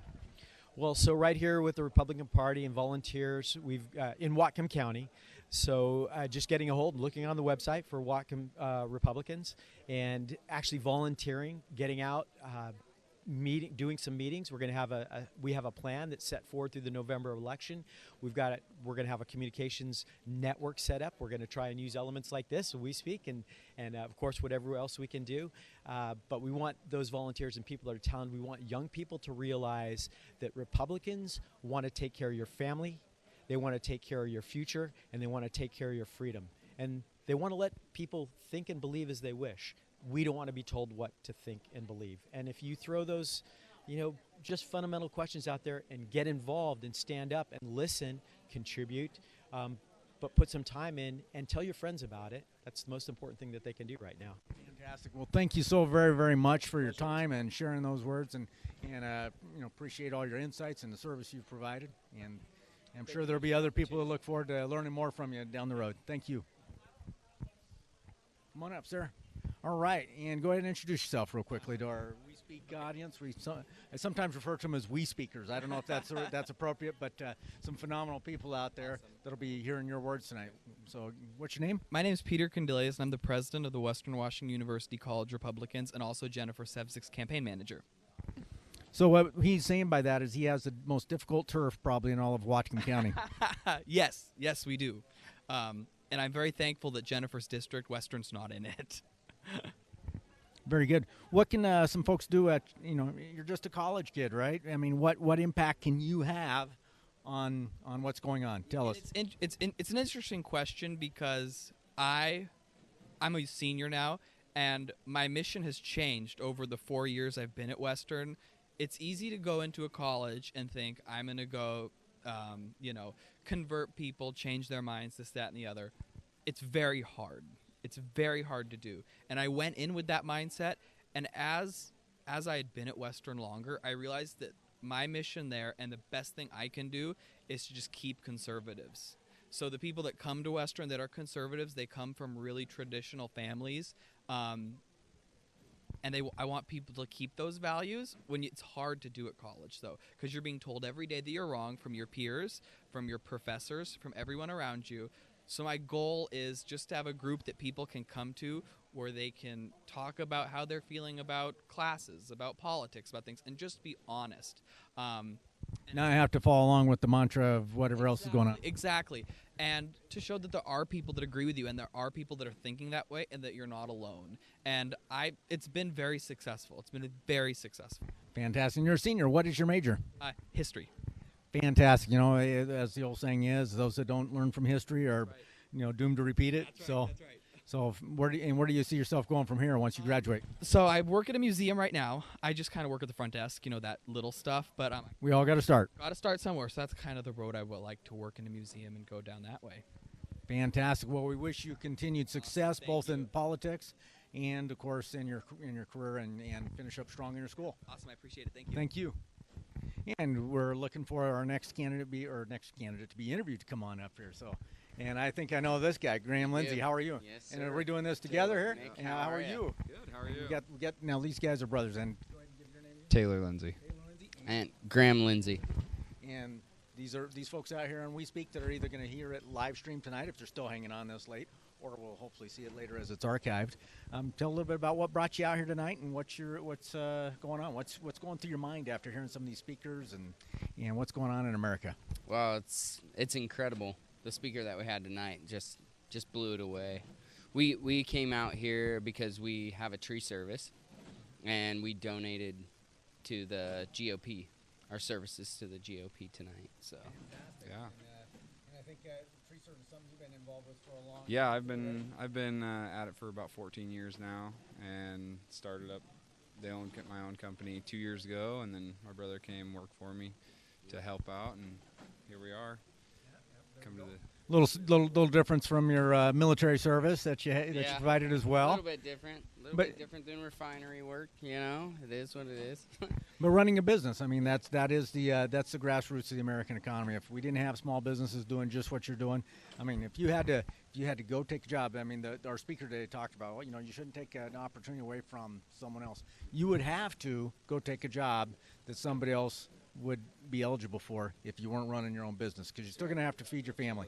So, my hat's off to you. How do you find the business economy? I mean, as far as like the doing business permits or any of that kind of stuff, have you run into some of the hassles with the tree service? Yeah, I mean, there's obviously hassles with when we're doing land clearing. We deal with the county, and you get a lot of difficult situations coming your way. But you know, for the most part, right now it's pretty good. Business is booming, and that's why we're High winds make help. sure it keeps coming. Yeah. Well, high winds help too. Well, one of the things that's fascinating to me is, you know, I was a community-based instructor up at Western Washington University for a time, just teaching a specialized class up there. And one of the things that I would talk to the students about is the trees. I'd say, look out on the mountains and look at all those trees, and you know, what do you think about those? Oh, we love them. Well, you know, how long you think it's been there? Oh, those are the old growth. And it's like after you get done and listen and talk about it, you say, you cannot see from here a tree that has not been cut down, and they just would be in shock. It's like, you know, like they think I was lying. It's like, no, there's all kinds of photographic history where every one of these hillsides that you can see within the area have been mowed down, and they just don't get that it's a renewable resource that's powered our economy, powered housing. And, you know, it takes people also to keep us safe because, you know what, we need trees to be brought down for our housing and development, sure, but we also need trees to be brought down so they don't come down on us. And there's all kinds of issues. We deal with a lot of creating safety with the trees that are there, and the trees that people love. They want to keep their trees. We can come in, we can clean them up, we can keep them, we can remove them. But there's a lot of different options. You know, a lot of people think of us as, oh, the lumberjacks, the timber fallers, come on in and just, if you can't fall it, you can't do anything. We'll climb clear up to the top of it and prune it just like it was a rhododendron. So. Yeah, I did not observe you, but I did observe in the rain a young man, he basically a rock climber or something, because he was scurried up the tree. He had some safety equipment, and he's up there working, and he brought it down. A tree that if I'd gotten out there, I would have killed my house and the neighbor's house and everybody else's if it had been in my backyard. So you know, I appreciate your expertise. That's absolutely what we do. You know, we do a lot of residential homes around power lines, around different obstacles, different things that could create a hazard. That's what we do. Well, in the safe, you know.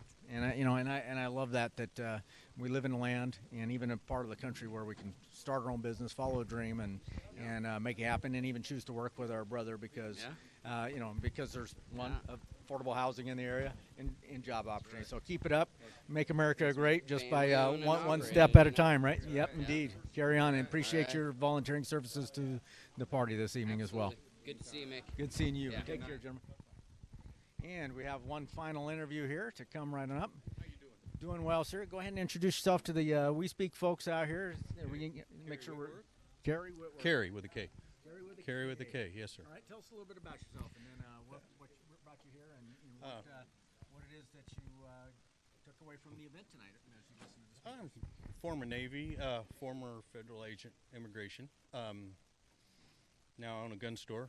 And you also were local law enforcement down in Dallas, right? Or Dallas, Texas. And now I own Everson Gunworks, a gun store with we sell silencers and do gunsmithing and Cerakoting. But so the Second Amendment doesn't mean anything to you? No, nothing. No, why should it? No, I mainly come here to just hang around for security. And as you know, a person was helped out tonight. Sure. And one of the things that, you know, that I provided a team of folks for the Walkway event down in Portland a few months back, or back in the summer, and it was kind of interesting because, you know, we ended up with a lot of the Antifa folks there, and then of course there were a number of Trump supporters, and it became a little bit of an issue. But having good people on site that have some training, have some knowledge, have some background, help keep things safe is an important thing. It's also just important to have good, everyday, vigilant citizens that keep an eye out and will speak up. You know, the see something, say something bit. Maybe is a little bit overused, but it does take everybody, because nobody can see everything at all times in all places. So. No, and people here were generally relaxed, and they were relaxed, and they were just, you know, having a good time. And somebody came and got me, and we got you, and took care of it. And unfortunately, that issue was resolved peacefully. So yeah, there were no protesters harmed in the making of this film, so we're all okay. And neither were we. And neither were we. Nope, not at all. Yes, sir. And I'm also well, I used to be president of Liberty Watch here. I gave it up because 4 years was enough. I'm now the de facto president. Another guy has it, but we're a prepper group, and we prepare because we live in the ring of fire here. That is true, yeah. In fact, I remember when Mount St. Helens blew as a kid, as would one of my associates I work with, Ray Gilbride, that we expected Mount Baker to go first at that time. Everybody was thinking Mount Baker was it, and it turned out to be Mount St. Helens. Well, they've put things back up on Mount Baker because they're scared it's going to happen again. But we mainly work about earthquakes and in China virus and all that, and we try to prepare people that come to our meetings to be ready. Because if you're not ready, you're just going to be one of a horde. Do you participate with the CERT program as well, Community Emergency Response Team? CERT program because we have paramedics and doctors in our group. So we really don't need, I'm a former paramedic, so we don't really need their training. I get that. Yeah, maybe not from training, but it's kind of nice to have the network so that, because if you're stable, you can help other people and be able to plug in easily. We could, but they want you to go through the training, and I'm not against it, but I don't want to do it again. Yeah, and I can tell you, having been through a whole lot of FEMA training and Homeland Security training and other stuff, that CERT training is pretty straightforward, extremely basic, probably compared to what you're talking about. But it is a good way to network and get out there. So I put a plug in for that. If you don't have that background. Is it 1, 2, and 300 courses online, or is it the 300 that you have to go to school? I can't remember. I did the FEMA courses online. Yeah, there's a certain amount of them done online. Yeah, and then you go to and one of our guys, the head of Liberty Watch, is a FEMA instructor, so we can get it from him. Well, fantastic. Well, hey, appreciate your time and being out here tonight. You have a good day too, sir. You too. Thank you very much. And we're going to have one more final interview to wrap up. This will be the interview of all interviews. And again, I kind of coined the word we speakers to call you folks out there listening. You're a we speaker. I'm a we speaker when I'm on WeSpeak.com. But this is the founder of We Speak. This is Mr. Ray Gilbride. He's a man that I've known since I was probably, 12 years old or something like that. It's been a little while. I'm no longer 12. We could probably add like 40 years to that and be right there in the ballpark, or right on it, to be honest. So it's been a few years, but a lot has happened in this man's life. And part of it, as he expressed to me, was that he just got fed up seeing some of the things we've talked about just on this channel tonight, just on the air, is having our free speech being quashed by somebody who basically is offended by something like, pro-life. So what words would you share with the community that you're helping to develop and create out there? Well, I think the biggest thing, Mike, is that We Speak gives people their voice back. Mega medias and mega platforms have taken the voice and censored people. And what We Speak does is it brings back the ability for people to communicate the truth, reach out and be honest without censorship. And we give people the tools that they've been robbed from. And that scares the people on the left, and it scares the people in Washington on the left. And the reason why is they don't want people to be able to communicate the truth and get back together and share things. And what We Speak does is it gives people their voices back. And I know that from knowing you individually and knowing a little bit about this is a labor of love that came about from the idea of really providing a platform where you weren't going to get censored because you had conservative values, like wanting to have your First Amendment or Second Amendment. But there's other things that you do that also back that up, that this is something you're doing for the greater good of the community as a whole. And tell a little bit about a couple of these other programs that you work with to help individuals that battle for example, with cancer. Well, we started the Cruise Through Cancer Foundation 6 years ago because my mom died of cancer. And the Cruise Through Cancer Foundation basically reaches out and helps families. We don't raise money to fight cancer. We raise money to help people fighting cancer. We help people with bills and food and kids and education. And we've actually married people now who have lost family members, and because of special bond forms. When you've gone through this or have families go through it, they get isolated. And what the Cruise Through Cancer Foundation does is it breaks that bridge and brings people back in and gives them hope, gives them the ability to communicate. Because a lot of people fighting cancer find themselves alone. And it's not because people don't love them, it's because they don't know what to do. They're always sick. They want to do something, but because of the chemo and stuff, they get isolated. They're not going mountain biking. No. So what we do is we bring those families back together. We take them out in the islands. We have 214 boats now signed up in the fleet all the way down the coast. We have people back east. We have people in England. We have 7 airplanes that volunteer that fly people for free back and forth to cancer treatments. And that's important to reach out and help people like that. And I think that's wonderful. A lot of folks that, if you're not familiar with the area, we have a lot of remote locations on islands and out in peninsulas, and it is more than a day's drive for somebody who's ill to be able to make it to location where they can get their treatment. So being able to take a puddle jumper flight, if you will, and make that trip, that journey in maybe an hour or less. That's a wonderful thing that you put together to help people. And of course, I had an opportunity a while back to go to one of the locations where you actually invite families onto the boats, and you have some different designations that you go to, put down anchor, give them a wonderful meal and experience, watch the sunset, whatever. Something that would be probably out of the means of most people to be able to afford to have that experience while they're busy paying for treatment, but yet they need that bonding time, that opportunity to make some memories as they go into that twilight time. Any other things, though, that you'd like to share with our We Speak community out there? No, I just want to say we're proud. We Speak. We're proud for what it does, and we just welcome the doors to everybody. We open it to everybody, and we're growing stronger. Every week we get more members, and we're doing more and more to help our people. But the biggest thing is this is a tool for everybody. This is a tool that's going to be controlled by people with good thoughts and things like that, and it's going to be because of their members, and our members control it. And we just invite everybody to come on board, WeSpeak.com, and to be part of the community. Very good, and I just want to echo that, but with just a little bit of a twist, because I haven't spoken with Ray off camera many times now. We Speak isn't just about having only a conservative voice. Bring whatever your voice is. We just want to have it be a place where it's respectful. If it's not a place for lewd comments, it's a place for people to get along. And if you want to debate, just debate respectfully. And think about a high school debate team. You can take whatever side of an issue you want, but be respectful. And our basic rules is what you're about to post, is it family friendly? If it's not, we're going to have a problem. Is it honest? If it's not, we're going to have a problem. Is it respectful? If it's not, we're going to have a problem. And if you're being honest and respectful and family friendly, and you have to have character. So those are the 4 basic guidelines. Easy enough. So all are welcome. Just be welcoming. All right. Well, thank you very much, Mr. Gilbride, for making We Speak possible. And, hopefully we can maybe get your lovely wife on camera sometime too. I would like that. All right. Have a good day. Thank you, too. everybody. Thank you. And look forward to the next time. We have future events coming up to include other events where we'll have an opportunity to see some of our congressional members of the Republican Party, and to be able to hear from the individuals who are going to make America great one step at a time, one day at a time, starting in your own backyard. So look forward to seeing you. It's been a long, wonderful event, and hopefully you can join us next year here at the Lincoln Day Dinner in Bellingham, Washington.